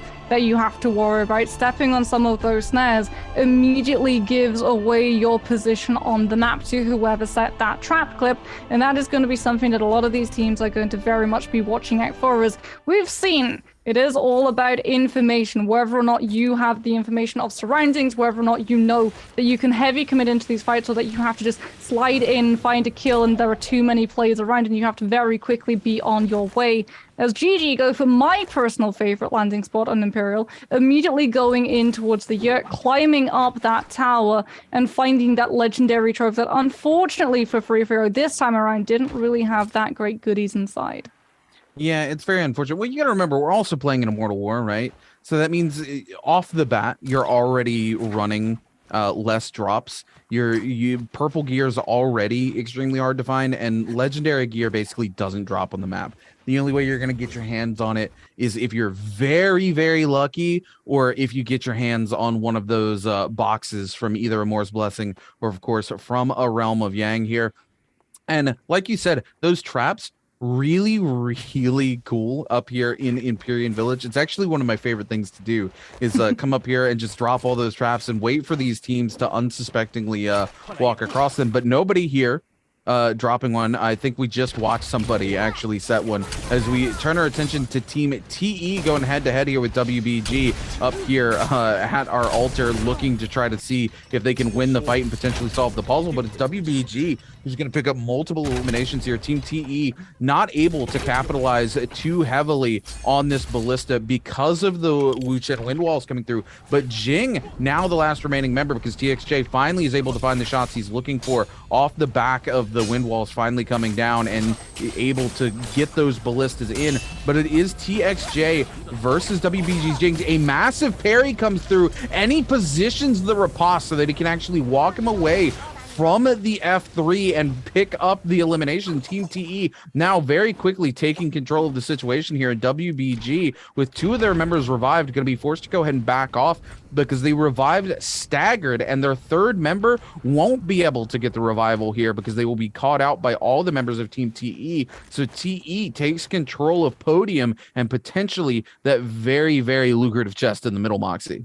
Not just podium and chest, but also the legendary dual blades that WBG were rocking before that engagement because the counter came through. That's why we saw the Yodo have so much confidence in taking that fight against a Monk who potentially had the ultimate already built up as we head back towards Imperial, because this action has not slowed down. In fact, it is fed right on up.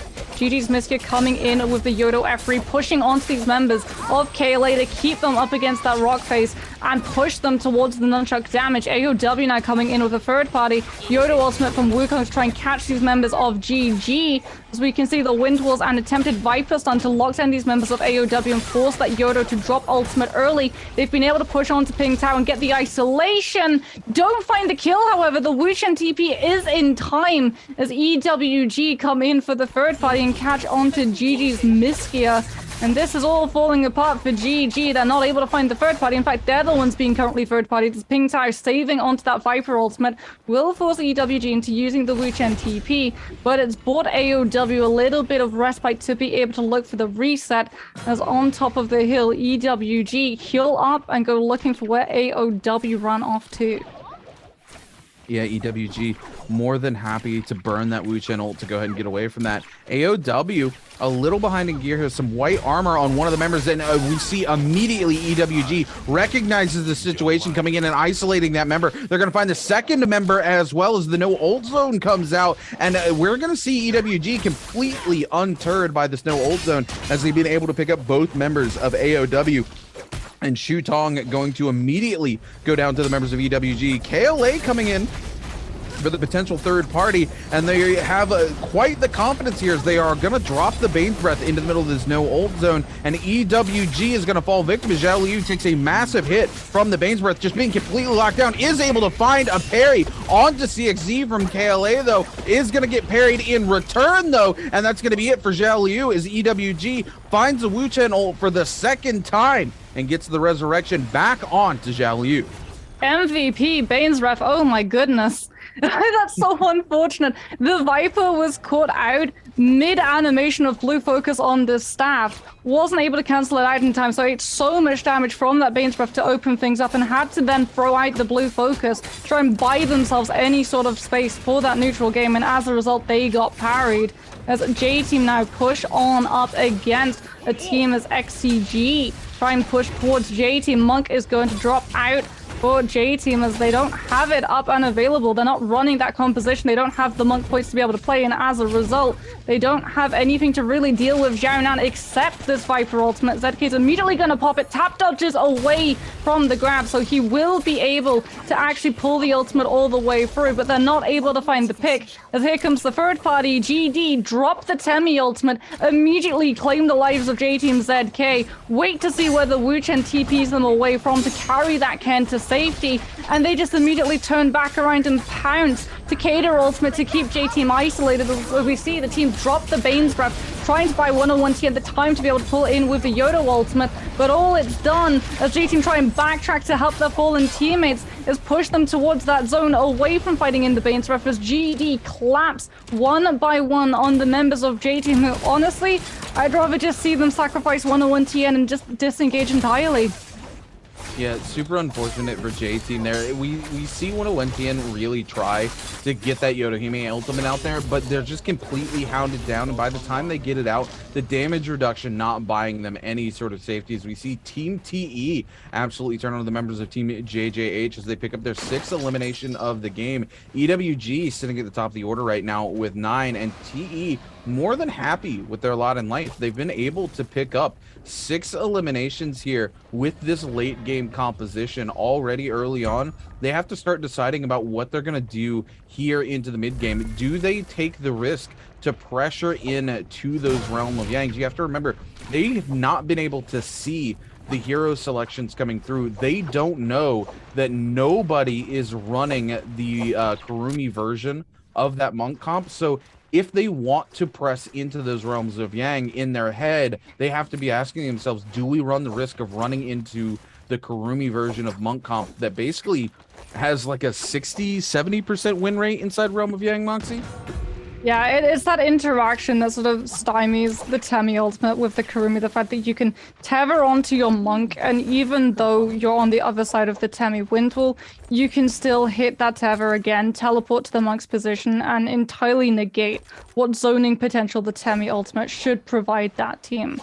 But like you said, there is no Kurumi in play. However, every single team here does not know that. They're either going to run into a Feria or they're going to run into another Yui if they indeed run into a Monk composition at all. We might see J-Team once again bank on the fact that not a lot of teams have really gone for challenging the Gates of Yang. They might even with this composition, which, like we talked about previously, isn't necessarily fielded towards controlling Gate of Yang. It's more so about being able to find those lockdowns with the Viper and then finishing up with the Yodo chunk damage. It's not fitted amazingly for Gates of Yang, but if you don't think that you're going to be challenged, it's absolutely worth it to try and go for that free buff, especially since composition fitted for quick kills is really going to be ideal to be able to try and grab one of those soul blooms to stop Yang depletion if you do find yourself being challenged. JL are going to find themselves being challenged. It's TE waiting for them on the other end. There's LYD.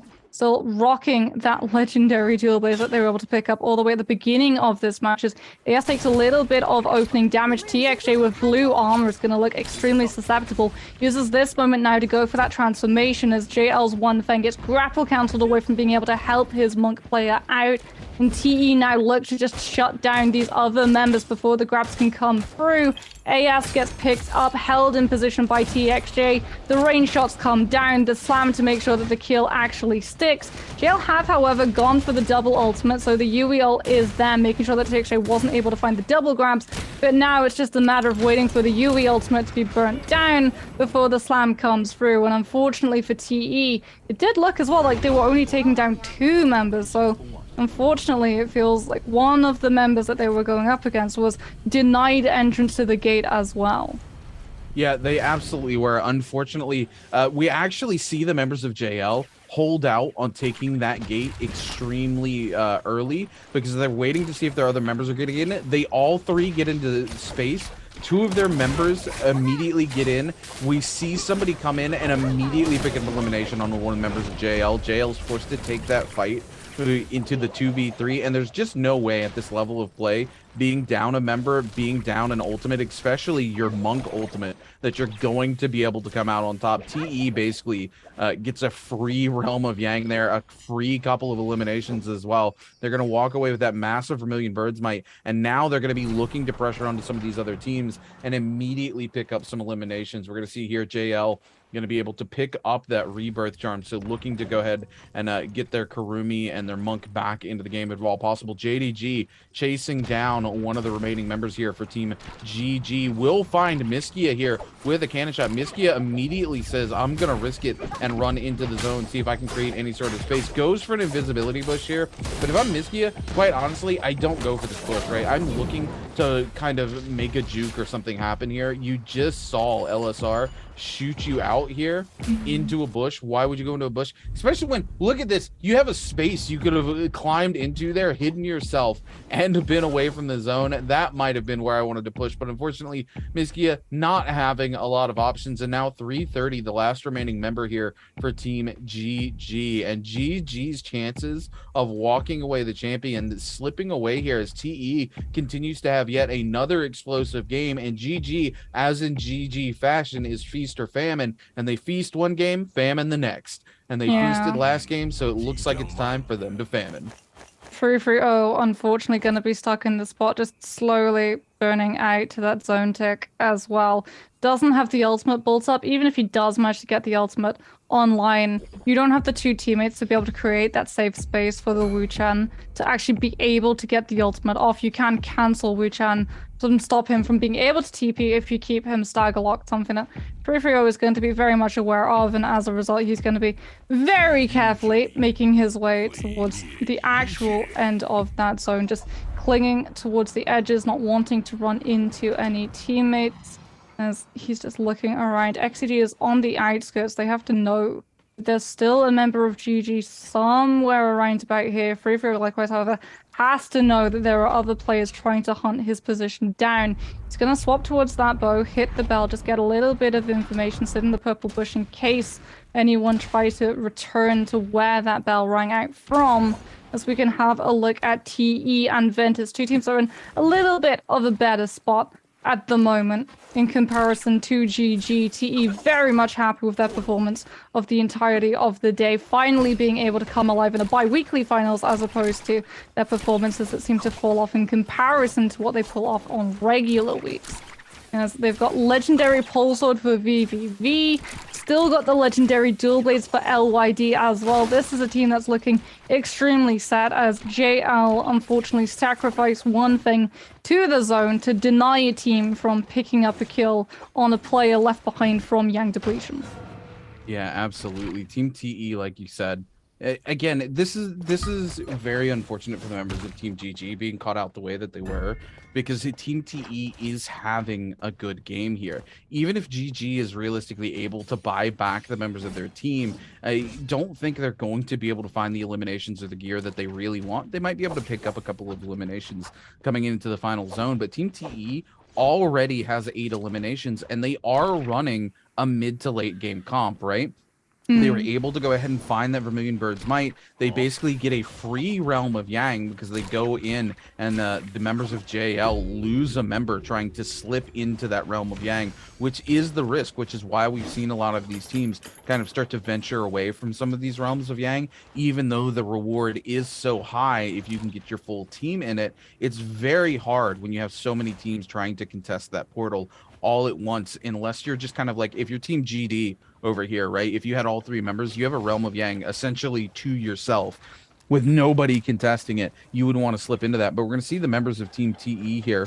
They're looking to kind of pressure towards that Realm of Yang, but it looks like they're not going to be able to get their hands on it as it is heavily contested here. So they're just kind of sitting on the outskirts, waiting and watching to see what they can get their hands on as they push towards the edge of the zone here.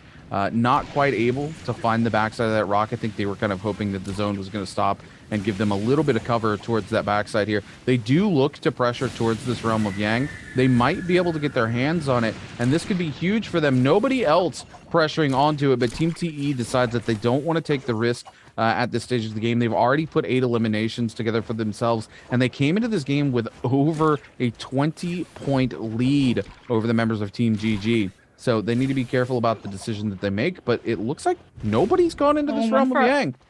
So TE is going to go in, and they're going to be going up against J-Team.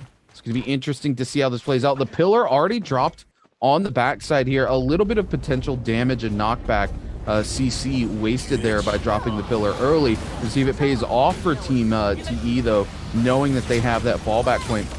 ZK way wide on the outside here as we see the Wu Chen ult come in early as they try to push away from the members of Team TE. TXJ gonna go topside on top of the pillar in a very good position, is able to get the double grab. The whisk comes through. That's gonna be it for the members of J Team. They are gonna be able to get the 1 slash through, but the grab comes through, cancels the ultimate, and TE just absolutely dominates the members of J Team. This is why we don't see the Yodo, Wu Chen, Viper composition go often into those Gate of Yang fights, because like we saw, it's unmatched against that composition. TE, because they're able to bait the position of ZK into taking a fight a little too aggressively, has to use the Wu Chen TB to make it back towards the rest of his team. He was looking to try and bait the Temi ultimate into keeping him vulnerable and isolated before zipping back towards the rest of his team. But then he has to throw in both the wind walls from the Wu Chen, and TXJ, now that he's seen them come through, just gets to sit on the high ground and be able to pull the members through them, because the wind walls have a height limit.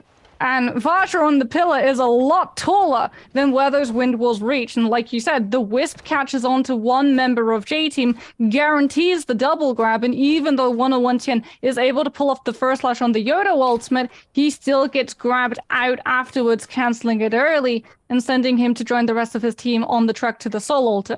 J-Team now have 3 minutes and 20 seconds left. They didn't go for a far away Soul Altar. They will still have time to be able to initiate onto this duel against WBG, who it does look like they do currently have a bounty on, which is brilliant for the team because they're going to be able to track them down and continue to apply pressure until they've been able to find the pick and take that Yang depletion off of themselves, as EWG now going to be coming out. But there it is, J-Team just immediately going for that control, but they get denied the actual pickup because the Wu Chen TP comes through.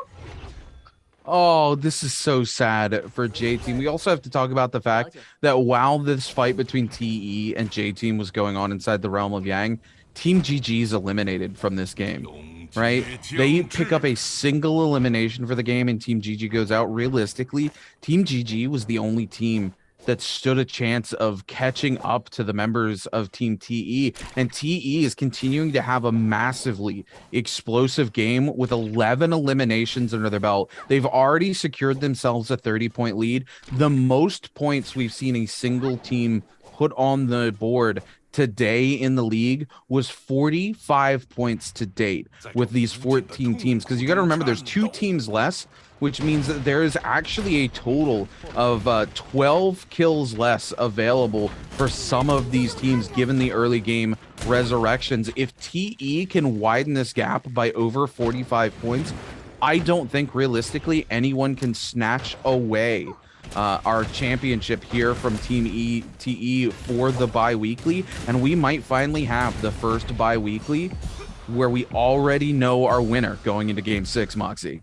Especially because J-Team are one of the only other teams that could potentially have caught them, and I'm yet to see J-Team actually find an elimination. I don't think they've been able to pick up a Soul Bloom to get that Yang depletion off of them. And this is awful for J-Team because they'd sacrificed all of their ultimates and trying to pin down that one pick.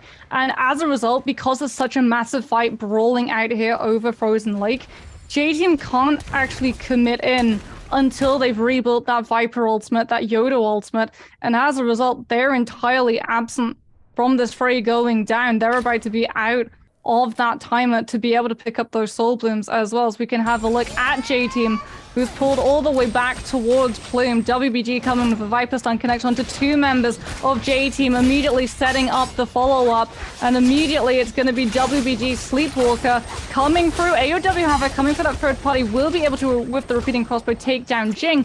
If J-Team can use this distraction of the third party to pick up a Soul Bloom, they are in the clear. The question is, have they been able to do it?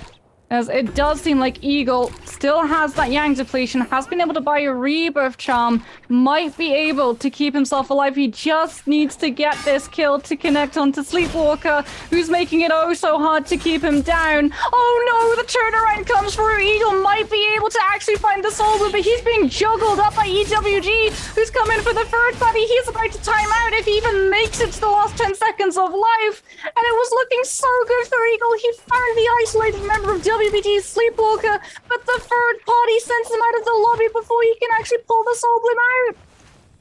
EWG with another explosive game, by the way. 12 eliminations under the belt as they climb above the members of JL into our top 4 teams, breaking 100 points. EWG might stand a better chance of coming out over top of TE than the members of J-Team do, as J-Team yet again eliminated here with only 5 kills to their name.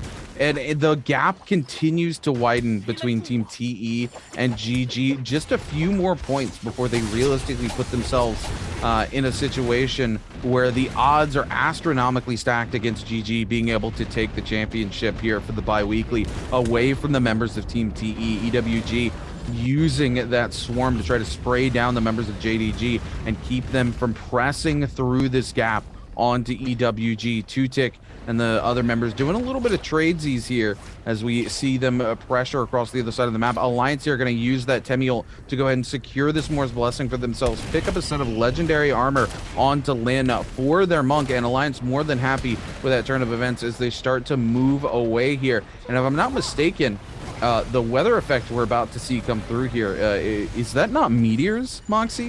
No, that's Ghostly Mist. Oh, that's even worse for some of these teams.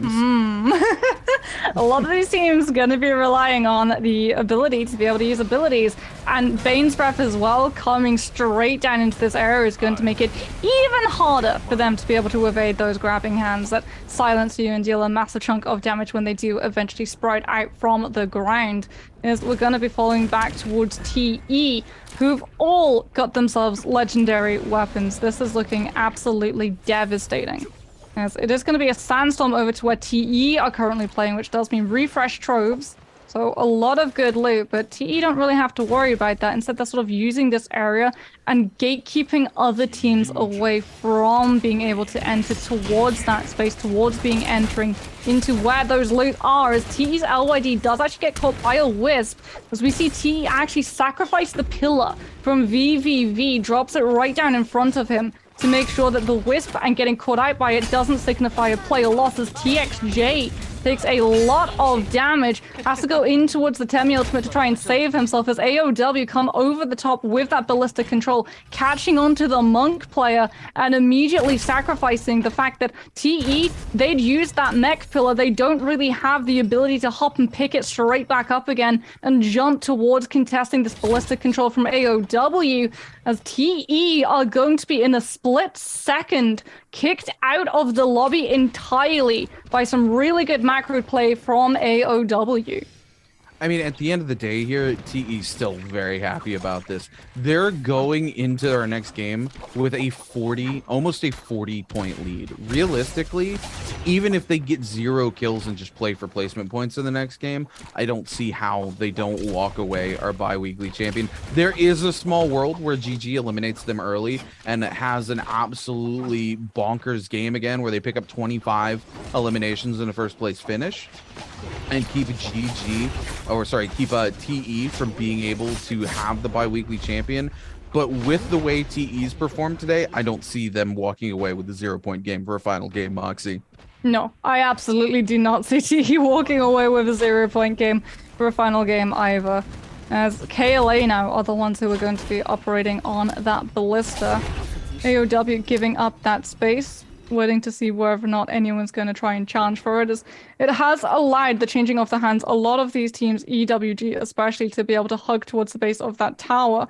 Zone is going to push KLA off of ballistic control as well, so they're not really going to be able to find the same amount of value as AOW was when they start having to move away.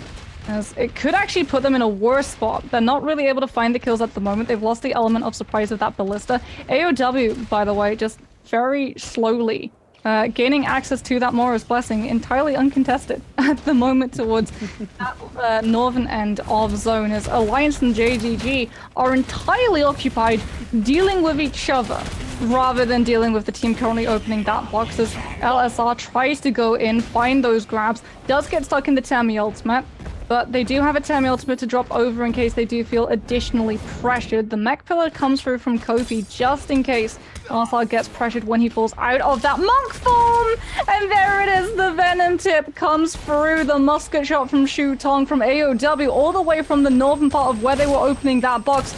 And they're coming in for the third party. They know that both monks have already used the ultimates. There is nothing to punish AOW from getting aggressive. They've got the Viper to be able to set it into motion. They find those picks and they immediately book it out.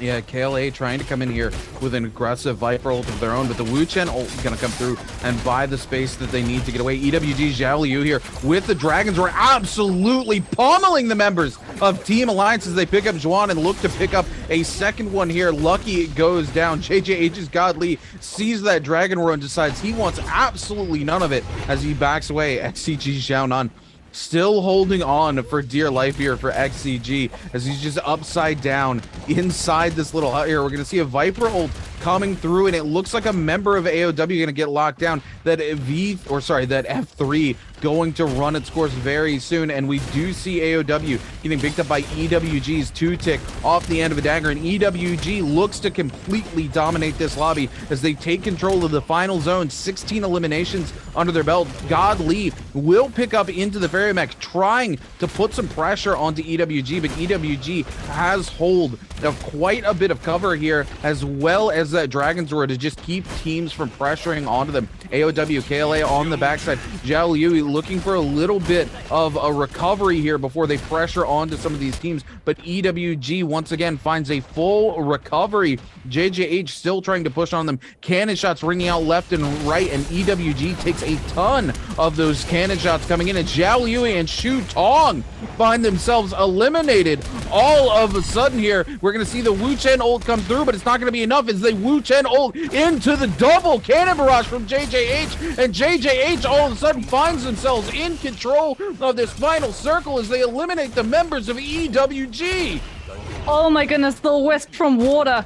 They track where the Wu Chen TP pushes them to. The Wisp comes through from water, and JJH just push onto EWG, and immediately they're knocked out of this lobby. AOW now look like they might be able to pick up MVP, sitting at 11 kills currently. KLA hot behind their heels, sitting currently at 7. Mech comes through from JJH as well as alongside Godly's ultimate. Does force the Wu Chen TP from KLA side as XCG Jianan has finally been spotted out.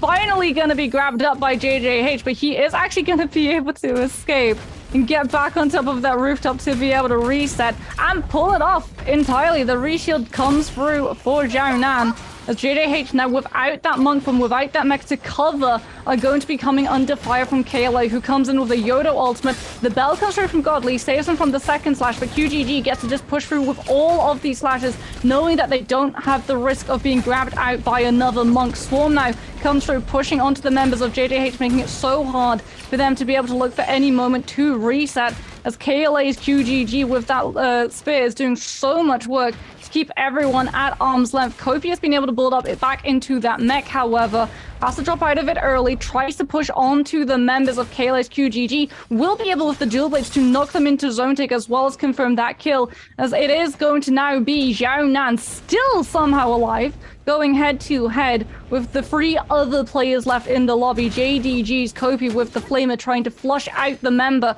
of XCG, Xiao Nan. Goes for that parry, just trying to bait them into taking that central position so that he can swap towards the Flamer, get that fire tick to connect onto the Monk, pull his way back, manage to fire off the F3, but Xiao Nan has been able to find the space to go for the ultimate. Kopi tap dodges the first hand, has to wait until he's able to tap dodge the second. Xiao Nan knows that there are 2 players in front of him, doesn't know that KLA17S is sitting right behind him. Chu and Yui will be able to tap dodge, so too is Kopi. We're playing Dance Dance Revolution at the moment, and one of them just had an epic fail. Chu and Yui gets grabbed down by Xiao Nan. The wind wall comes through, so no follow-up damage coming down onto him, as Xiao Nan now out of that transformation, has to swap towards the longsword, but this is where the Dual Blades are absolute king. The mints, the pushback, they're able to allow Kopi to build up that last little bit of rage to get back into the mech. He goes aerial, the boosters come through early, the cannon to push KLA's member back into that zone tick. Kopi now is just dancing around, trying not to get hit. Should be the last one surviving, but Chu and Yui gets into a mech of his own and outlives everybody in the area. It's going to be so close to who walks away with MVP. I don't know which team in the end is able to pull it out, because all of the teams sitting in that last fight are all a little bit behind in terms of overall kills. I think it's EWG. Wait, JDG? Hold on, wait a minute. What? It's Kofi. They didn't have. Okay, I feel like I missed something in this final zone. I was watching AOW. AOW had like 11 kills. They had like 1 member left alive, but we saw 16 kills on the member of EWG, even though they go out early. I didn't see JDG start picking up so many eliminations, apparently, to be able to walk away our MVP here. But there you go, ladies and gentlemen, game at number 5. JDG will be walking away your MVP, and I can't wait to see our scorecard for this one here, Moxie. I mean, it's Kofi. Like, you can see why in terms of how that final fight filled out for him. The fact that you're running that Farrier, that you have the Flamer as well, and that is why he's able to find that better positioning. The fact that we did see the Monk come through for Xiao Nan, but he's just painting a target on himself, and Kopi, as long as he tap dodges away from those hands, he knows eventually that Monk form is going to drop out. Xiao Nan's going for the Feast of Famine position of play super close to the edge of the zone, so if you find a grab, you don't have to waste time looking for the double, you can slam them into the zone tick. So once that Monk form drops out, in comes Kopi with the Dual Blades, and just fully catches him on with the charge up click, pushing him into taking all of that damage from the Dual Blades while also pushing him into that zone. He doesn't have the ability to refresh his health bar because he just burnt the ultimate, and as a result, all Kopi has to do is outlive the second Farrier mech before his comes online. And with the Dual Blades, that's exactly what he's been able to do. Yeah, I mean, huge surprise, JDG finally finding some sort of space here in the end. I want to talk about EWG. They look to be the absolute dominant masters of this final circle after we see multiple of our other teams go down, especially when we see Team TE go down. But all of a sudden, they find themselves in a bad Wu Chen TP. And this is one of the things we talked about when we were talking about Wu Chen kind of falling out of favor in the meta in general. Yes, that TP able to buy you some distance in the mid game, but coming into the late game, in these final circles, that TP very predictable. They also just buffed recently in the patches where it's much easier to see where that TP is going to be going down for these Wu Chen players, and we watch them TP out of the fire, quite literally back into the frying pan, as those double cannons with Meteor just completely mince EWG out of existence. They don't even have the opportunity to move away to try to cancel out of those resurrections, and EWG looked to be so dominant, all of a sudden found themselves wiped out of existence at the hands of JJH,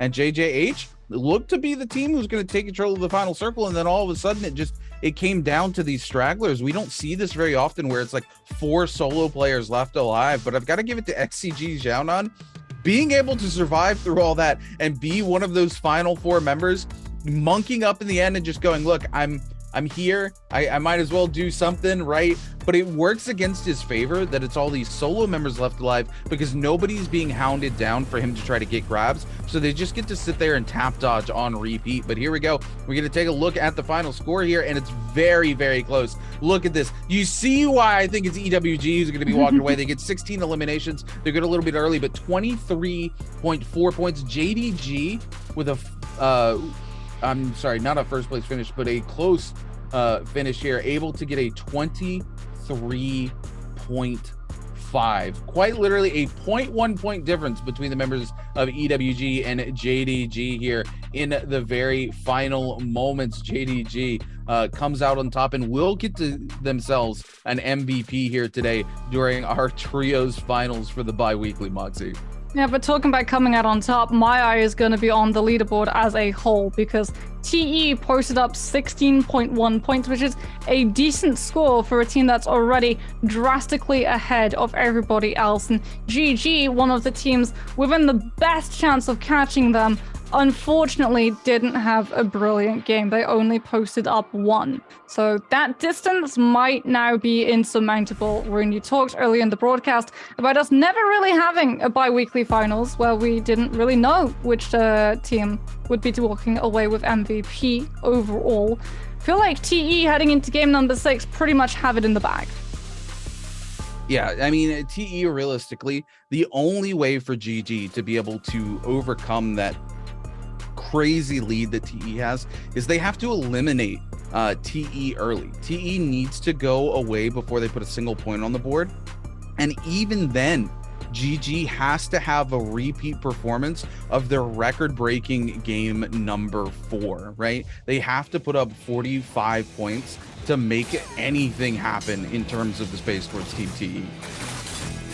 We can have a look at some of the replays, and a lot of it is probably going to be early round TE because they really were set. This moment here, it's just absolutely devastating. Getting caught out in that Temi-Wiz is always brutal, but when you're caught out in a Temi-Wiz in front of a monk who's just going to be able to find the easiest grab of their life, it's just a death sentence. Yeah, we see here EWG, again, really able to start to take control of this space here, and they looked to have all the cover in the world, and here unfortunately this is where they TP quite literally out of the fire into the frying pan, and JJH just kind of cannons them out of existence. We see Two-Tick get a little bit of distance away there with the grapple in the end, but it just wasn't quite enough. And we see coming here, actually JJH coming in with the remake. Kofi goes down, and it is Team JJH who comes out with that first place. But it is JDG who takes a second place finish, is able to get enough eliminations where they squeak by with 0.1 points, and coming out on top is going to be Kofi here with his second MVP of the season, 23,000 damage, 8 kills and 5 assists, Moxie. I mean, Cavalry Bloom as well. I feel like every MVP that we've seen today has had Cavalry Bloom, so I don't know what more to say. Right? Cavalry Bloom absolutely cracked. Yeah, I mean, Cavalry Bloom has done quite a bit of work for many of these teams. We saw it coming through in solos as well. Dual Blade starting to make an appearance over the dagger. The utilization of that Cavalry Bloom, even though it is quite parryable, the ability to come around a corner with a blue already in somebody's face when they're not expecting it and travel that blue onto them, absolutely putting in work, especially with how long it locks you down in the animation and how much damage it does for these players, Moxie.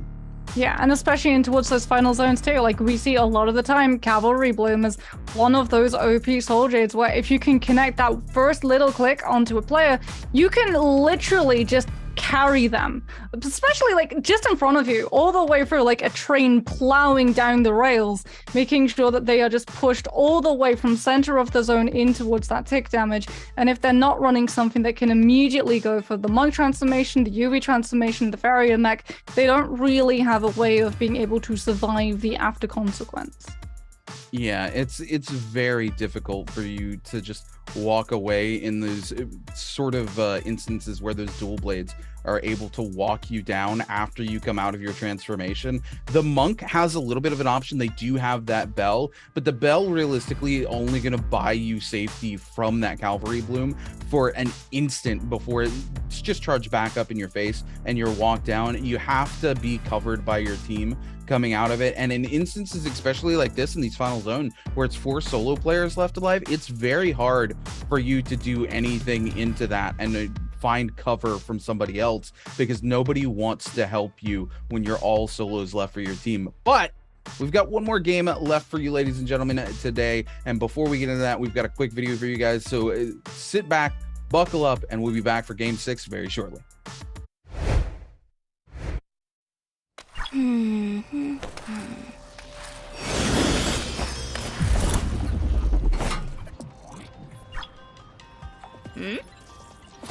Guess who's getting new gear? Joke's on you. It's me.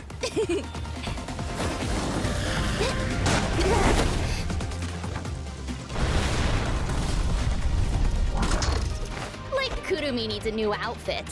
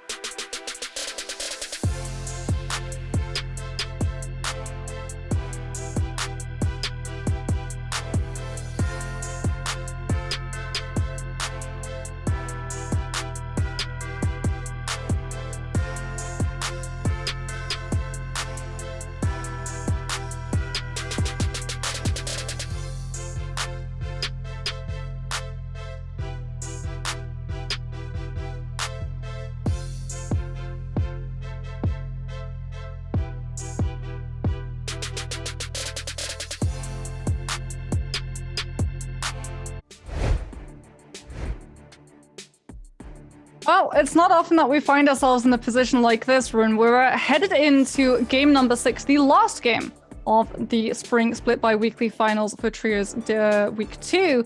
And we already know that MVP is going to most likely come down to 2 teams. But let's be honest, it's most likely going to come down to 1. We can have a look at the lower end of the scoreboard. Some of these teams, unfortunately, not having brilliantly consistent games, some pop-off games, but definitely nowhere near the consistency that TE has been posting up, because it's going to take an absolute gargantuan game for GG to be able to even have a ghost of a chance of catching them.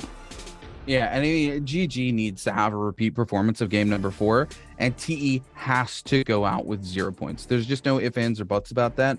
Luckily, when we come into these game 6s, we get to see the lovely percentage chance of these teams walking away the bi-weekly champion. And I think when we come in, we're going to immediately see everybody's at a 0% chance here, except for Team GG. And that chance, that small percentage that they have, is going to dwindle down very, very quickly, because if the members of Team TE are able to put even 3 to 4 eliminations on the board, there's no world in which GG is able to come out on top. And let's be honest, Team TE typically takes the hot drop and immediately starts to put points up on the board very quickly. So GG has got to be sweating bullets right now if they have any plans of walking away or bi-weekly champions. Yeah, it's always not a great moment where you have to sort of have a pop-off game on your game number 6 because hero points come into question. But talking about other questions, I really hope you guys get this. We literally just saw it about 3 seconds ago. Which team is currently leading the scoreboard now? Is it A, EWG? Is it B, J Team? Is it C, TE? Or is it D, GG? Please, guys, don't let us down. You got this. Yeah, I mean, if you get this, I'm sad for you. This is such an easy question. Get yourselves some lovely loot here. Again, these contain all sorts of wonderful stuff, and man, when it comes to NARAKA, the cosmetics are always on point. So get yourself those goodies while they are available. And I mean, for Moxie, you and me, the goodies are going to be this game, right? I want to see GG absolutely play out of their minds. They have to go into this game looking at every target as potentially being Team TE, right? If I'm Team GG, my strategy going into this game is look for where everybody hot drops and pick that place to drop. Team TE typically hot drops. If you're Team GG, you know this. You've seen that over the last 5 games here, and you're looking to capitalize on that. You need to hot drop, and if you see a team, you need to hound them. You have to get Team TE out very, very quickly if you have any chance of walking away the bi-weekly champion for trios. This is my concern, though, because like we said, GG are not a team that do well when it comes to outright confrontation in early zones. They are a team that like to play off of opportunities that others provide to them. And granted, TE with their strategy of hot dropping do tend to find themselves embroiled in fights pretty early off of the bat, so it should be pretty easy for GG to be able to invite an opportunity for TE to take a fight against another team, and then they can come along and slide through. I'm hoping, however, that we're going to see these 3 players, J Team, have that redemption arc. We know how good this team is. Yes, it's not going to be good enough to pick themselves that #1 spot in terms of the bi-weekly finals, but I still want, for these players' sake, to come out and show us what they have, because we know that this team is super strong. We know that they are currently world champions, and we know exactly what they can bring to the table. Look, I'm just looking to see the comp that J Team plays as they box themselves in the corner. Realistically, they have 3 hero points to select from going into the final here. So I think we already know they're going to be playing some variation of the Takeda Z-Ping comp because they haven't picked those heroes all day, which leaves them, an option to play a hero for 1, 2, or 3 points. I don't think they can pick anybody from the Transformer comp already. I think they've played it so many times today that if they were to try to play Tian Hai, it would cost them 4 points at this point. So realistically, we don't see that coming through. But the other thing is, I just want to see if 101 Tien hits the V key. Please, for the love of all things holy, get this man a new keyboard. I think there's been a malfunction. If I'm 101 Tien, I'm looking at my coach like, Coach, we gotta give me a new keyboard before we go to this game, man. Because my V key, it's not working. It's sticky. I'm hitting it. Nothing's coming through, man. He used it as Yodo. He did use it as Yodo, remember, in the last game. He did use the Yoda, so maybe he's got his keyboard fixed here, but quite too little too late for the members of J Team, unfortunately. But TE, man, if I'm Team TE, the whole strategy for this game is hot drop, wipe a team.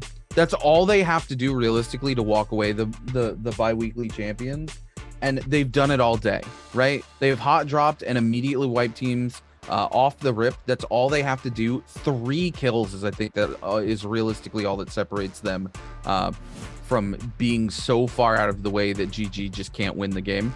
I think if they hot drop, they pick up a couple of eliminations early, Team TE finds themselves standing in the winner's circle at the end of the day.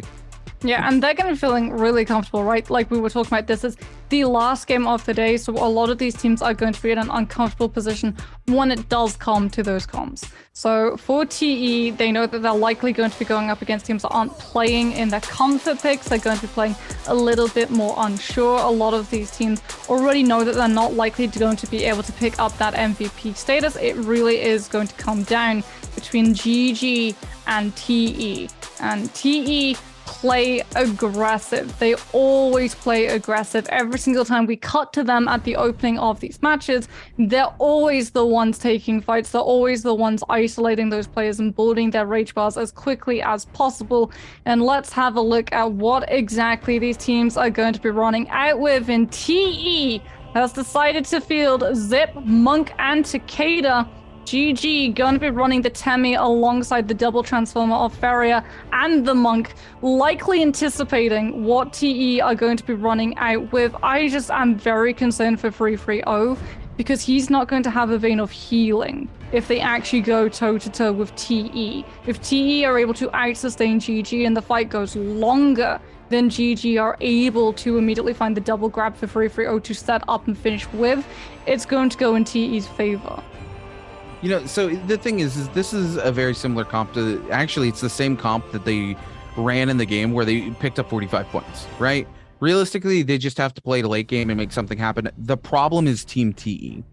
GG can have a 45-point game, but as long as TE puts 3-4 points on the board, that's it for Team GG in terms of running for the bi-weekly champion. Also, no surprises coming out from J-Team here. The exact team comp that I knew they were going to be running here, because they really don't have much of a choice. It's going to be Takeda Z-Ping into that Temi for them moving forward here in this game. And we're going to take a look here. I'm looking for the drops for Team TE and GE, because these are the important ones here. It looks like JDG, EWG going to be heading towards the south side of the map. I see Alliance. I don't see our two teams that we're looking for. Are up by Eventide. Yeah, Eventide. Okay, so GG gonna be all the way.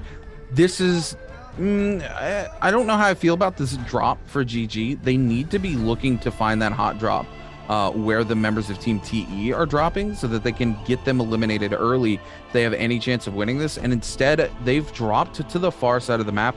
They're clearly looking to pick up the Fireflies, right? They're heading Secret Tunnel, and then that way they can pressure in to Eventide, just take all that loot for themselves. But Team TE here looking to find an early fight. Here we go. This might be exactly what Team GG needs. TXJ completely separated from the rest of the members here from Team TE. Is going to be forced to use those kicks to make anything happen. They do lose a single member here, but Alliance coming in and pressuring onto them. Team TE not worried about losing a single member early. They're going to very easily be able to get this Monk back in the game. He can either pop the Resurrection and come in, and this is a great third-party potential for the members of Team TE, since they've moved off and started to pick up loot. This fight between Alliance and KLA could be exactly what they need to get those early points for themselves.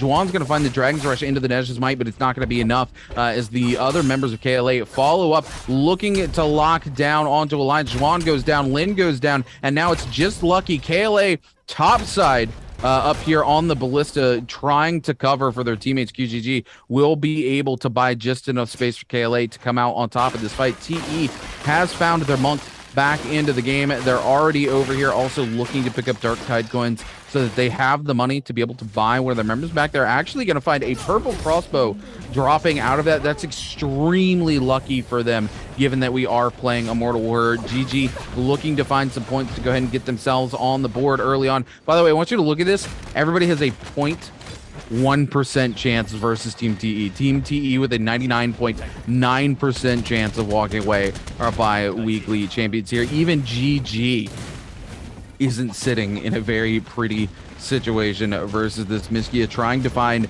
some eliminations here for their team as we see the Monk go down. The ult buying them a little bit of space, but Ping Tao going to take quite a bit of damage there from that massive cannon shot. They're able to find another one before transforming, jumping airborne here, looking to find another cannon shot as they do have the rage come through, looking to see if they can't find something here. Going to be forced to end the mech transformation here as Shu Tong tries to buy space here for the members of AOW. GG's 330 able to find one, gets the slam, and not able to get the kill, but Miskia will follow it up and is able to get an elimination here for Team GG. GG with their first kill of the game. Many more to go if they hope to climb the impossible tower that is Team TE right now. Ping Tao trying to buy some range shots down onto 330 and Miskia, but the members of AOW completely separated as LXM comes in onto Ping Tao. Ping Tao really no place to go. We see the Fairy F coming through, going to do a little bit of damage, and the silence coming through. 330 goes extremely low. Will find a transformation for Ping Tao though, and 330 forced to go and back out of this fight very, very quickly as now AOW has the pressure on that. Ping Tao's been able to find that ultimate. Shu Tong going to press into the building onto Miskia. Miskia put into the corner where Ping Tao can get the grab. The slam comes through. Miskia goes topside off the back of the slam though. Ping Tao trying to find the kill onto LXM. 330 coming back from the top side after getting some heals coming through here. Will pressure onto Ping Tao. Ping Tao's going to go down. That's going to be the second elimination for Team GG here as now they look to pick up the third coming in onto Shu Tong. Shu Tong will be eliminated, and that's going to be 3 kills here for Team GG.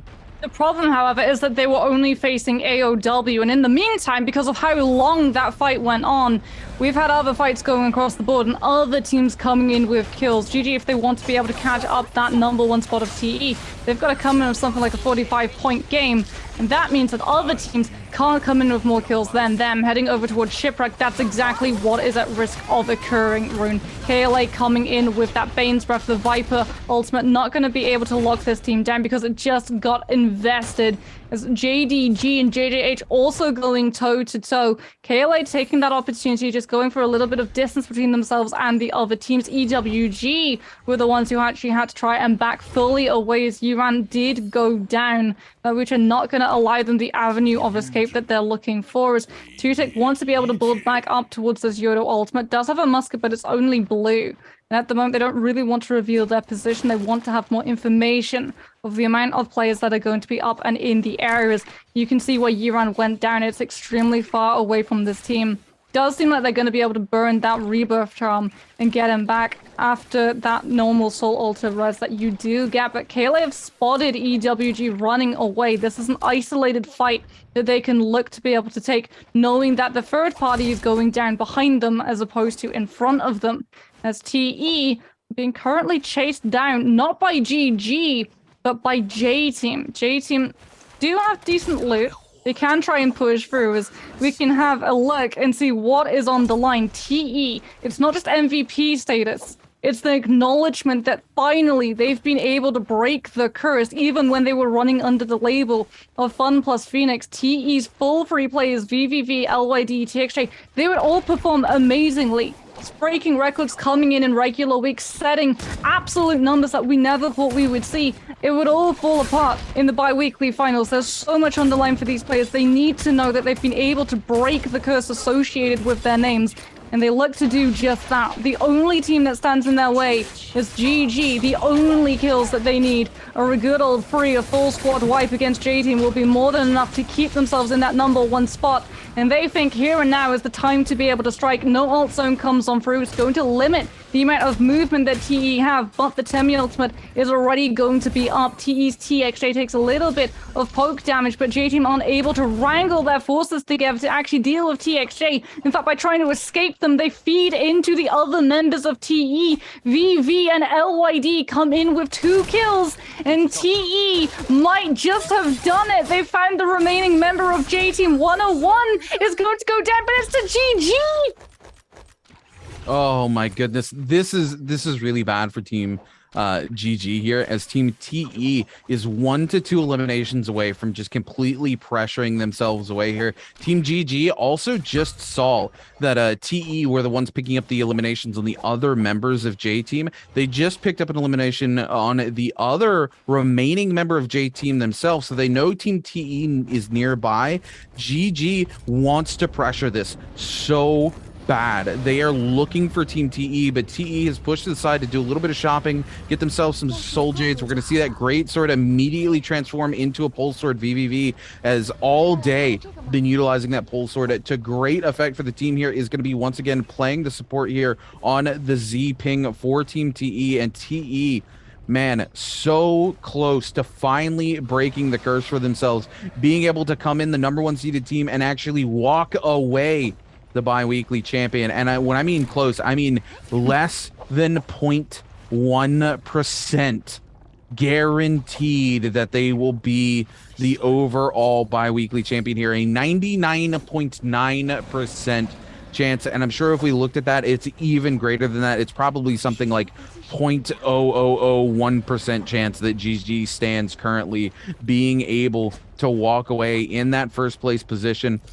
They've taken our stat lines away from us, Moxie. They don't want us to know whether TE has slotted into that first place position with 100% likelihood yet. They want us to do that quick maths as casters, that quick maths we talk about we never want to do on stream here. And here it is, GG and TE gonna push into the realm of Yang here. This is going to be very interesting. If both these teams are able to push in here and walk into the same portal, it could be detrimental for the members of Team GG if they lose out here. But Team TE is going to back off. They don't want to pressure in and find themselves getting eliminated here off the back of this realm of Yang, as we turn to Team JL and AOW going head-to-head inside the realm of Yang. We're going to see Shu Tong get absolutely slammed down by Jiyu. The regrab comes through. All he has to do is take the slam. That's going to be it. AOW loses 2 of their members. Ping Tao, the last remaining member here for AOW, and JL is going to walk away victorious here in this first realm of Yang as they pick up 3 eliminations.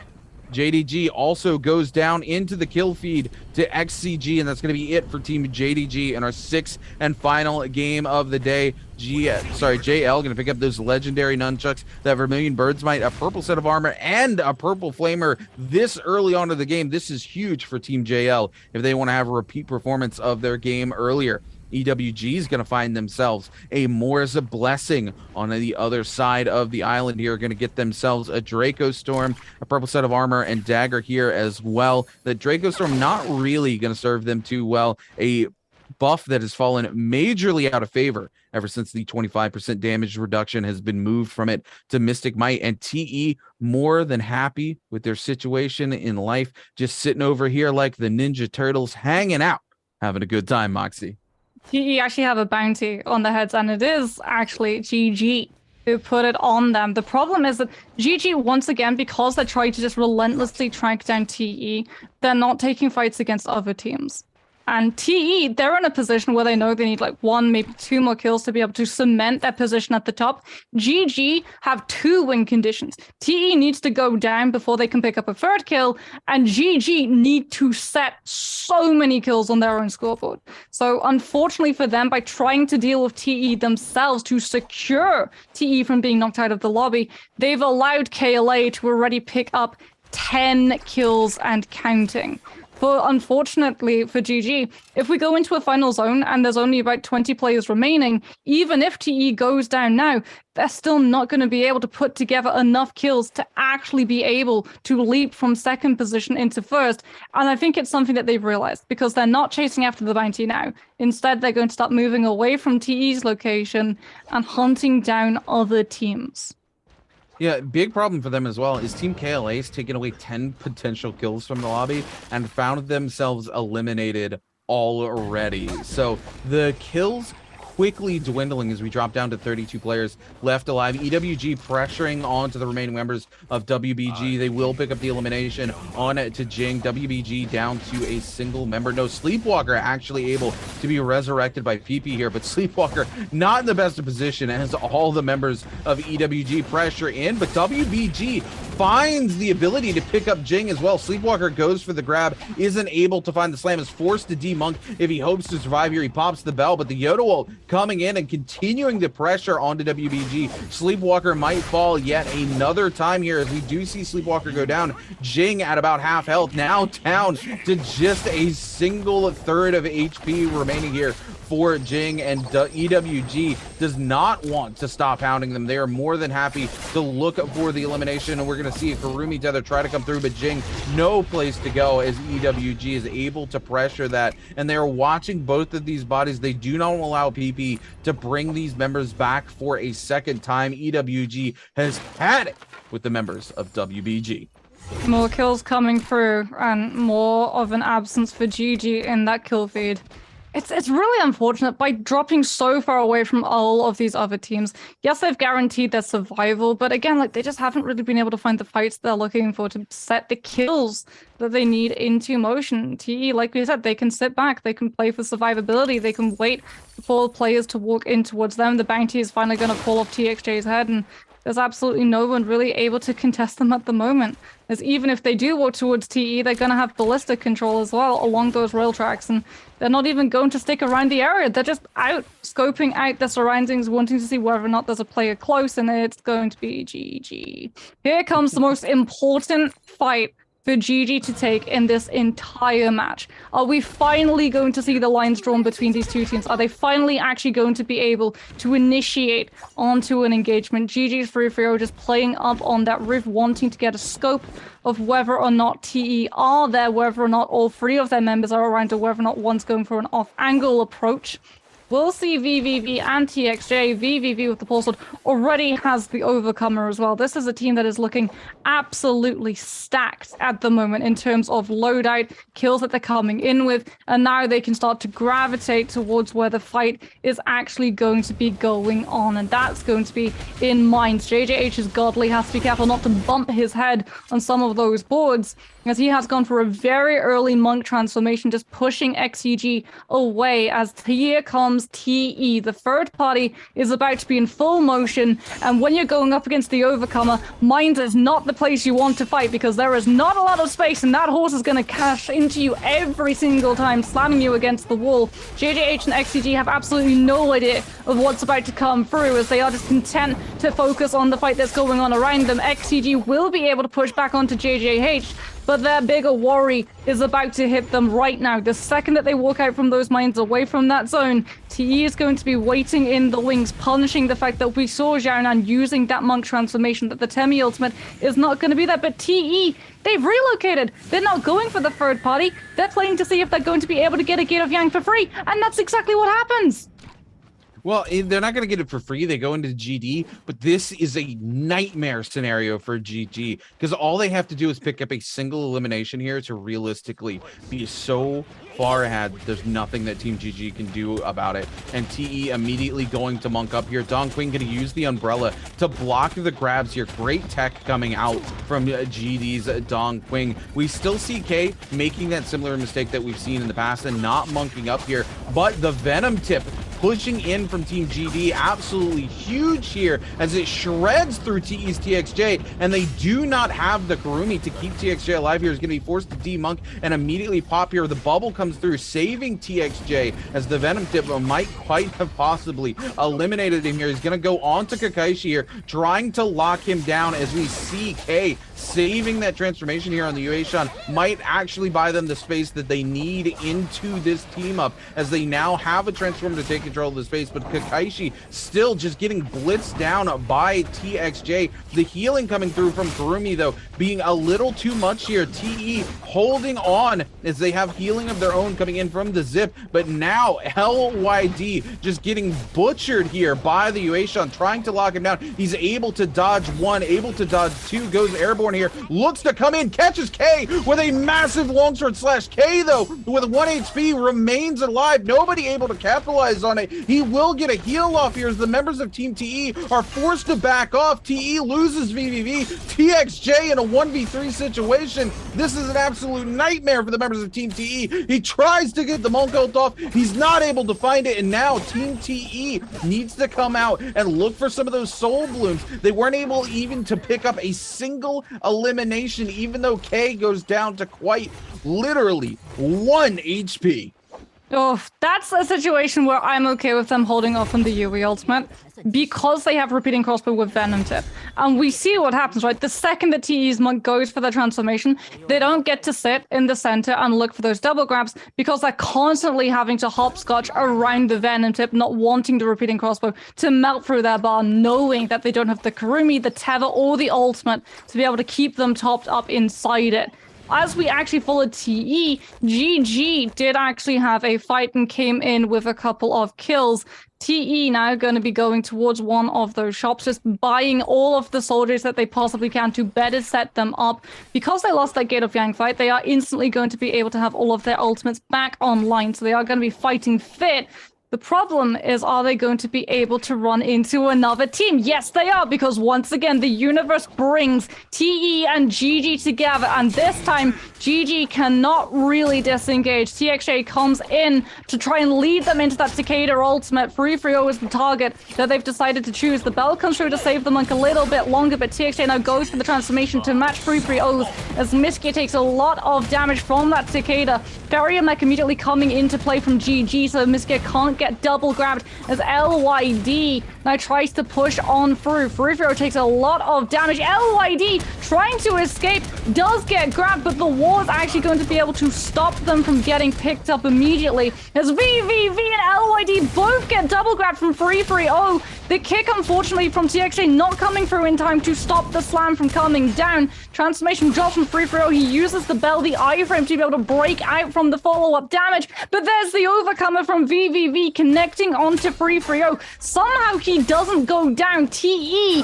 have still not been able to find the pick that they're looking for. Miskia comes down with one pick onto VVV. 3-3-0 finishes off LYD, and TXJ falls beneath the nunchucks of Miskia. TE are out of the lobby, and now all they can do is wait to see if GG can pull off the upset of a lifetime.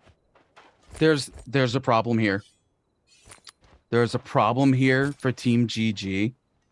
They need 25 more or eliminations, and there's only a total of 15 players left remaining in this lobby. Oh no. There's not a world. They would have to not only kill every player in the lobby and take first place to make this happen. It would be by literally 0.2 points. If a single player dies realistically, GG loses all hopes of walking.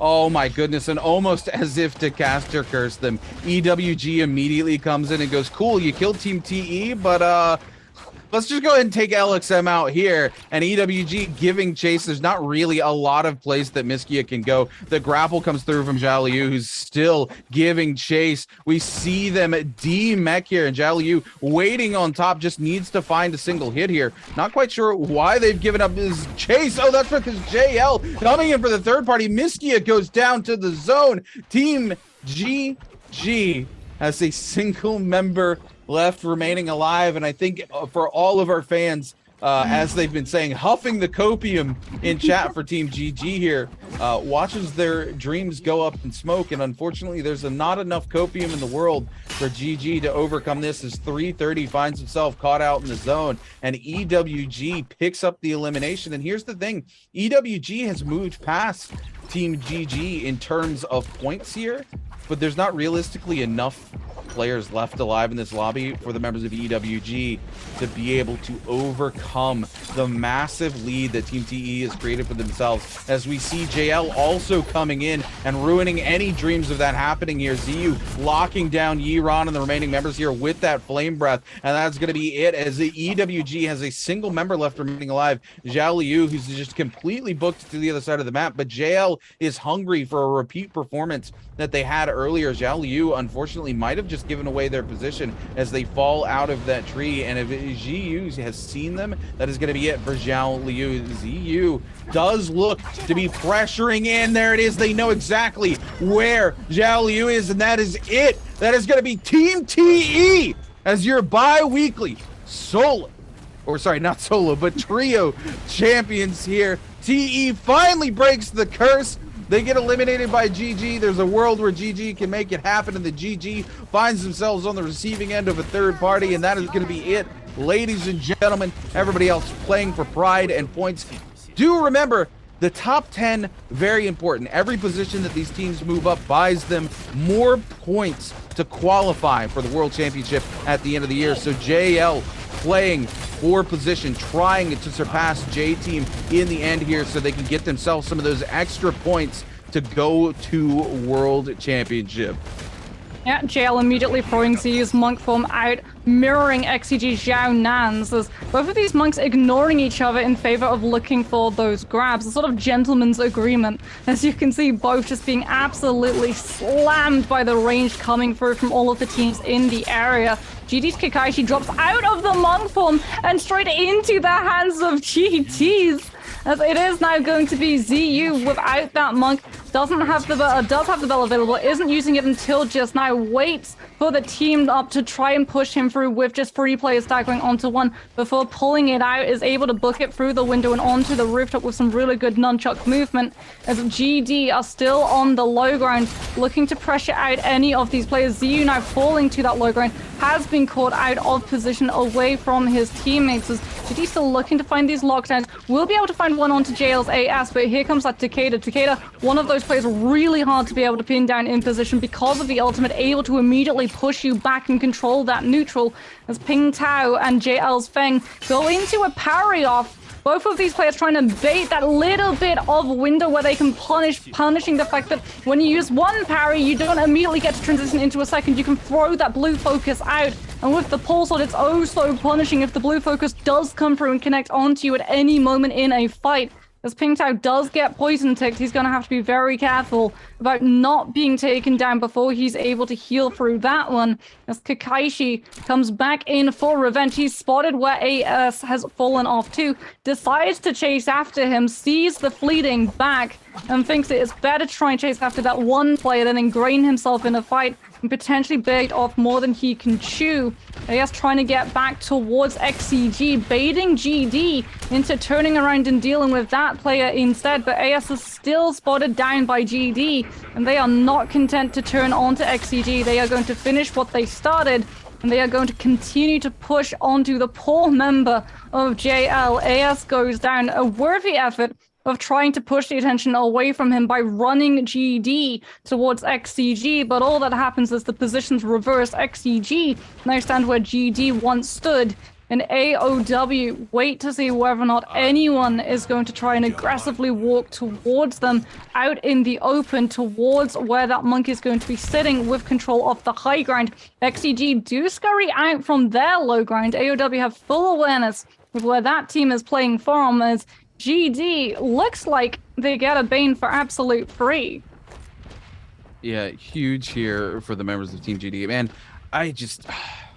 I'm so happy for Team TE. Like the curse finally being lifted from this team. They came in and played their absolute minds out today. I really don't want to take away from the teams that are still playing here, because we still have a game to go, and Team GD absolutely trying to play their minds out here. Only 8 players left remaining alive, and GD the only full team left alive, I do believe, here, besides AOW. XCG Xiaonan here. Man, what happened to XCG today, Moxie? This is a team that we really looked at, right? They had over 100-point day in trios, given the fact that we're 2 teams less than we are in, our previous seasons. How could they come in today and just fall so far in the numbers? What happened to this team? I mean, we know what happened in one game. Unfortunately, GG just had better information than them, but still, it's so disappointing to see XCG fall so far in the overall rankings today, given that. I don't know if it was the mental that got to him or what. AOW's Ping Tao here, more than happy. I think he's just happy he gets to ride around on the horsey, Moxie. I mean, I share that sentiment. Every single time I have the other camera, all I'm just going is wee! As GG's Kakashi and Ping Tao are definitely not thinking wee at the moment. Instead, they're thinking punch, punch, punch. As Ping Tao, unfortunately, hasn't been able to find a player to grab out, and in fact, he's even being punted away from his Karumi ultimate AoE healing by Kakashi.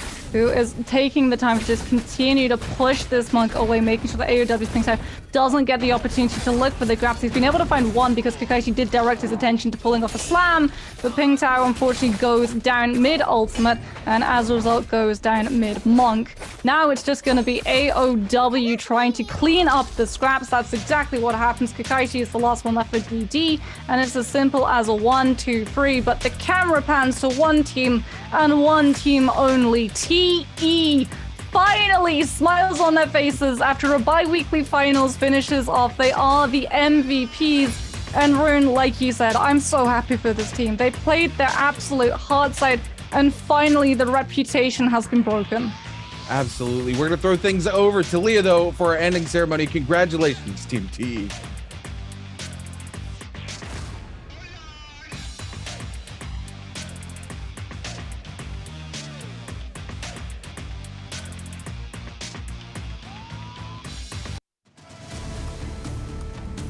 《桃花影落飞神剑，速回初心终成王》。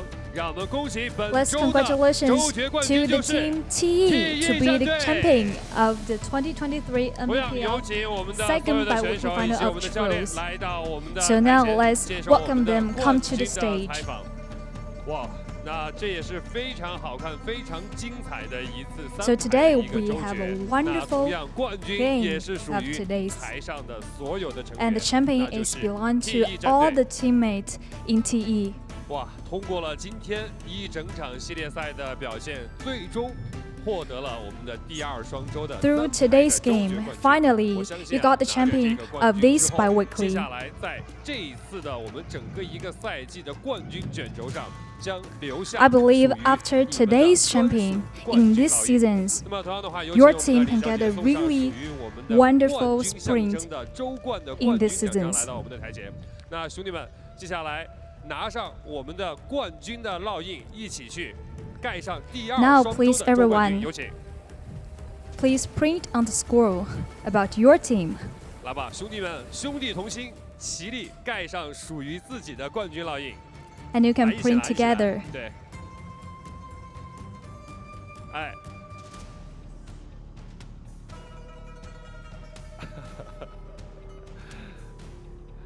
好的，哎，我们一定要盖正了它啊，盖正了它。对对对，好，来，3、2、1。 3, 2, 1, print. 好的，同样的话，有请我们所有的选手来到我们的旁边，教练也来到我们的。 Okay, please everyone 先 come to the 一起在 stage 我们的 in the 这个 front. 第2双周的周冠的冠军的烙印这个位置啊，留下属于我们的战队的集体合影。来，我们一起看 Okay, 一下前面。 and let's take a 我们一起看一 picture. 下前方，让我们的镜头记录下值得纪念的时刻。那么本周的3排冠军就是 TE 战队。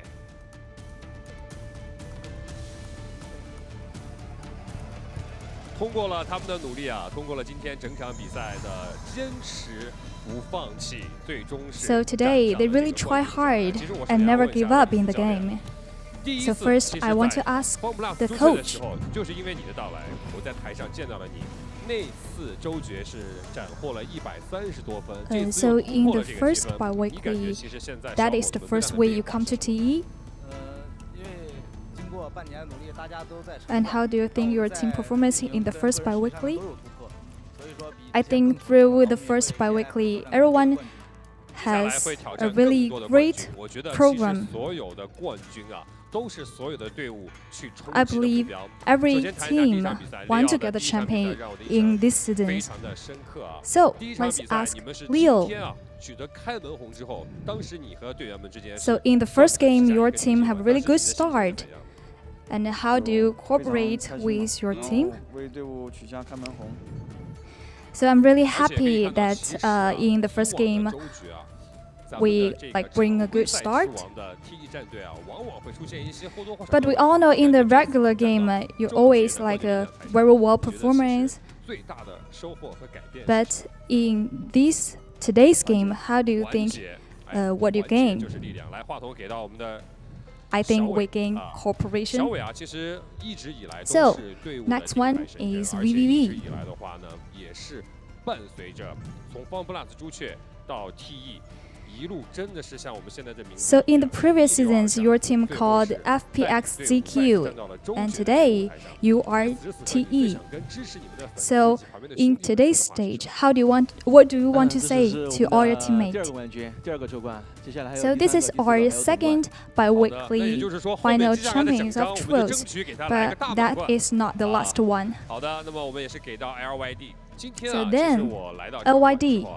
哎，我有一个小细节，发现这个 LYD 很开心啊，端着一杯可乐啊，开开心心 So 地 I noticed that when you come to our stage, we thought you are really happy and drinking cola.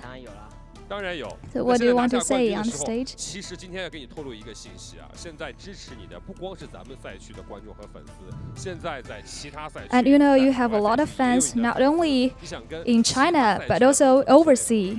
So what do you want to say to all your fans? Today is a good day. Today is a good day. He say English.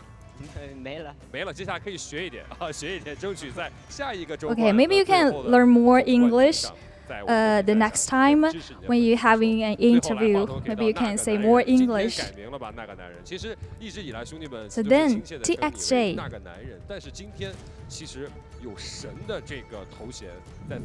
You know, a lot of people call you T-God.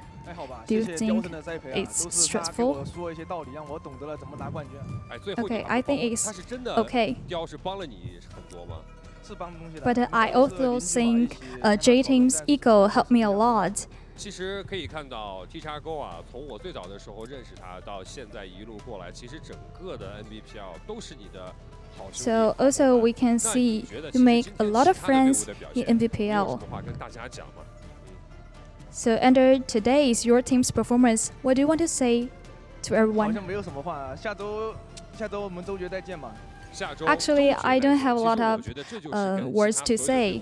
Just see you in the next bi-weekly.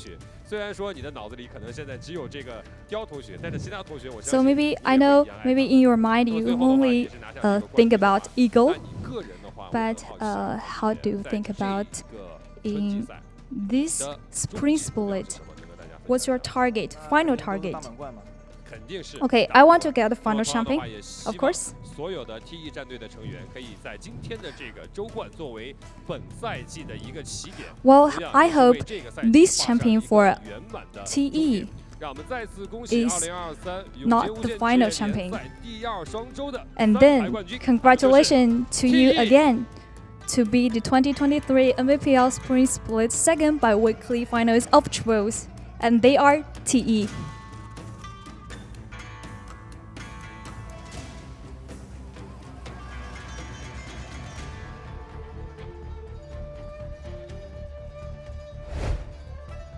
Oh my goodness, Rune, we need to like have party poppers and confetti. They did it! They finally did it! It's been like a year in the making, but TE have finally been able to walk away with a bi-weekly finals win. And I'm so happy for them. You know it meant so much, and surely it must have been an absolutely awful feeling when they needed to come in with those kills in that last game. They were looking for those kills. They thought the Gate of Yang would provide them those kills without having to worry about being third-partied, and it seemed to all fall apart. And suddenly all of those memories of being so close but so far to start flooding in. But they pull through, they pick up what they need. GG go down early on, and TE finally hold their heads high as they pick up an MVP, stand on that stage, and stamp their name onto the scroll for years to come. Yeah, I mean, this is absolutely incredible. I'm quite literally over here trying not to shed a tear right now. This is such a well-deserved victory for Team TE. You know, they've been struggling against the so-called curse where they absolutely play their mind out during the bi-weekly and get to the final and just they can't string anything together during those finals. And, you know, this is nothing like their other performances of bi-weekly finals. Typically, they come in... Ooh, excuse me. I'm so excited about Team TE. I'm over here sneezing. But, you know, typically they come in and they're not able to string anything together and they drop all the way to like 8th place during these bi-weekly finals. But this time around, that's not the case. They absolutely just have a dominant performance all day long, Moxie. Yeah, you really can just see how much they've grown. The fact as well that they've synergized so well as a team that they haven't let those past performances get to them. We're going to have a look at the first page of the scoreboard. A couple of these teams really unfortunately having a lot of struggles. WBG, unfortunately, really falling apart in terms of the composition, which we thought in a meta that's very much based around Monk would enable them to be extremely strong, but unfortunately not having the greatest amount of luck. However, I'm sure everyone is looking at one spot and one spot only. EWG and GG definitely came close, but TE, off of an absolute amazing performance, a really good pop-off game for them today, allowed them to just continue to lengthen that lead, it being game number 1 as well. I'm sure just allowed them to have that sort of safety cushion to fall back onto. So if they lost a couple of fights here and there as we headed towards the final zones, they knew at least that they were still sitting in the lead, that it was still going to take a pop-off game from other teams to be able to catch up to them.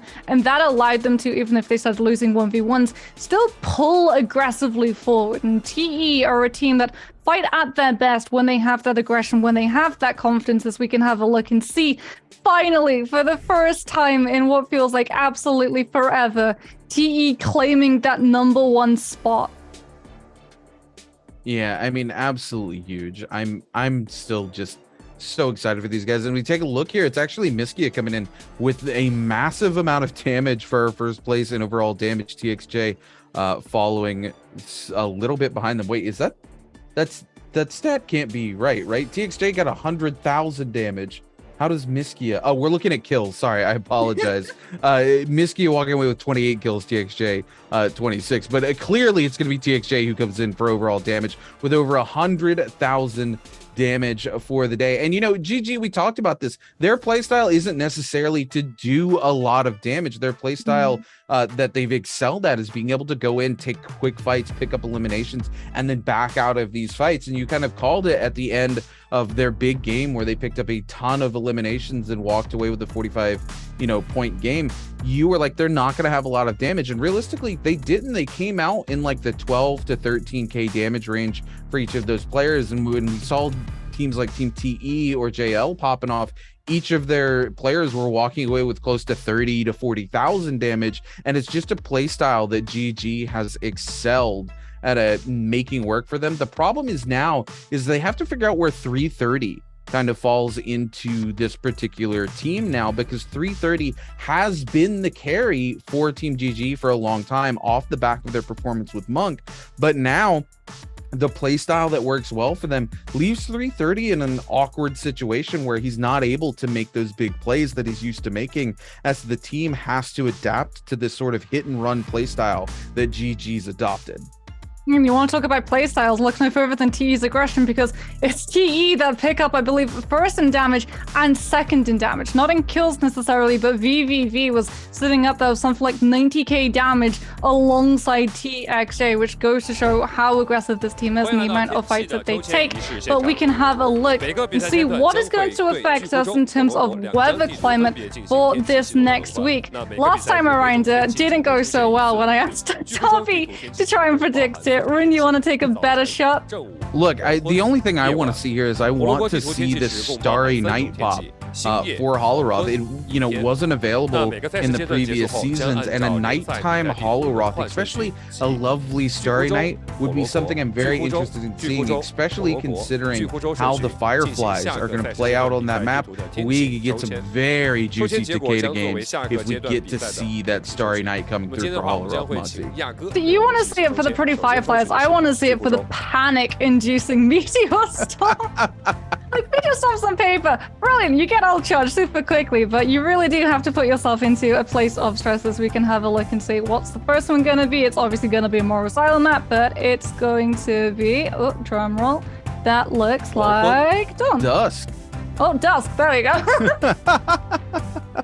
So we will have Dusk coming through for our first More Asylum map, which means quite a few Fireflies available. So we might see some of those teams lean more into that Takeda style Monk comp that we saw J-Team sort of pioneering during the early bi-weekly here for this bi-weekly. As we turn to game 2, we are going to see that our first Holoroth map is going to be Dusk, I do believe. unfortunately, not quite the Starry Night. We've got a 50-50 for our last one. I really want to see it coming through.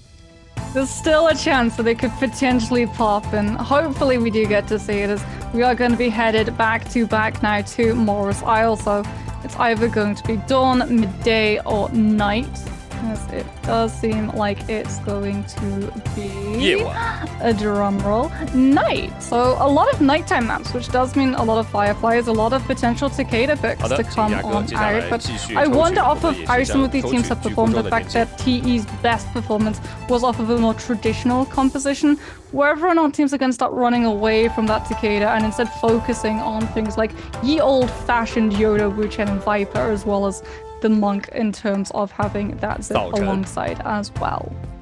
Looks like we're going to see Dawn coming in for game number 4. And speaking of this comps, I just really hope we see Vipers running V1. I still don't understand the obsession with V2 for some of these professional teams, as they're not really able to capitalize on it. And please, NARAKA gods, all I'm asking is to give us Starry Night here on Holoroth. Please, let us not go a third bi-weekly without the Starry Night. It looks like my NARAKA prayers might be answered, as I do believe that's going to be Starry Night coming through. No, it's cloudy. No, it's purple. Don't do this to me. Oh, Rune, so close, but so far. It is unfortunately not going to be Starry Night of Holoroth, but you know what? There's one left. We're still gonna pull it out anyway for the fanfare. It is going to be back to Morris Isle as we end the day on midday, which is going to be a nice, lovely map for a lot of players to be able to see, because talking about other After Effects, the fact that, especially when you land in places like Shipwreck, you don't really get to see in terms of Dawn and Dusk, because it seems like, is it going to be the yes, Starry Night was an option? We absolutely did have it in the running. Yes! It's not just two options of non-Starry Night for Holoroth. Starry Night, unfortunately, is not going to be pulled a second time in a row. So both of our wishes going unanswered, but I think I can make do with the sacrifice if it means that TE gets to walk away an MVP. If that's the trade-off, TE takes it for me every single day. Like, I'm so happy for Team TE, but I am sad that we're going to go into our third bi-weekly split without Starry Night, as it's been added to the rotation, and now we're 3 of our bi-weekly deeps, and we're not going to get that Starry Night map. I want to see how it impacts the meta. I want to see how it changes the team compositions that these teams bring to bear, because it's going to be very, very interesting to have an extra map that brings more of those lovely Fireflies in. As we take a look here, we are at our second bi-weekly gone now. Taking a look moving forward, we're going to be moving into our third bi-weekly and fourth bi-weekly as April opens up for us here into these matches. And then following this, we have some great games after this as we head into repechage, and then of course our season finals for our spring split here for the NBPL. And then of course we'll take a short break after that for a few months and come back for our second split of the NBPL later this year. As we take a look here, of course, it is going to be our lineup moving forward here. We will be moving into our solo games next week, starting with our first day of our third bi-weekly split, Moxie. Yeah, and as you can see, that no Starry Night popping up just yet, but still amazing and exciting games as solo meta is moving very swiftly forward. We're seeing a lot of upsets come through. Valda was even played yesterday, which I am exceptionally excited about potentially getting to see more solos action coming out from, as we can have a look. It is going to be groups B and C going head to head first up. So WBG Spider not going to be playing on day number 1, but you are still going to get to see AOW's Mike, one of those solos players to constantly keep your eye out for, because yes, Spider walked away MVP yesterday in the second bi-weekly finals, but it was Mike who walked away with the crown on week number 1. He absolutely still has it, and he's back to show that he's still one of the best solos players, if not the best solo players in the entire world. You know what? Finally, Team TE and J Team not in the same group, Moxie. So it's going to be interesting to see how that plays out, as almost, I do believe every group split should have one of those two teams, either J Team or TE. So none of the groups kind of getting a day where they get a respite from these two sort of demon teams. And I'm looking I'm looking pretty hard at J Team right now. I have some harsh words for them. Chat today kind of looked at me and said, what I would give for you to have 5-minute coaching session with J Team, because yeah, I know exactly what I would be saying to J Team. I'd be looking at 101 TN and being like, if you're playing Yueshan, hit the V key, please. For the all things holy, hit the V key. Why are we holding this? Why are we standing here in a fight with Yang depletion, worrying about the potential third party instead of just popping the Yui ult and trying to make something happen? J Team, get it together. These are the same mistakes you made during the World Championship. Why are we making them here in the bi-weekly for the regular season? Get out of here with it. Hand flaps. He's just like, just do it every single time you're talking about the ultimate. Oh, it's been a roller coaster of a ride. We've seen upsets, we've seen surprises, we've seen TE finally walk out on top. Something that I'm sure we're going to keep saying it because it's kept happening for TE time and time again. They've came so close to walking with an MVP, but finally in 2023 they've been able to achieve that. And honestly, I think here at Nbpl we're all just ecstatic for them all across the world, whether you're in China, whether you're anywhere else in the world. Everyone has been following TE, has been seeing the suffering that has gone through this team every single time they've walked into that spot first in the standings in the bi-weekly finals, and every single time they've never been able to pick up a first position, but now they have, and it surely must feel oh so good. Yeah, it's gotta feel great. I know. My love goes out to Team TE. I'm so happy to see them walk away today, finally able to get a very well-deserved bi-weekly championship here for Team TE. And you know what? It's very, very well deserved. Again, typically we've seen them come to the bi-weekly and they'll fall very deep, right? Like they just don't have any good games whatsoever.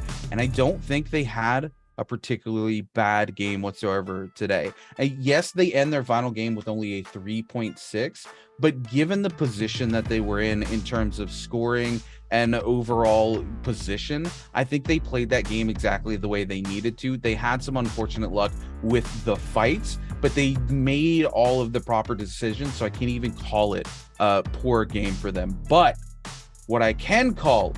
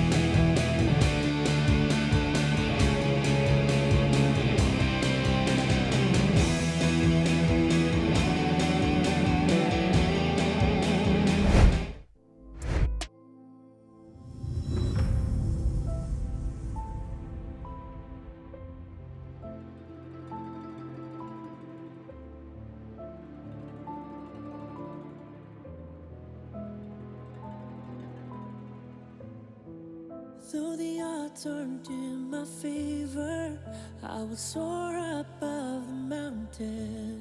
I won't give in nor surrender. I'm the phoenix in my head. All the scars beneath my armor, I will wear them like an honor. They remind me to be stronger, like the phoenix in my head. And they can try to bring me down or push me to the edge, but it won't work. Oh no. And they can try to bring me down or pull me to the deepest grave, but I will rise 1,000 times. Oh, rise 1,000 times. Oh, see, my blood is in the shade of a burning scarlet sunrise. The end is my beginning. I will rise 1,000 times. I've fallen and rise from ashes. This time I'll come back stronger. I know life is getting harder, not like I would choose another. My tears leave healing powers, just one drop to recover. Can't stop me 'cause I'm the phoenix.